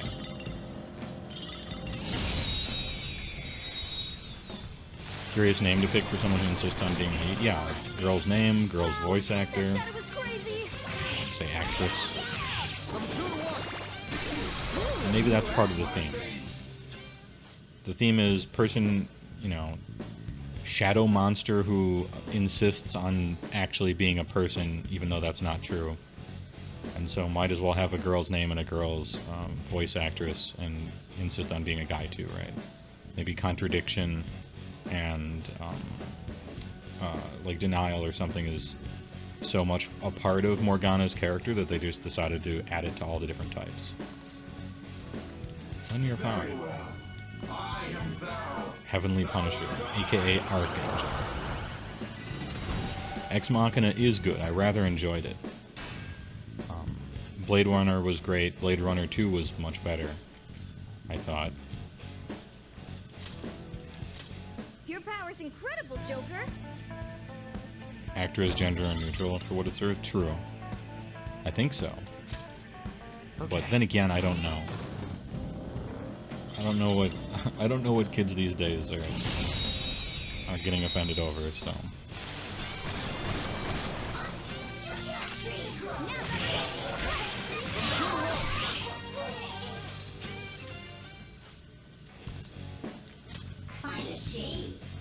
Did HeyWoah play Heroes of Might and Magic? I did, but I'm so fucking old that I played Heroes of Might and Magic 1 and 2, and that's it. I rather liked 2. I thought it was good.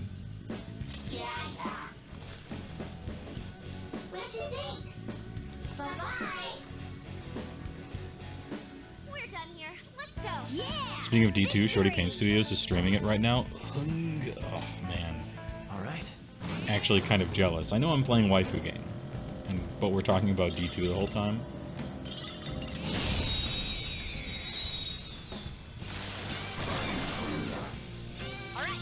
Dude, what about Shorty Paint Studios, HeyWoah, and 6 Big Flats, 8-man Diablo 2? Like fucking soccer hooligans driving monster trucks around hell. That'd be the shit, actually. Get some viewers in there. That'd be actually sick. I could have handled that myself. Bust through this wall here.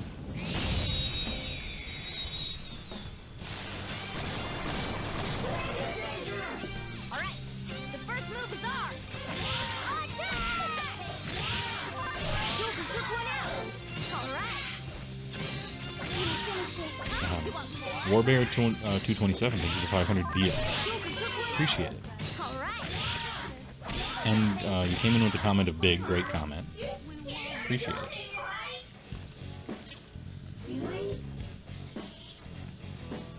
How do you not wake up when someone busts down a wall? Dude, allergies.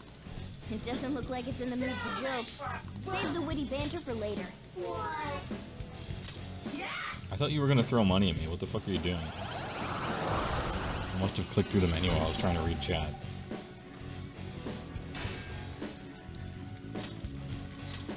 We all did great, huh? Your power's incredible, Joker. Okay. Unky HeyWoah only plays the classics. No, I'm just old enough to have played the classics when they first came out, and then watched as the classics slowly got diluted, drained of their soul, censored, On to the next trial. Victory! rounded off all those sharp edges so that the broader audiences wouldn't ball tit stuff. That was easy. Watched everything get ruined into now IPs that exist through momentum and no other reason. I've watched Diablo 2 turn in, or I watched Diablo 1 turn into Diablo Immortal on your phone. They were nothing. I've seen it all on the Rings of Saturn. What's that fucking Blade Runner quote? Now's our chance to strike. Beat him down. On to the next trial. Nice work, team. Is Annihilation about homogenization? Alright. No, I don't think so. It could be. You could make that argument.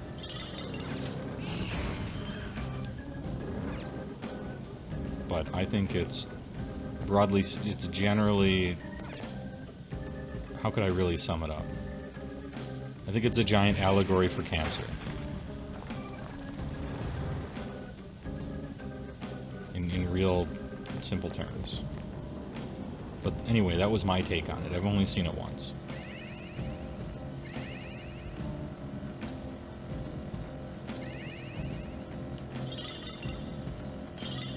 I really enjoyed it, though. I liked it.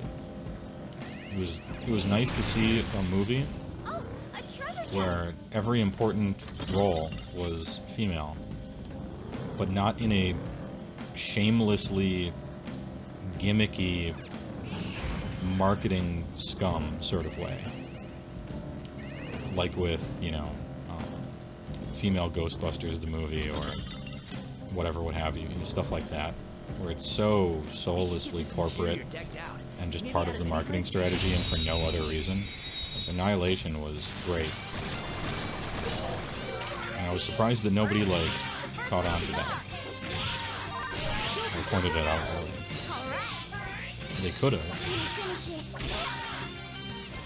But I guess if you're doing that for legitimate reasons, you probably aren't gonna, you know, you aren't gonna like vomit how righteous you are and pat yourself on the back loudly on top of a, you know, soapbox or anything. One probably precludes the other.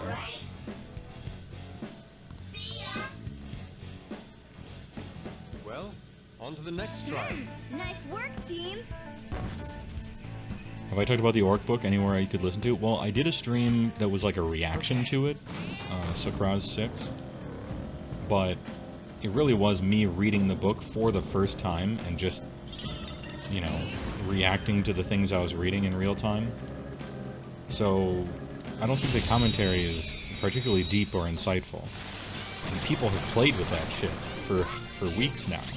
And so any random like thought I had when I first looked at the book is probably not as useful to you as watching some content for somebody who like plays the game and they put like 30 games in already and they got their takes on it. I would listen to those people instead.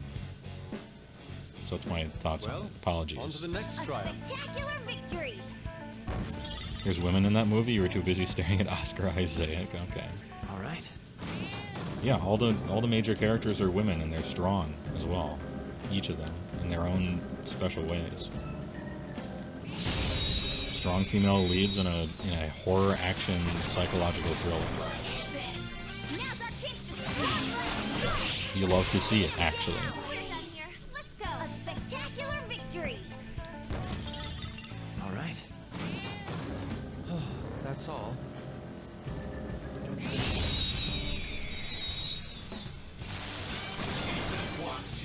Alright, the first move is ours. Which movie is this? Annihilation. It's the most colorful horror movie I've ever seen. I took it as a giant allegory for cancer. That's all. Which may or may not be the intent, but I saw it once and it really resonated with me. And I thought it was a great movie. I really liked it. I think it bombed because it was shown to audiences, and that's never good. Okay. It was shown to American audiences, and that's a rough one, kid. Just at this. But if the average moviegoer doesn't like the movie because it is too long, nothing happens, and they didn't understand anything that went on, there's like a 90% chance that movie is actually great, and I would really want to see it. But I'm just describing like my tastes in movies now.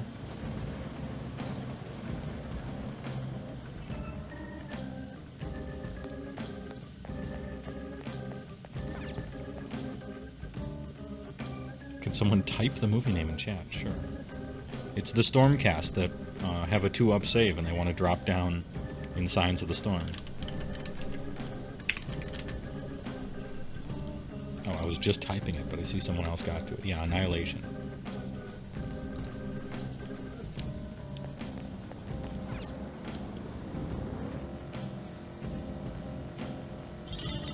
Alright, I'm gonna find Flower Kid, turn in all my shit, and I think we're good on this grinding.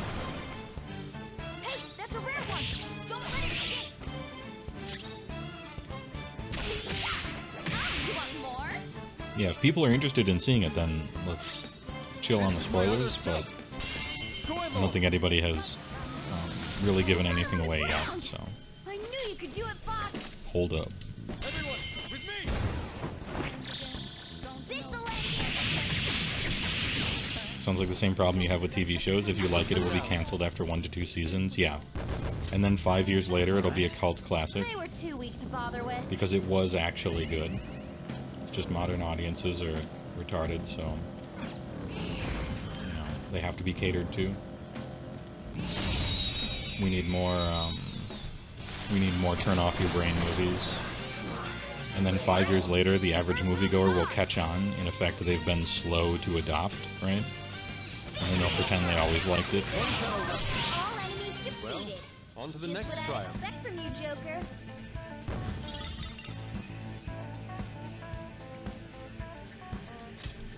Lodge 47. I don't think I've seen that, but I haven't seen a lot of TV shows. That was easy. I'm not a big TV show watcher. I don't own a TV.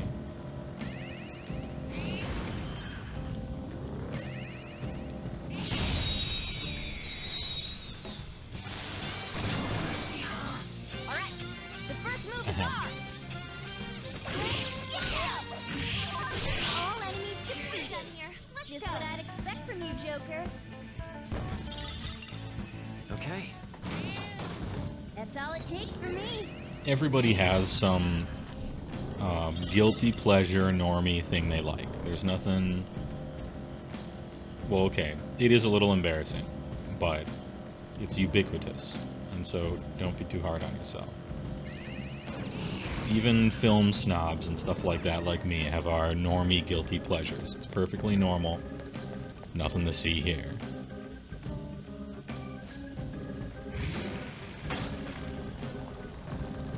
Boy is fucking zooming. He's zooming. Alright, let me track him down. He's on this floor. I just have to explore the whole map. Were we talking about Morph Combat Annihilation? Good meme.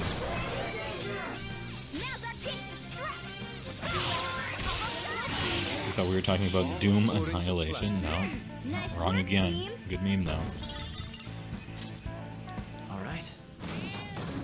I could have handled that myself. Devil Fruit. What is this? One Piece? There he is. Oh, cool. He shows up on the map before you discover that part. Nice. So all these guys are asleep. I could just fucking zoom, right? Can we just grab this stuff? Easy. Oh, that guy's not asleep. You notice just in time for Halloween, Hulu has removed Bram Stoker's Dracula, which just previously was put up. Same with Lord of the Rings.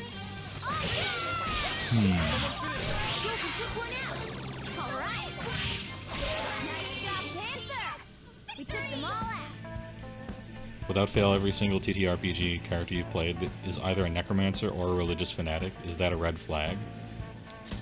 No, it means you'll probably enjoy Necromancer and Diablo 2. They were nothing.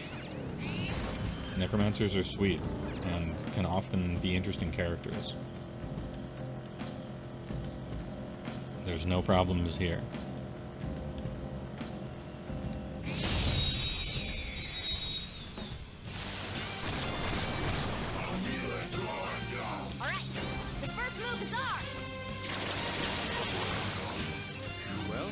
On to the next trial.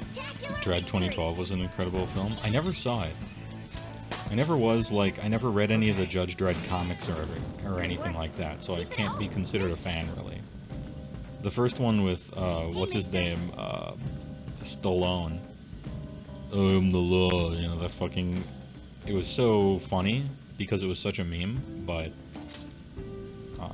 it's been too long since I've seen it for me to say that it wasn't good. I don't think it was good, but is the 2012 one like more like the comics? Wait, I can't change it again. All right, so I'm gonna lose all of my flowers, which means I have to spend all of them right now on this stuff. 2012 Dread is just the raid. Is it the raid except with a story, so it's fun? Like enjoyable to watch, I mean? Oh, here's a hot take. You guys are my audience, so you might be triggered by this. Let's test it out. This is a trigger test. The Raid was boring. Fucking boring movie. There's a reason movies have at least a pretend story sometime. And the waving their hands around, like the choreography wasn't even that good. And the fights just got boring and dull, and it was the same thing over and over. And I could hardly sit through it.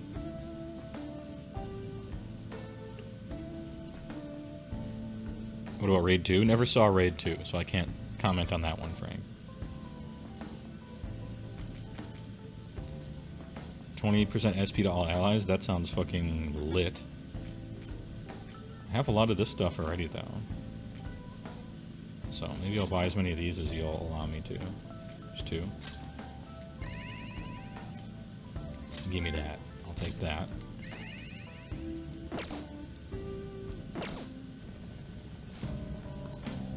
Nice. Alright, how much moolah? 135,000. Okay, we should be good. We should be good. If we're talking about, like, mindless action that has impressive acrobatics in it, give me a, you know, give me a Jackie Chan, a Tony Jaa, right? Anything like that. 100 times over boring stuff like the Raid.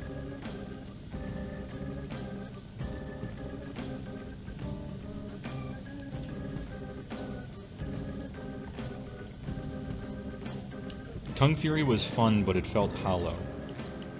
It felt hollow and too short. It's a movie that is itself just only a meme, you know? But I think it was a little too much like just the meme with nothing there. I liked it for what it was, I guess. But it... Like, I finished watching it, and I'm like, man, that could have been a whole lot better. Even made as a joke, as it was. It's kind of like how I feel whenever I watch a Doctor Who episode. I'm like, man, that was kind of a good idea, and they really didn't follow through with it very well. But if I just change everything by like 45 degrees, something really excellent could have just happened.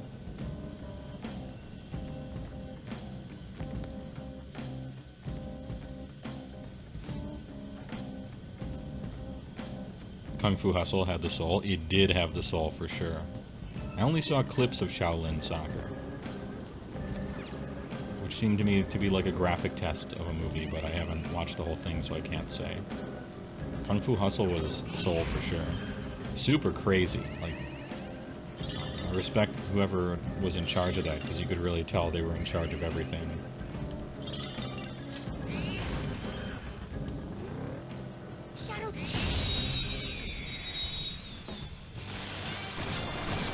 Was it Stephen Chow? Alright, the first move is ours. Beat him down! Joker took one out! Kung Fu Hustle was boring. Didn't like the fights in it at all. Yeah, I mean, I could see that. Kung Fu Hustle is like a love letter to the weirdest. That shadow was crazy! So like Kill Bill is like a love letter to the most exciting Kung Fu stuff. Old movies. And Kung Fu Hustle is like a love letter to the weirdest Kung Fu movies. And so if you weren't... If you aren't like swimming in the soup of loving the old weird Kung Fu stuff, you're kind of like not invited to the party. Which is a little exclusive, I guess.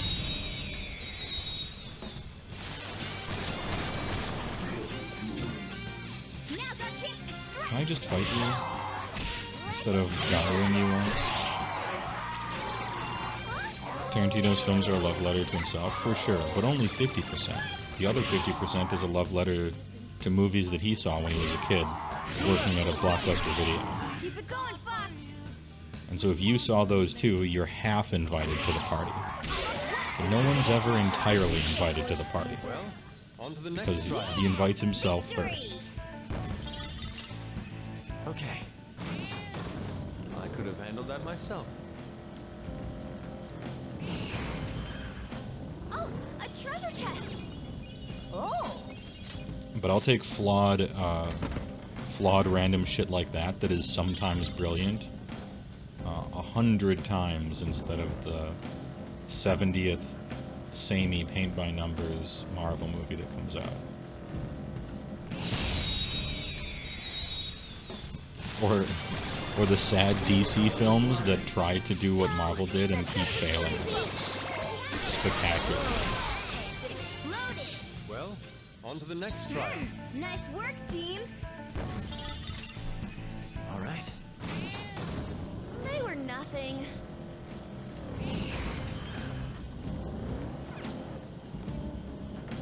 Tina's pretty sad right now. I don't know if it's particularly worse than it was 10 years ago or 20 years ago, to be perfectly honest. I don't know if I'm ready to take the ultimate boomer take, which I have to always be weary of. Can I just transport? Can I just fucking transport to the top? Oh, hell yeah. Nice. Not bad. Not bad. And then can I save here? Alright, nice. Not bad.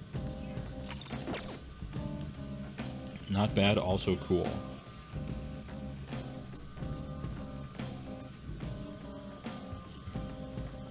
Yeah, the quantity of the films that are out are staggering. And so if you can't find good ones, it's probably like your problem or your fault. Joe Pesci, dude, delightful. That fucking scene. Oh god, I probably watched it on loop. After I watched that movie, the whatever it is, the Italian or the Irishman or something like that. I went to YouTube just straight up and I watched that scene again. With 95-year-old Joe Pesci like breaking bread and eating with no teeth and drinking grape juice, and he's like, "Fuck 'em." It was so fucking funny. I loved it. My favorite part of the movie, even though it's a meme. I chose us over him. Fuck 'em. Oh man, I still laugh about that just thinking about it. The Irishman is a film for dead people? Yes. And the message to those dead people is that nothing you did mattered. All your sacrifices were for the wrong reasons, and now no one knows who you are or cares. And now you're dead. And that's the message to those very people. And those are the only people who would be interested in watching the movie in the first place. It was very meta, I thought. I liked it. The message is fuck 'em.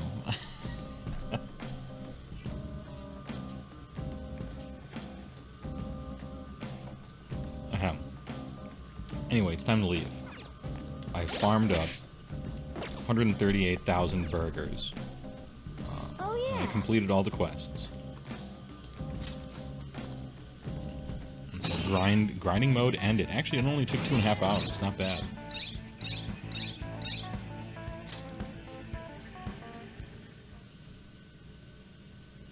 Can you elaborate on that? No. Hey. Fucking. You've got a lynch in your pet? Yeah, I do, probably. I do.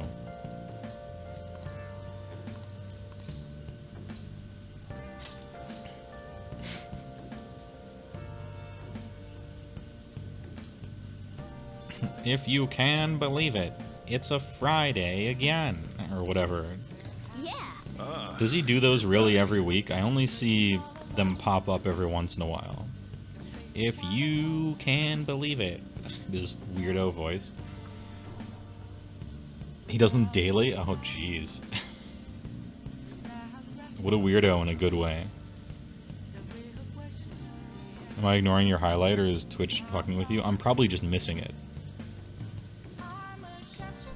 I try to notice everything, but sometimes I fuck up. Why is everyone wearing masks? I just scrolled up to see it. And called weird names. Why are they doing that? They don't have to. They're kids, and so they thought it would be cool to use code names and dress up in outfits. Also, the outfits are subconsciously applied to their bodies, and they don't seem to have any control over it. In essence, the game designers thought it would be cool, and it's a game about kids, so, you know, something subconscious persona, and there you go. Yeah, they're the Phantom Thieves.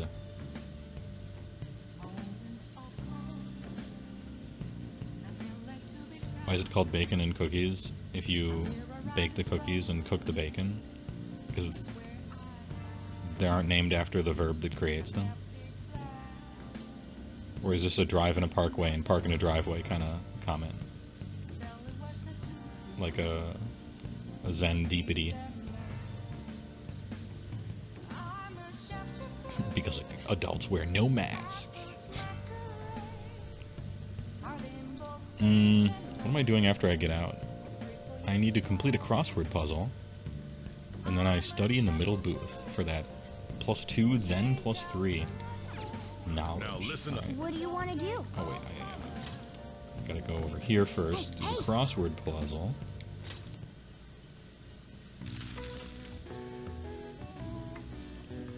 Morgana said they have to use code names or it would fuck with the metaverse. There it is. Nihonga. Cultural artwork. Nihonga is their name for their country, which is Japanese.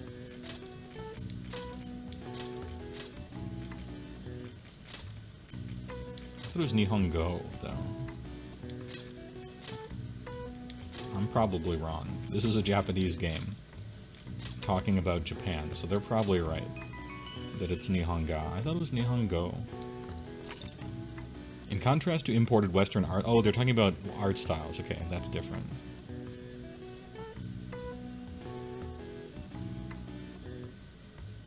Nihonga is Japanese works. That's it, yeah.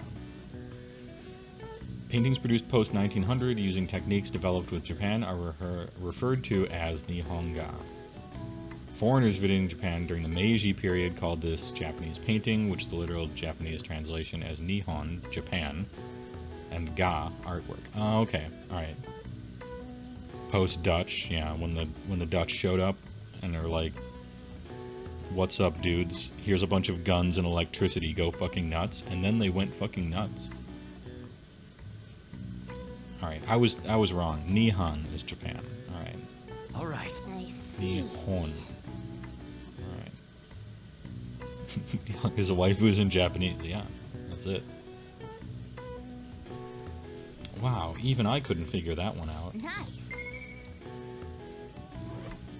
Nihongo is the Japanese language. Oh, okay, yeah. It's just you got the hyphenated thing at the end. I don't actually know Japanese, so I assumed I was just wrong. Let's study. Make sure your clothes up. Can I talk? No. You can't. I'm skipping it. I'm just in it for the knowledge points. Baby. Still just scholarly. Did he say make sure your clothes are still on? I didn't listen to what he said, did he? Are we raiding after the stream? No, I usually raid Tuesdays. Sometimes Wednesdays as it happens. Just because there's a lot of content, but we're kind of blasting through it, so.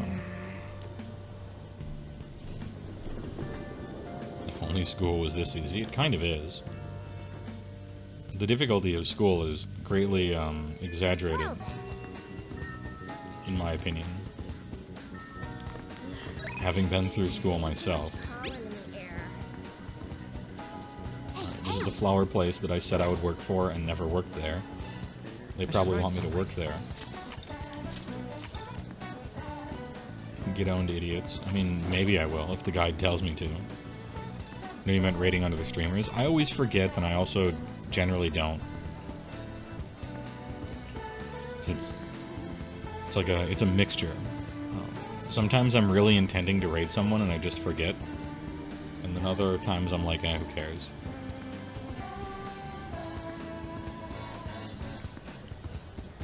They haven't fired you yet? Apparently not. It is a fantasy game, after all.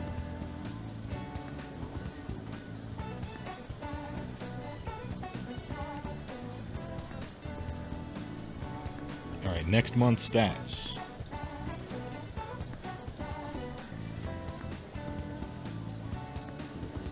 Really, the hard part about school is the fact that kids are fucking horrible. True. Alright,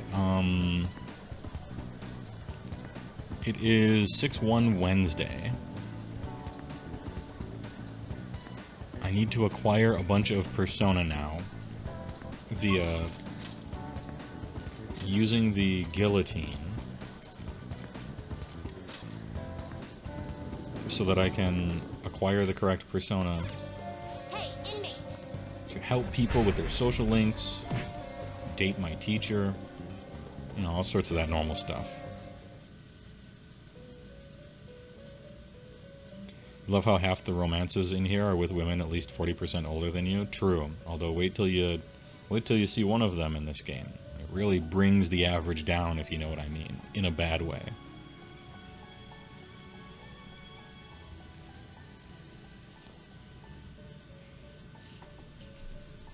Ahem. Okay, so it's time to craft Pokemon, which is kind of annoying, and I'm just gonna straight up follow the guide for it. You'll need Counselor, Temperance, Faith, and Justice for this month. If you haven't obtained these already, you can easily get some by doing what we tell you right now. So, let's register our personas. Registration? Are you Register sure? all. Let's create new ones. Inmate So, needs our guidance. Let's execute him. Fusion. I have a Chariot, which I need. I have a Lovers, which I need. I need a Hierophant, so I don't have that. I got a Death, so we're good. I don't have a Faith, so I need that. Counselor, Temperance, which I have, and Justice, which I have.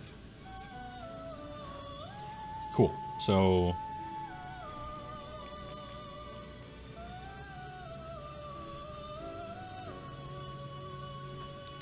let's use this guy with something just to get rid of him. Shinky Uiji. Oh no, wait, that it actually like changes who they are, huh? Interesting. Okay.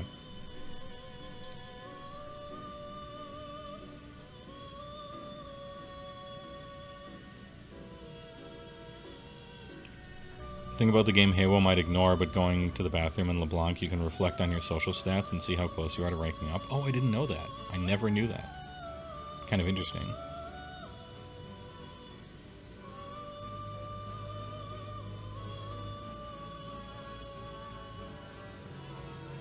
Mama Uiji, yeah.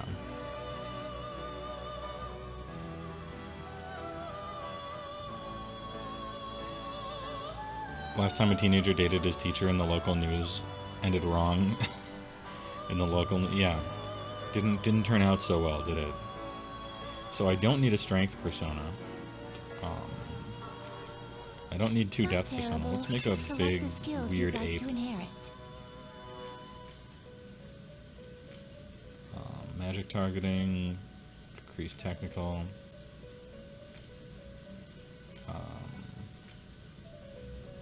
Sure. Let's give him a whole bunch of random crap, because I don't care about what he's got. Sai. Mazio.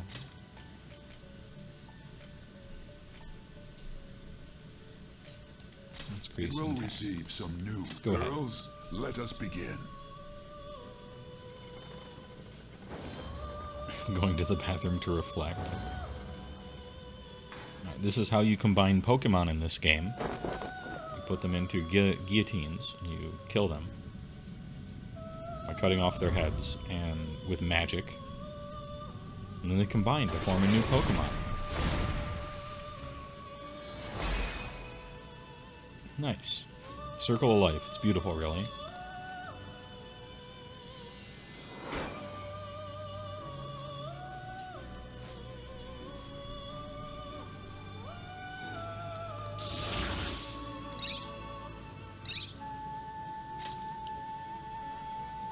Alright, and I can combine McCoy with a strength, because I don't need strength. You okay with this? Select the skills you'd like to inherit. Basically just doing this to give myself more room to add personas instead of just throwing them away. Sure, I'll do that. And then give her a nuke. Dodge a Lek. Let's give her the old razzle dazzler. It will The receive Razzler a Dazzler. fraction of power. Girls, let us begin. New A is a unit Mudo.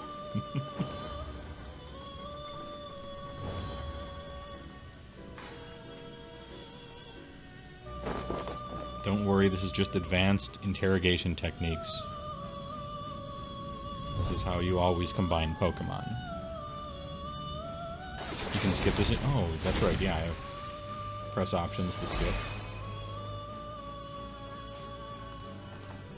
It creates a hideous bipedal horse demon.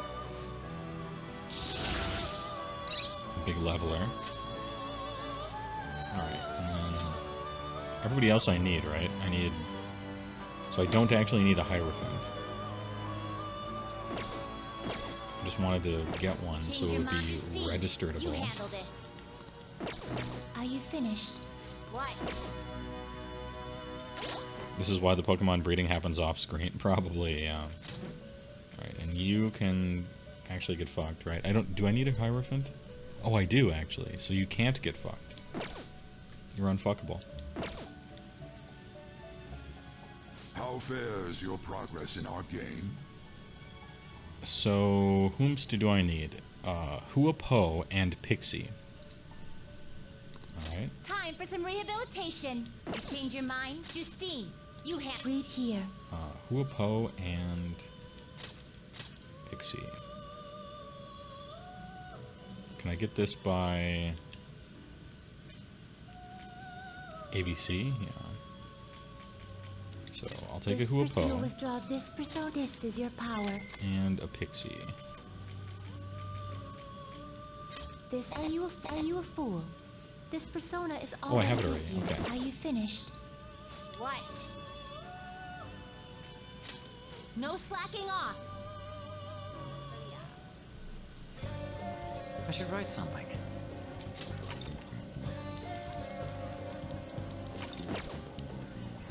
Alright, back in. Hey, inmate. You don't understand, is this Pokemon? You thought this was not Pokemon. It's kind of Pokemon. It's like brutal kill them Pokemon. The inmate. Which is, Fusion. you know, kind of neat. So, Huapo, Pixie becomes a Do counselor. you really select the skills you'd like to inherit?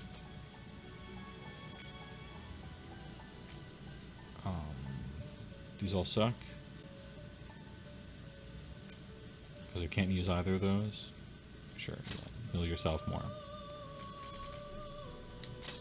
No confuse and shock. It will receive a frac now for a rebirth. 138,000 yen worth of Kawamami money. Yeah, we can summon our maid teacher many times to do our laundry. And that's actually a useful game mechanic because you're supposed to like wash those clothes that you find in dungeons before you can use them. But it takes time to wash them, and so you just never do it, which means you just never get armor from any of the dungeons until you can call the maid service to do it for you, which doesn't take time.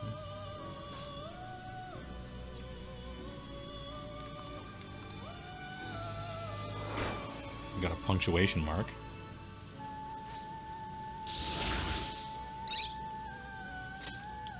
Okay, so we have a punctuation mark now. We got a counselor. What else do we need? A temperance, which we have. I need a faith. Yeah, I do need a faith, and then I just pick up Pixie for the last one. So I need Kodama and Pixie. Alright. Finished. Justine, you have. Read here. So, and this Kodama is one we just got. Oh no, I didn't get it. Because I got it, but it didn't apply to the stupid thing. So I don't have Kodama. How do I create a Kodama? Alright. It's time to look at the serious guide. P5 Royale Fusion Kodama. How do I make one?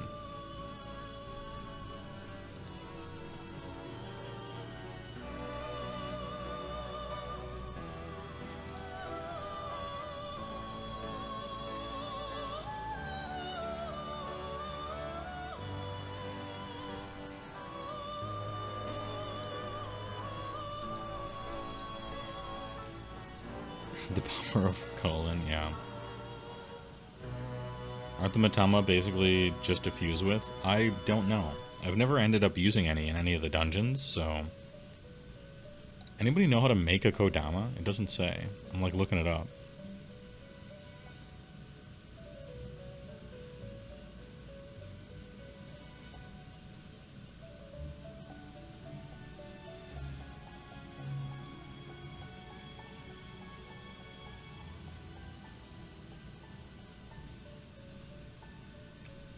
How do I fuse one? I'm like pouring through notes. Bareth and Agathian? Alright, thank you.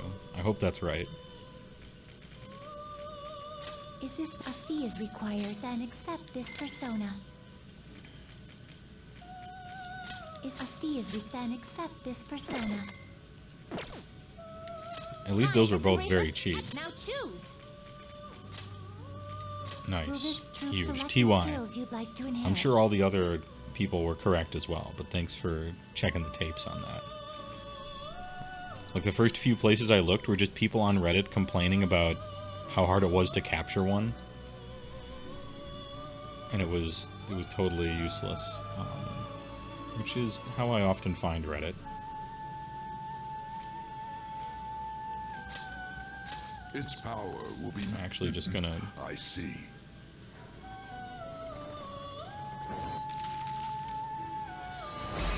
Slime X Bareth. Oh, I could have welcomed Slime into my heart? That would have been fun. Alright, so here's Kodama, the guy I technically got in the dungeon and then forgot to apply. Oh, but he's a star persona. Oh, because him and Pixie become Faith. Okay, cool. So I need a Pixie now. You change your mind, Justine. Man, Pixie is just used in everything. She's fucking passed around. I will have gone through like 4 Pixies by now, creating all the stuff I need. Time for you wish fusion. Alright.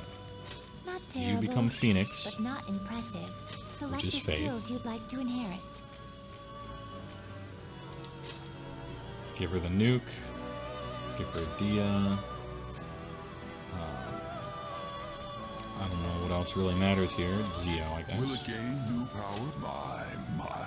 Pixie is best girl. It's looking like it.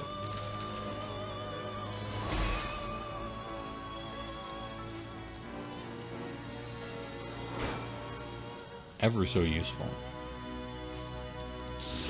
Behold, Faith, the Phoenix. Alright. Now, you change your mind, Justine. once again, I get yet another Pixie. You'll withdraw this is your... You lack patience. Are you finished? What? Okay. So, I need a chariot. Got that. I need a lovers. I got that. Hierophant. Acquired. Death. Yes. Faith. Yes. Counselor. Check. Temperance. And justice. Okay. I have the exact types that I need of each of the types, and we are good. No more Pokemoning. It is time, inmate. Everything acquired. I'll just add this. Big saver after that one. Okay, now what am I actually doing today? Akatachuli? Hang out with Ryuji. Okay.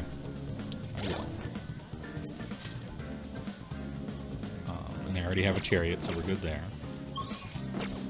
Wait, did he text me? Does he want to hang out via text? He doesn't. So where is he?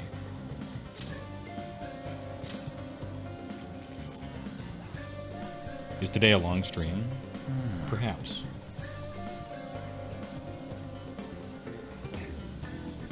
Perhaps. I mean, I will stream for as long as I can deal with not having some dinner. Because, like, I made dinner for Gramps, and then I drove all the way back home immediately. And so I had this thing where I created a meal, start to finish, and then I immediately left. So I'm like, fuck, I should have brought some of that home. Because I made a bunch of it so that he could keep having it later. Order some flats and just end the stream after they get delivered.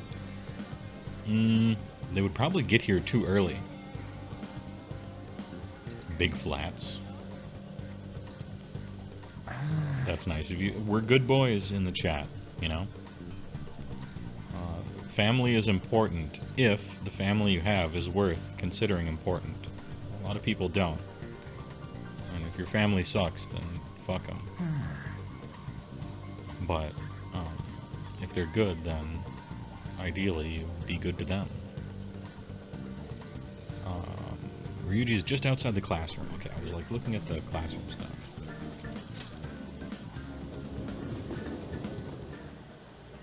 Fade to black on the flats. Yeah, fade to flats. So he's just outside the classroom. Your current parents sucked? Aw, that's too bad. Mine are very good. It's just Gramps now, he lost his wife. He lost Grandma earlier this year, and it was a rough one. And his vision's kind of going, which means he can't read music anymore, and he, you know, is coming to terms with that. Can't really play much anymore. What's up? But he's 94. How long can you expect to go? Running on all cylinders, right? Going 100%. Not very much into the 90s. That's for sure.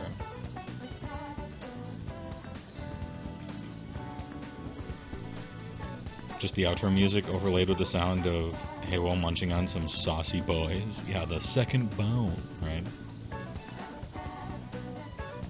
Big age, another 6 years. Yeah, for the triple digits. With the big 100. Yeah. Most of, I don't know, whatever it is, the HeyWoah family genes, they're strong. We live really long. Most of the grandparents, great grandparents, and everything like that, they make it to at least 90. Great grandma made it to 101. She was born in like 1899, and made it to, I don't know, 2001, 2002, somewhere around there. So technically she existed in 3 different centuries and 2 different millennia, which is pretty impressive. Imagine what you see in such a time.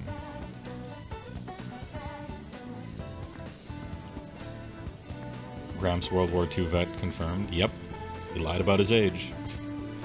Very common at the time. Lied about his age to get in.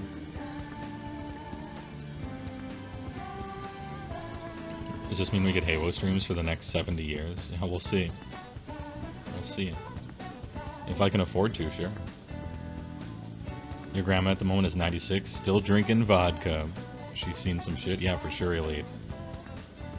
And Ani, the 101, she was 97. No. I want to say she was like 95 or 96. And she still lived still lived by herself in her house in Illinois, Springfield. And she would be like, we would come visit as kids, and she was like mowing the lawn with a push mower, and she was 95. Had rolled up her sleeves and everything. It was fucking awesome. And I remember Grandpa and Grandma were trying to get her out of the house and into a nursing home, and they were trying to convince her, but she just wouldn't have it. And they're like, what if some kids show up and start trouble her? And she's like, oh, I got a surprise for them if they do. And she had a fucking snub-nosed 45 in her drawer next to her bed. If she ever fired that thing, it would like fly out of her hand and hit the wall behind her, but it was actually based. It was awesome. The Mini Kamoshida?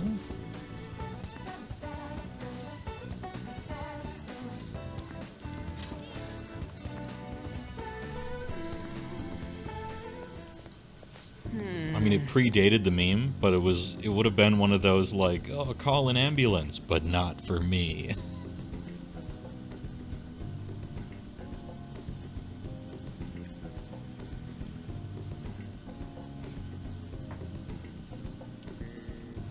Your Gramps wanted to enlist, but he got rejected because of a glass eye, but then Japan started popping off, and the army was like, yeah, actually, hold up now. This Persona gun meme, but HeyWoah grams, yeah. Ahem. You hope we figure out the cure for old age before you die of it? It's like an actual area of research. It is an actual area of research, but you might as well call it the absolute copium research department. We may one day figure out a few things about it, but nobody alive will see that happen for sure. It's a worthy pipe dream, but you know, I feel like we're real early on that one. The Lich Labs, that would be sick. Your favorite grandparent story was that your great grandma got pissed on her 2nd birthday because some guy died and ruined the whole day. That guy was Franz Ferdinand. Okay, yeah, it was the... What's his name? I can't remember what their term for it is. Prime Minister of Austria?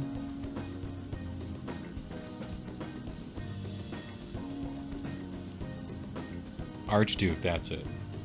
Yeah, not Prime Minister.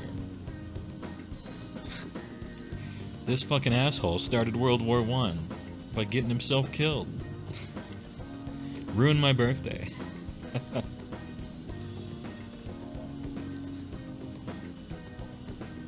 You only need to live long enough for the first life extension treatment and then extend it long enough to see the second and just keep chaining. That's the dream. I guess you could go for a Ra's al Ghul a little bit, but if it's anything like software updates, eventually they just come out with a new version and it is not backwards compatible. But you'll have a good run. Solid 250, maybe 300. Should be pretty cool. As long as you're one of the rich Elysium people living above the earth. Make sure to acquire a lot of money so that you'll be more likely to get the treatment. Pit of Lazarus, here I come. Yeah. Man, we really don't got a good place to train, huh? I mean, we'll probably run into Nakaoka, and then if we stick around here. You got any ideas? How about the protein lovers? Ooh. We can train at my place. Is there an echo in here?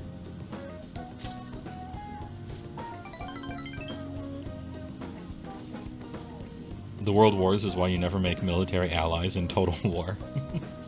Learning from the mistakes of the past, I see. Keep your own house in order first. As I always say, you seriously think we'd get any training done here?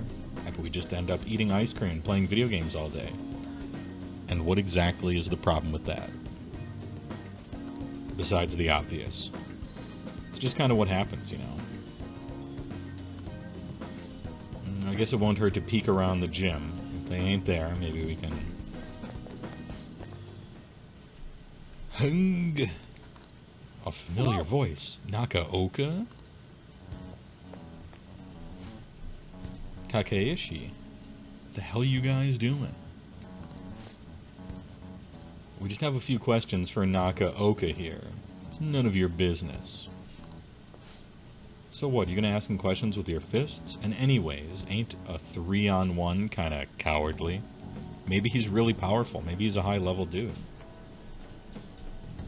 Funny you should say that, Ryuji. Every boss fight we do has been 3-on-1. What a hypocrite, am I right? Off topic, you love to watch Diablo 2 gameplays, but not play it yourself. Oof, don't tempt me. I want to play that fucking game. Looks so fun. Isn't this the exact plot of Altered Carbon? I haven't seen it. It's actually been a 4-on-1. Oh, you're right, it has been a 4-on-1. The only coward here is Nakaoka. All the shit Kamoshida put us through is his fault. He was telling that bastard secrets about us the whole time. What? Dirty secrets. What?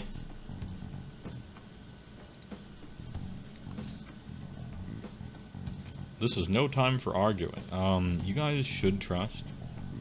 We should trust, really. Yep, I just checked the tapes. That's what I'm supposed to say. That's right. You've been training together for freaking ever. Plus, ain't the track team coming back? You don't gotta fight. Shut up. I'm telling you, this piece of shit sold us out. How do you think Kamoshida found out about your parents, Sakamoto? He's gotta be a snitch. Whoa! Hold the fuck up. Out of the way, Sakamoto. We'll beat the shit out of him, out of you too, if we need to. Oh, really? If you think that's gonna make you feel better, go for it. But you're gonna wish you didn't.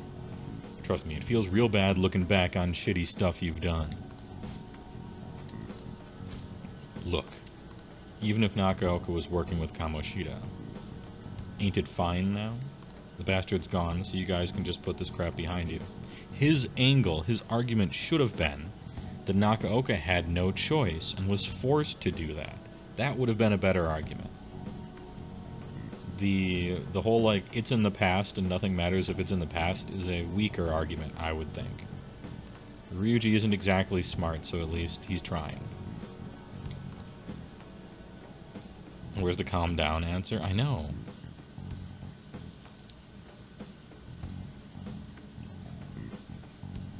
You took HeyWoah advice and got the beard oil, and now you keep smelling your face like a weirdo? I should get sponsored by beard oil. I gotta find some sponsors that, like, I would actually use. Because those are probably easier to sell out for, right? Like, it's probably easier to sell out if it's a product you actually use and or like. Manscaping? Isn't manscaping like shaving? I don't shave. I just let the beard grow, man. That's the opposite of shaving. Blood-gullet beard oil. The Great Maw protects. I'll take a Dr. Pepper sponsorship, please.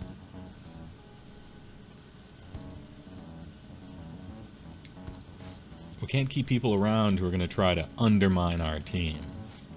But I didn't do anything. I wasn't working with Kamoshida. No matter how much you hit me, my answer is going to stay the same. Well, that's the thing about torture. If I torture you enough, you'll admit to anything.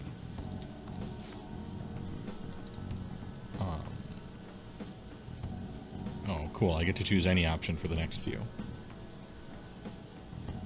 Go for Manscaped? No, it's for your balls. Oh, okay. I thought it was like a Gillette kind of thing. Yamauchi told us all about it. Huh? Yamauchi. Come on, Takeshi. We gotta get out of here. It'd be real bad if anyone else showed up.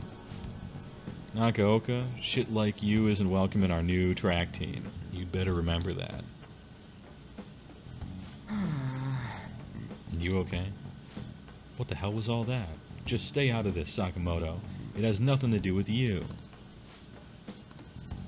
But when you hit Kamoshida, you were really hitting all of us who tried so hard to endure his bullshit. You might have felt relieved, but it only made life harder for us. Because of you, we lost the one place we could vent our frustrations, the one place we could really belong. Tensions got pretty high after that, and things have just been kind of rough from then on. You really think it's all fine now? Well, what if I told you they're right about me? Oh, shit. Would you still think it's fine if I was the one who told Kamoshida about your parents? Yeah. If you told him, you told him. I'm over all that stuff with my parents anyways. Besides, Hey. I've realized something. I might have messed up with Kamoshida back then, but hanging on to the past ain't gonna help anything. I'm just gonna focus on being myself now. Being free. What are you talking? Yeah, I don't understand any of this stuff. It's reasonable that people would be very illogical with their emotional responses to this stuff, but none of this makes any sense. Like, Kamoshida was the fuck here. He basically forced everyone around him to do bad things. And he's gone now, so what's the fucking issue? Like, the only kid who raised a hand against him, Like, why are they blaming him? Like, it was Kamoshida who was the bad guy. This whole thing is stupid. And all of these kids are as well.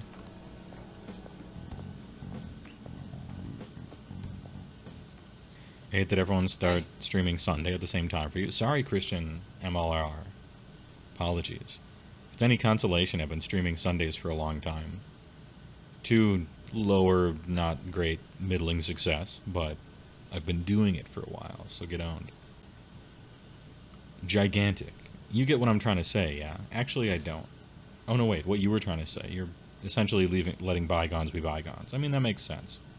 Although it would help to, like, instead of just ignore the past and try to move on with a blindfold, like a bull or something like that. Like, it'd be nice to move on and have learned from the experience. Would you endorse a VPN? I don't use them, and I think they're kind of pointless. But if I'm supposed to sell out, I might as well choose someone that is going to pay me like a ridiculous amount of money. I don't have any feelings about VPNs. I basically don't care about them at all. So, yeah, it's pretty easy. It's pretty easy to sell out for something that I like. And it's slightly less easy, but still very easy to sell out for something that I have no opinion on one way or another. It's harder to sell out for something that I, like, actually hate or oppose, right? Like Raid Shadow Legends or, you know, something of that nature. Some political campaign.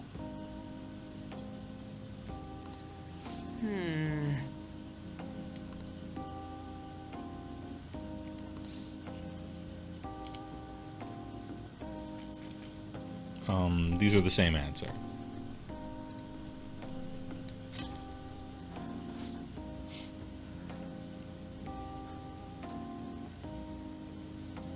Gotta remember, people hate people who are just following orders, no matter how much science was done to prove you will do bad things if told to by an authority figure. Yeah, you will. You will. That being said, we kind of celebrate when people refuse to follow bad orders. Like, we consider those people somewhat heroic, generally. And if that's true, then there's got to be at least a little bit wrong with following bad orders. But that's all kind of a neither here nor there. When it comes to doling out justice, it would be the ones giving the orders that are the most responsible. Right.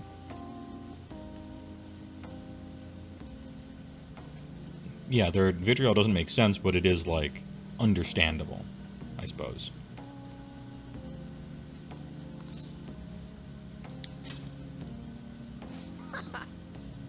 Sell out for the Magic the Gathering mobile game? Ugh. No.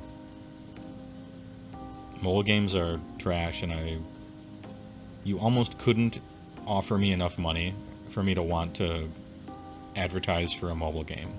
But if I ever did, you can be very confident that I got a fuckload of money to do it. I'm talking big money. So, if I'm ever, like, starting my stream with a please buy this mobile game ad, you do not need to oil up the chat, because I am glistening with fucking oil money at that point. Absolutely glistening. And, real jobs are fucking trash, so, Alright. anything you can do not to have one and still be successful, pretty decent. Hades Death God, thanks for the tier 1 gifter to J Wedge TY. Appreciate it. Let's go! Dude, we should grab ramen on the way home. Ramen is delicious.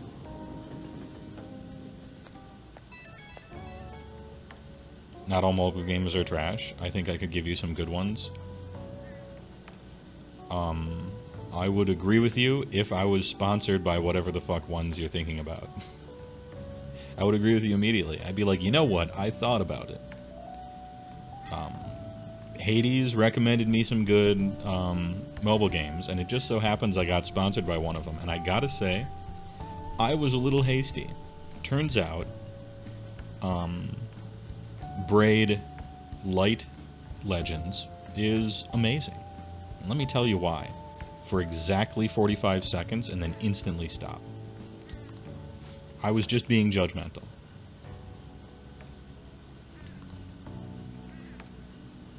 I think if I ever did that, I would go to the bank and like withdraw a bunch of hundreds and just be counting them on camera while delivering the ad. Like I would read their copy and do it totally straight, like no jokes or anything, just straight up read their copy and be really sincere, but the whole time just be like visibly counting money. It'd be a good bit. It'd be a good bit.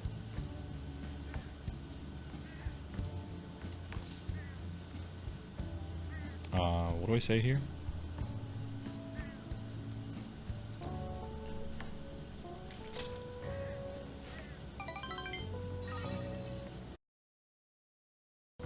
Ahem.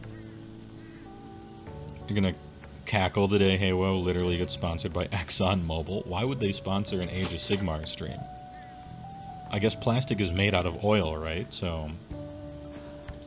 Boy, I love Age of Sigmar miniatures. I love the plastic they're made out of. Do you know where that plastic comes from? It's oil. Brought to us by the innocent, friendly people at ExxonMobil. I know quality and a spotless track record when I see it. And that's ExxonMobil for me.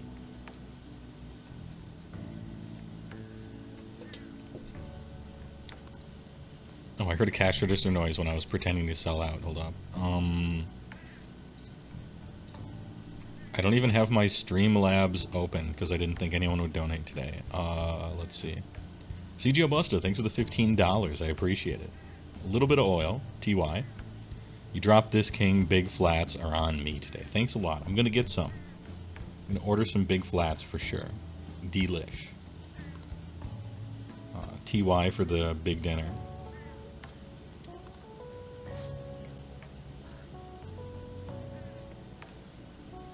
But how would you say MTG Arena on mobile is worse than physical? It's like, it's always been all loot boxes, right? True. But playing with cards in real life is better than playing on a tiny screen with bad controls. The medium of cell phone is a bad medium for video games.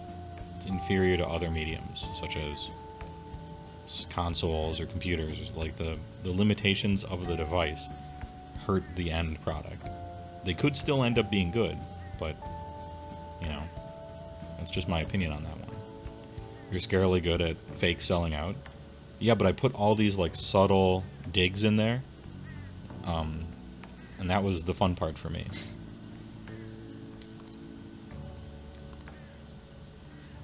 You donated today via Streamlabs. Did you? Did I thank you for that, Vinny?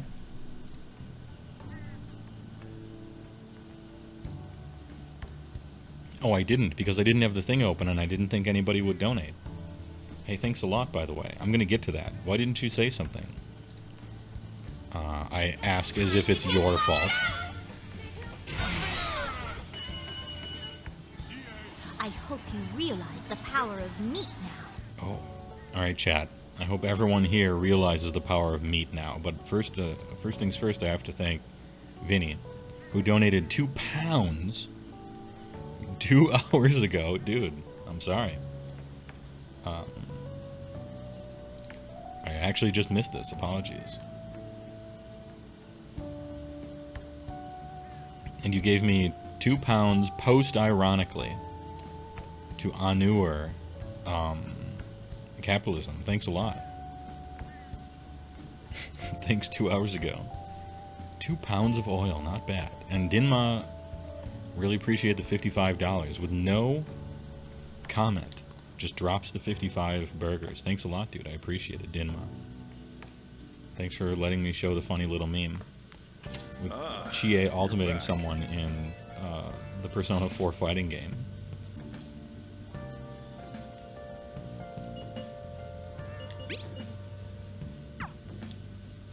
Hey! If you do an orc faction focus, do you think you'll do full orc worklands with separate section or a different focus for each army? Let's do it.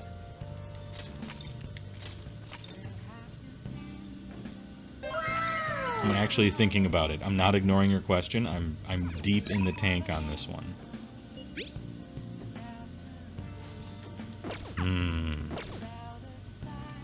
Leadfoot, thanks for the gifted tier sub. Lord of the Golden Skull, appreciate it. This is a sub-only chat, so you've been warned, and we've given you a sub to help out. Thanks a lot.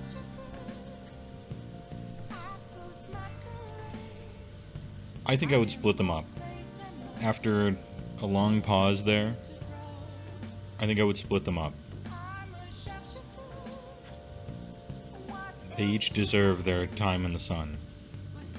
Even though it would be better for Bone Splitters if I didn't split them up, because that's definitely the weakest, least exciting one. And it would be easy to just kind of throw it in one big video. And so you wouldn't notice how phoned in it was, but I like giving each of them their full time in the sun.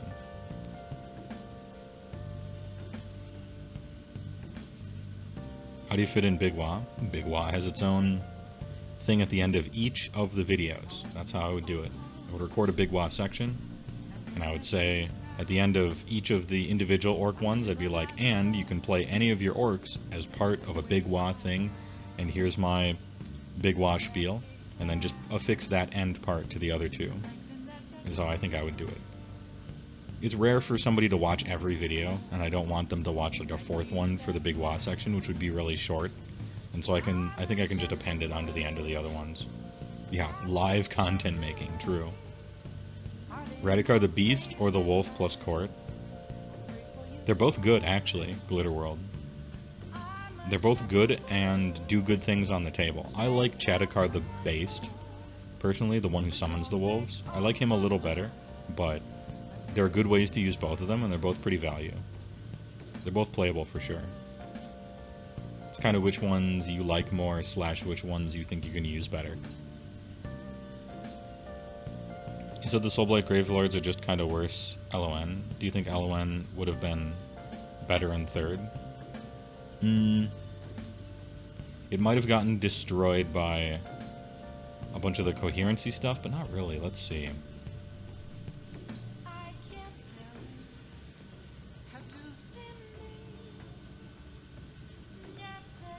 I'm specifically trying to remember the timing on your different allegiance command abilities.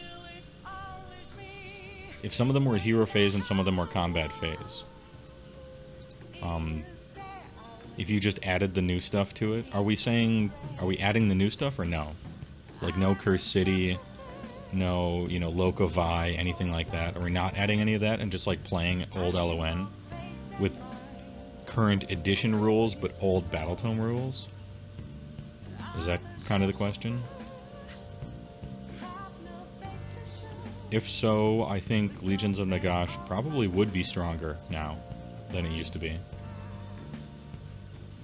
It's all hero phase? Ah, okay. So you could pretty much only just use the +1 attacks one, in other words. One of your million different ways to do that. Velocido is better in the old version. Most of your command abilities are better in the older version. Your Allegiance ability is better in the old version. Some of your spells are even better in the older version. You're way better at casting those spells. You have Manfred, or you have Archon the Black back in the army for like +3 casts and stuff like that.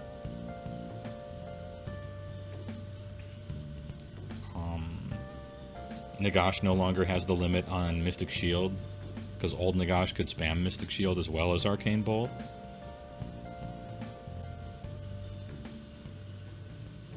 It depends on... because you could go a whole bunch of different ways about what's technically the old thing and what's technically the new, and how much of the new version to use, but I think Legions of Nagash would be stronger. But it feels out of context a little bit, because I'm just taking all the good and then acquiring the 3rd edition bonuses on top of it. And maybe that's not fair.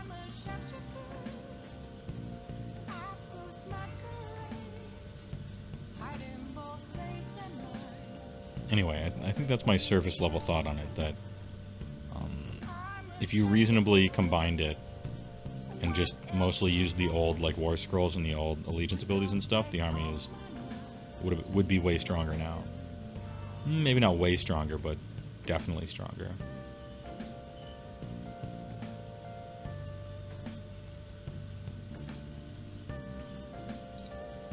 Let's see. Evening. Buy every book available, 3 in total, from the Shibuya bookstore. Alright, I'll get to it. I'll get right to it. Shibuya bookstore.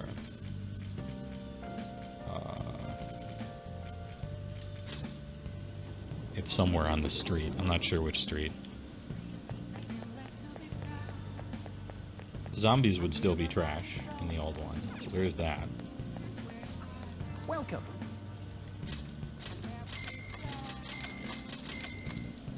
Alright, give me those new books, please. That new book smell.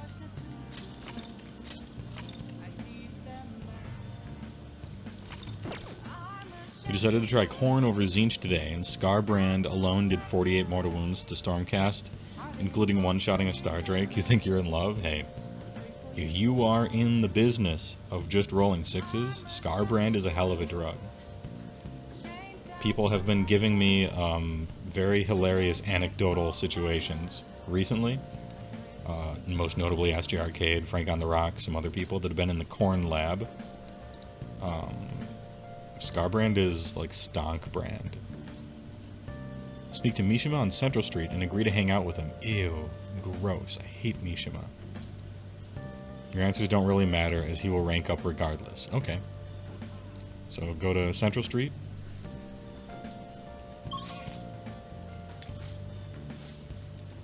Do I have to equip a certain persona, or does he literally just update normally? He's the Moon Confidant, and so he doesn't. Alright. Scarbrand is PCP on the tabletop? Yes, he is. It's sweet. It's a pity he can't fly, but it's sweet.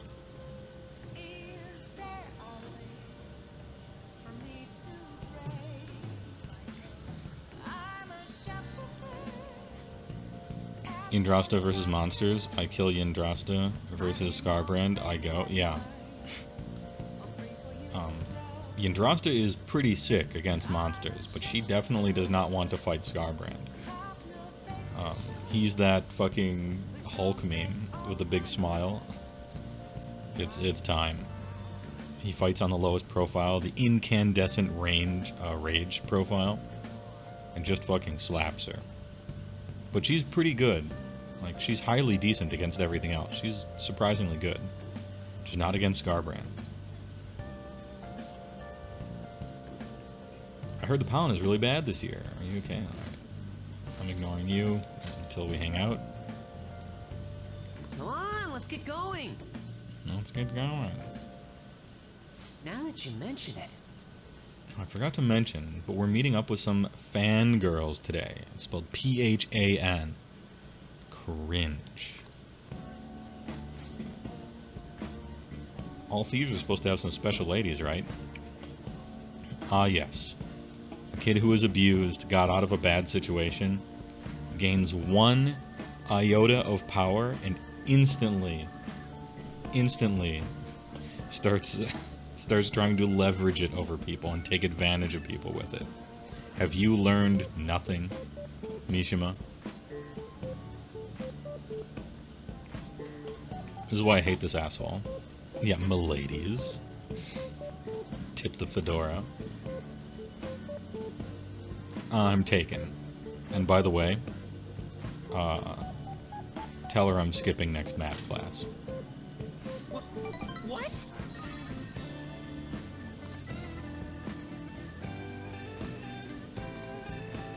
Actually... Basically, I met some cool girls on the fan site, and we thought it'd be fun to do an in-person meetup. Here we go. Oh, that reminds me, they think we're just part of the fandom. I made up this whole story about how we stumbled onto the fan site one day, so let's stick to that. Yes, lying was a great choice. This is the sexual harassment minigame. Don't spill the beans, okay? You wonder if Mission was getting catfished? 100%. He had to be. And if he was, deserved, right?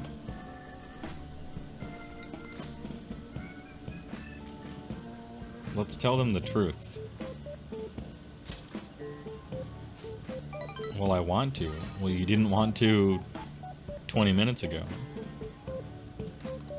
But not everyone's as good at keeping a secret as I am. Let's err on the side of caution here. Erring on the side of caution is telling the truth.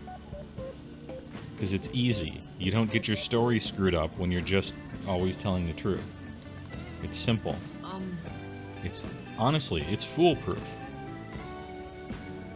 You can't fuck it up.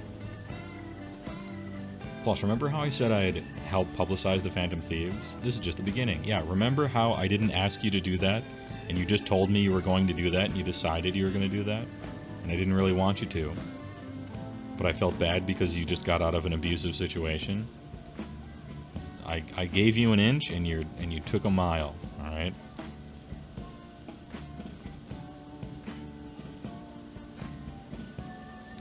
Wait, what? No, you're gonna tell them that you're the Phantom Thieves?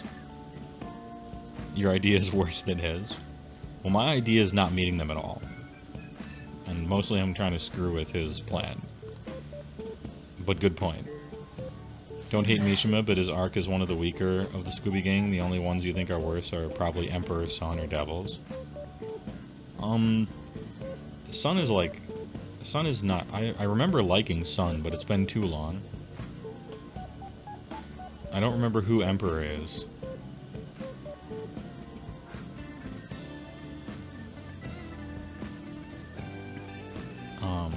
Tinfoil Hat time. Wave 2 OBR is going to be Archon side of the army. Will include at least archers, the new Executioner hero, and maybe some other units. So it'll be doubly Mortarks like SPG.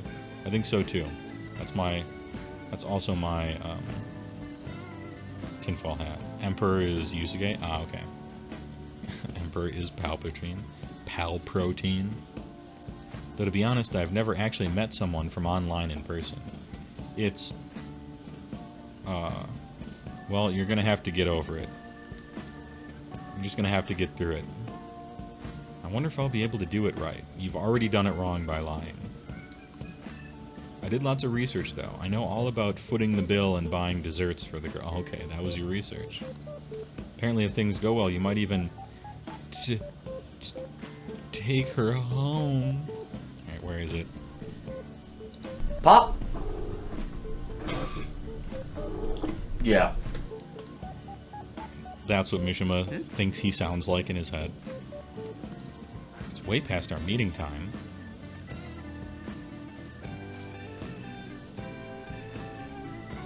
Hello? It's Mishima.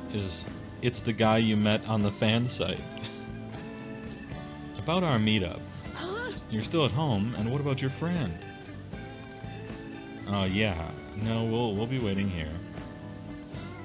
Wait, was that a train announcement? I could swear I just heard someone say Shibuya over the loudspeaker. Are you close by? Oh no, I'm not calling you a liar. Yes. Oh, yeah. Have a seat.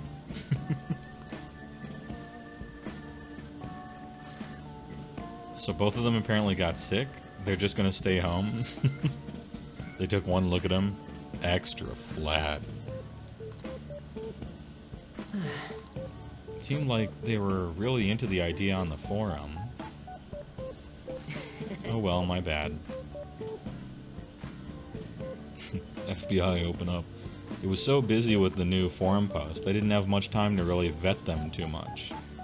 Didn't have much time to snoop all their, like, information that he can see, probably, that they signed up with on the back end of the website.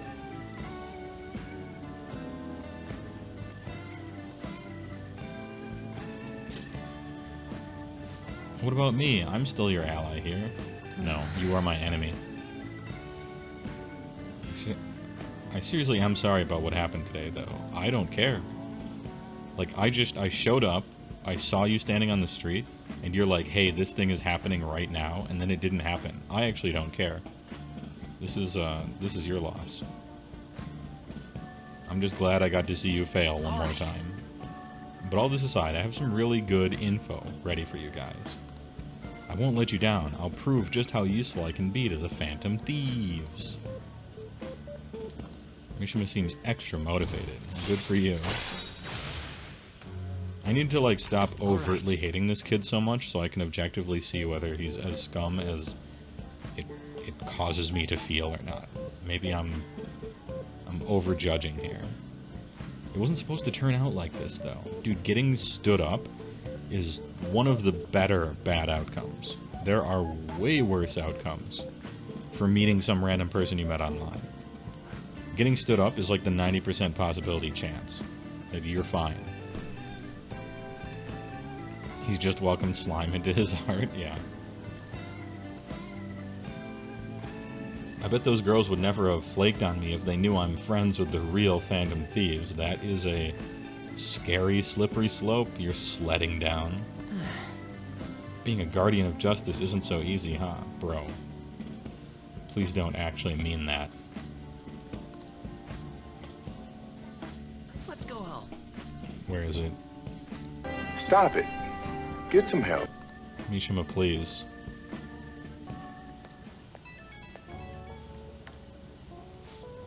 Oh, Lupin, sorry for dragging you out for no reason. Don't worry about it. It's one of the lesser creepy things you've done. People typically use an alias online, so a lot of them don't hold back when they comment. I thought it was going to be a great opportunity to hear their opinions on the Phantom Thieves. Oh, that's not really what you were talking about when we met, but okay, I guess you're releasing a public statement about it now. It's always better to hear that kind of stuff in person, right? Maybe. You'll get it right next time. No, I don't want to encourage him. Really? People's names in chat aren't their real names. You know what? My stupid fake name, HeyWoah, has kind of become a little bit of my real name. I go to tournaments, people call me HeyWoah. So in a way, I'm now sort of using my real name, because my name is my brand, even though it's dumb. Man, we could have met some really hot gotten some really valuable information. Please disperse! Nothing to see here, please! I believe it. Press X to doubt. Mashing X, by the way. Alright, I'll get back to modding. Trust me. Everything's gonna turn out awesome. See ya. No, man, I really am Lord of the Golden Skull. Oh, well. Pleasure to make your acquaintance. I want to ask you something. Oh? How could I say no to those piercing demonic red eyes? Why did Mr. Kamoshida change all of a sudden? He had a stroke. He grew a conscience. Are you... Yeah, I'm not interested. Like, are you hitting on me? I guess he grew a conscience. You know, it's probably a tumor. Is that your hypothesis? It's still too sudden. Look, he had a change of heart. He found Jesus or whatever the fuck, right? I believe it's only natural to think that something must have caused it. No, true. I agree. I agree. That's why I'm going with the stroke. Going with the stroke theorem. Well, that's fine. Thanks for your valuable opinion. I'll take it into account. Hey, no problem. In the future, ask me any sort of tumor-related questions you wish. I'm a font of knowledge. Love talking about it. Alright, the pollen is bad today again. This one's super special.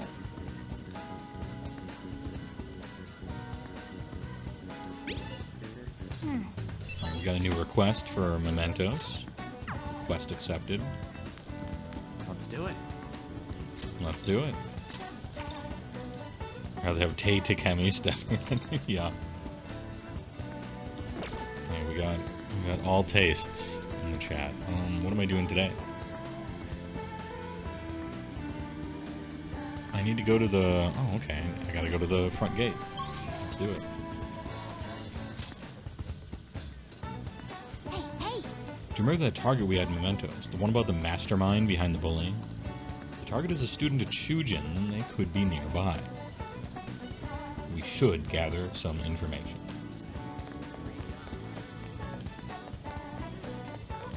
I can imagine you want me to release this video of you stealing. Fine, just stop making me bleed people dry. Sakota. Target acquired. You did all that on your own. You really want me to show this to your teachers? Another word out of you and I'll debut your film to the whole world. The Yoshimori Sakota tapes. It'll be a huge hit. Come on, you made me do it. So, a bigger jerk was pulling the strings all along. We gotta do something about this. Now that you have your target, we need to make sure everyone's on board with the mission. Summon them to the hideout for a vote. Alright, do I do that right away, though? Classic blackmail. Nostalgic, really.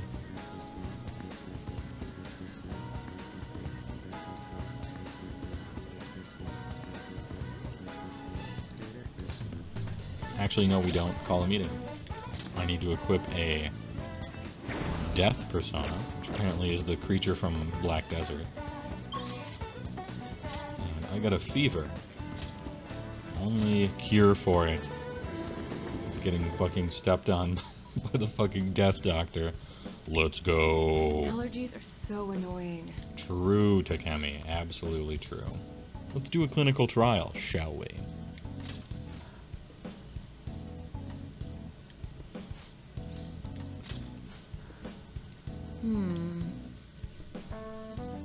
Screw voting, use the Mind Crush veto, yeah.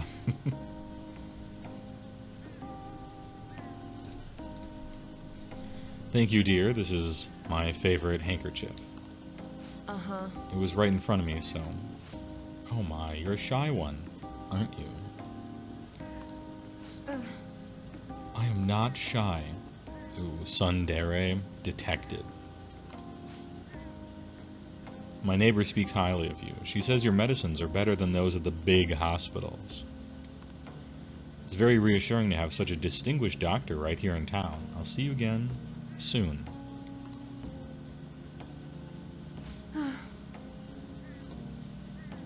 What the heck? Well, someone's popular. Apparently I can choose any option for the first two, so we get to roleplay. Did something happen? It's all your fault. Fuck. This is a very realistic relationship simulator. She's pissed, I asked what's wrong, she told me it's my fault, but not what I did. I'm getting too real. This is too real, actually. There's a lot of talk going around town about me, started by that girl and her dad. Apparently they've been telling everyone that I can make all these amazing medicines and remedies.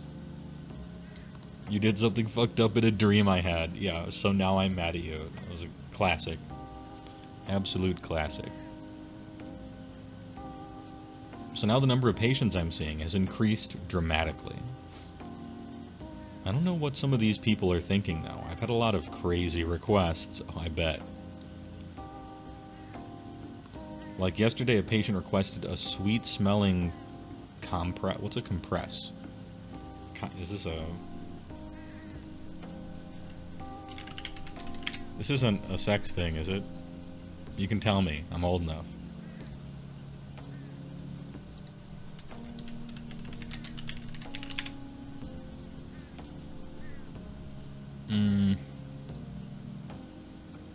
It's some sort of drink? What? Oh, it's like a back thing. It's a bandage, basically? Oh, okay. Alright.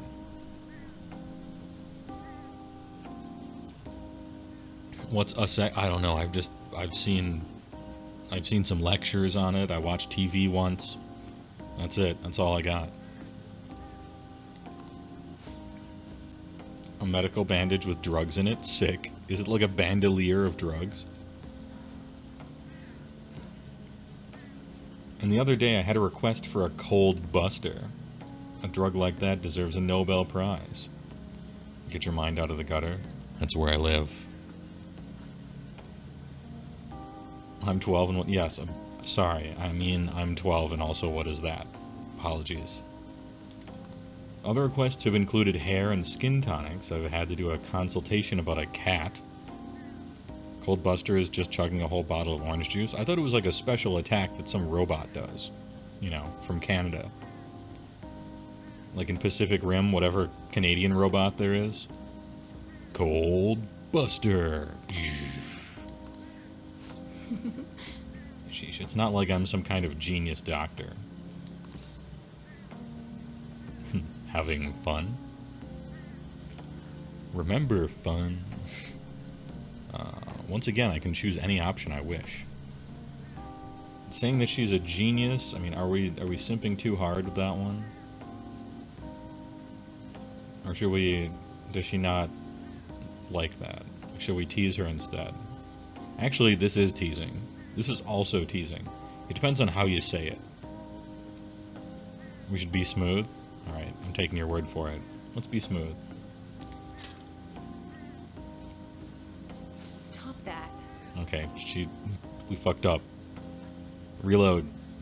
Reload.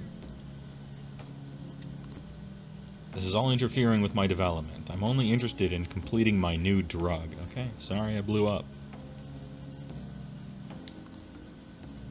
That's my role as the plague. I'm not suited for all this other stuff. You're a masochist. But it suits you. And you're not honest. Really knocking them out of the park on these compliment options here. I'm thinking it suits you. I mean, sometimes you just have to wear full Warlock Tier 3.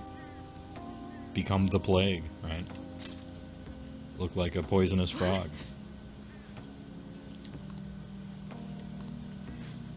Well, you're entitled to your opinion. But a town doctor, huh? That sort of lifestyle profession might have been possible for me at one time, but now? Oh yeah, about those clinical trials. With so many new patients, it's taking longer to analyze the data. So I'll need to catch up. This is a bit of on the stronger side, but I'm sure he'll be okay. Oh, give me that strong stuff. I've become addicted to this stuff that's supposed to kill me every time. Hard Sundere, true.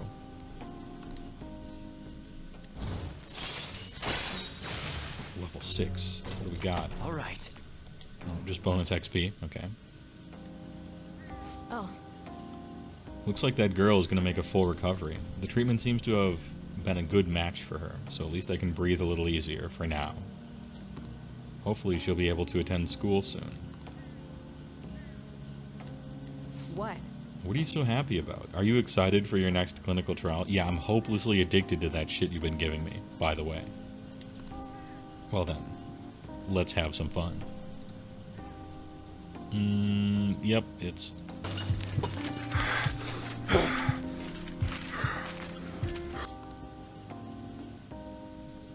I feel like cooperating in that shady trial has increased my guts. Nice. We're still staunch. We're still staunch defender. Thanks for your hard work. Clinical trial is just slang for naughty times, right? Yeah, 100%. How's my little guinea pig doing after the catch-up drug? I knew it was probably a lot to handle, considering I doubled the dosage and halved the activation time. We're still talking about all the sex I'm great at. It's still, this whole sentence, still talking about it. But we're so close. We're right at the end of all this. I can feel it. Still talking about it. I'll need you to stick around just a little bit longer. I hope you can handle it. Once again, it continues. This is still talking about it. I think I'm at my limit. Where's my fucking Hank Hill bust meme? No, I don't have it queued up. Too slow. I'm supposed to say you can count on me. Which is... Alright, well, we can't do this. This one is wrong. Nope, you can count on me. I've been training for this, dude. Well, aren't you a little go-getter? Could you actually stop now? If you're that excited about it, maybe I'll just give you a dose of everything and see how you hold up. Can we actually quit with the innuendos? This is like 7 dialogue trees of innuendos in a row. I've got some catching up to do. I have to process today's data as quickly as possible. Okay. Make sure to call if you ever feel sick. Take care. That was an impressive string of non-stop innuendos. It's tiresome, actually. You made it exclusively for true. My one job asks me if I'm available. The answer is no. I should write something. Sorry, too busy. Getting fucking stepped on and having non-stop pillow talk for like 3 hours in dialogue trees. In the evening, examine the TV in the block and choose probation officers are unpaid. Oh shit, I just read the answer. I like to have it sometimes be a thing that I don't know so I can ask chat what the answer is.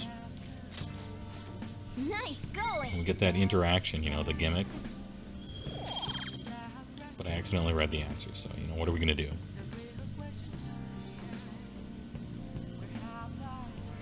Tay's dialogue is 90%. Yeah, I mean, you're right. A lot of time people are pulling out the all 90% as a pulling it out of their ass, but truly 9 out of 10, closing in on it, is innuendo. Impressive. Oh shit. Alright. Tomorrow is the Big Bang Burger Challenge. Let's fucking go. It's time to walk through these hallowed halls once again. Yes, I will have a cheeseburger, please. What can I get for you? Take the challenge. At this time, you can take the Big Bang Challenge for only 500 yen. Would you like to try it? Yeah. Absolutely. Challenge time. He is heating up. Thank you very much. Thank you for coming back for the Big Bang Challenge. As you have moved up to the rank of second mate, this is your next foe. Holy shit. It's bigger than my torso. It's humongous. This is the Gravity Burger. A burger so large that it almost has its own gravitational field. Once again, this will be no easy feat to overcome. God damn. But should you conquer this challenge, you will be rewarded with an extravagant prize.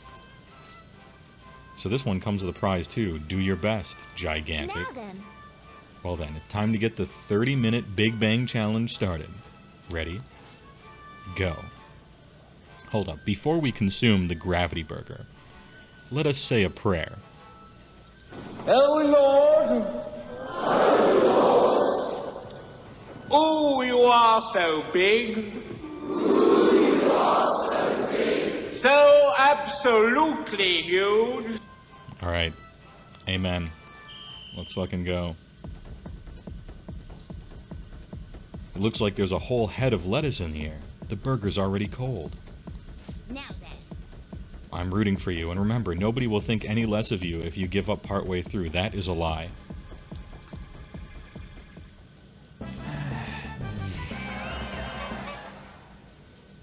I somehow ate the whole thing. You've done it. Again. Congratulations. Seems you managed to crush the Gravity Burger. I present you the first mate badge. Easy clap. And the Burger Baron who defeated this challenge, we present to you our world-famous Big Bang Burger on the house. We hope you enjoy the taste of victory. 5 Big Bang Burgers. Hell yeah. Enjoy your new rank as first meat. However, one mission still remains. I look forward to your next challenge. Don't you mean first meet? Yeah, true. I thought of the same joke. Good one. You defeated the Gravity Burger this time. Incredible. To defeat a burger of such a size. You were so admirable, taking on such a daunting task with that intense level of courage.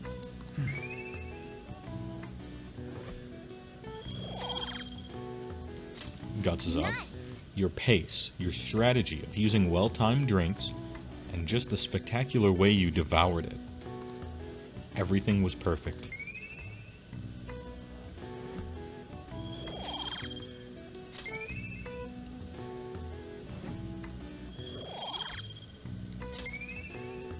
Already did the electromagnetic burger? I don't know. I mean, technically gravity is the weakest force.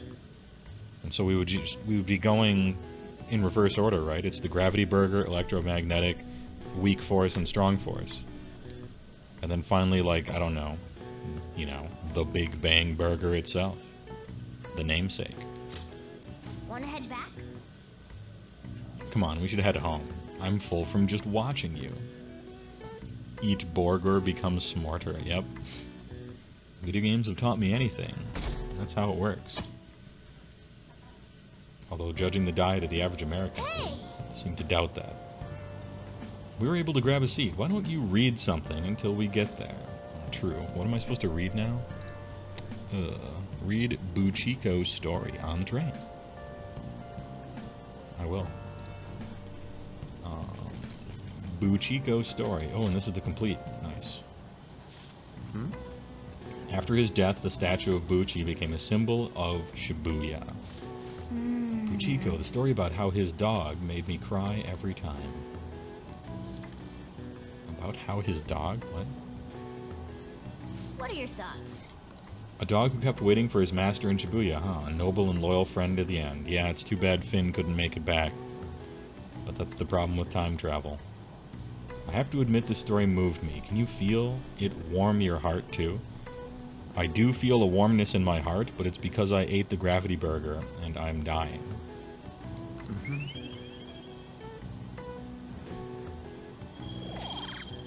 +5 kindness. Do you mean Fry? Oh yeah, I did mean Fry. What did I say? Did I misspeak?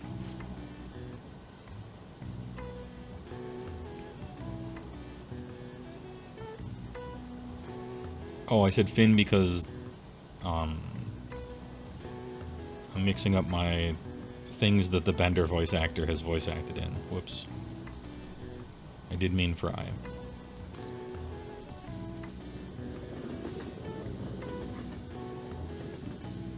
Because Bender voice actor was Bender in Futurama and the dog in Adventure Time. Okay, quiet down. And Captain Blackbeard in Vampire the Masquerade Bloodlines. Oh, Kawamami, what's up? I'm gonna be reading in the back here. Don't mind me.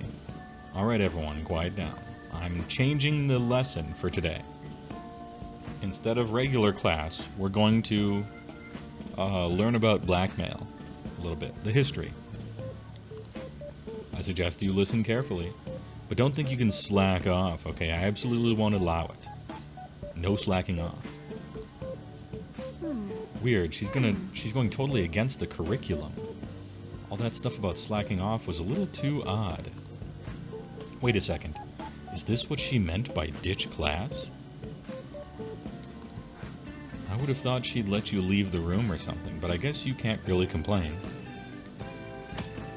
With Kawakami's help, you will be able to slack off in class on certain days. Use its free time to do various things such as reading, crafting infiltration tools. However, you will gain knowledge by choosing to study instead. Please keep this trade-off in mind. What am I supposed to do? Read Gallant Rouge in class, alright? What do you want to do? I will read the Gallant Rouge. Yeah, Kawakami's social link is fucking OP. It's possibly the best social link in the game. Because it gives you extra time to do stuff, and in more than one way, too. It's so overpowered. The rich quaked in fear as the poor rejoiced. Wow! Ishikawa Goemon was a thief without peer. So he was a hero of the common people, huh? Is that Robin Hood? Like Japanese Robin Hood? Hey, hey! Oh, I didn't realize how long you've been reading. Yeah, we got halfway through. Seems like you still have some pages left. You should continue some other time. We should thank Kawakami for this later. Thanks, Morgana. Very mature.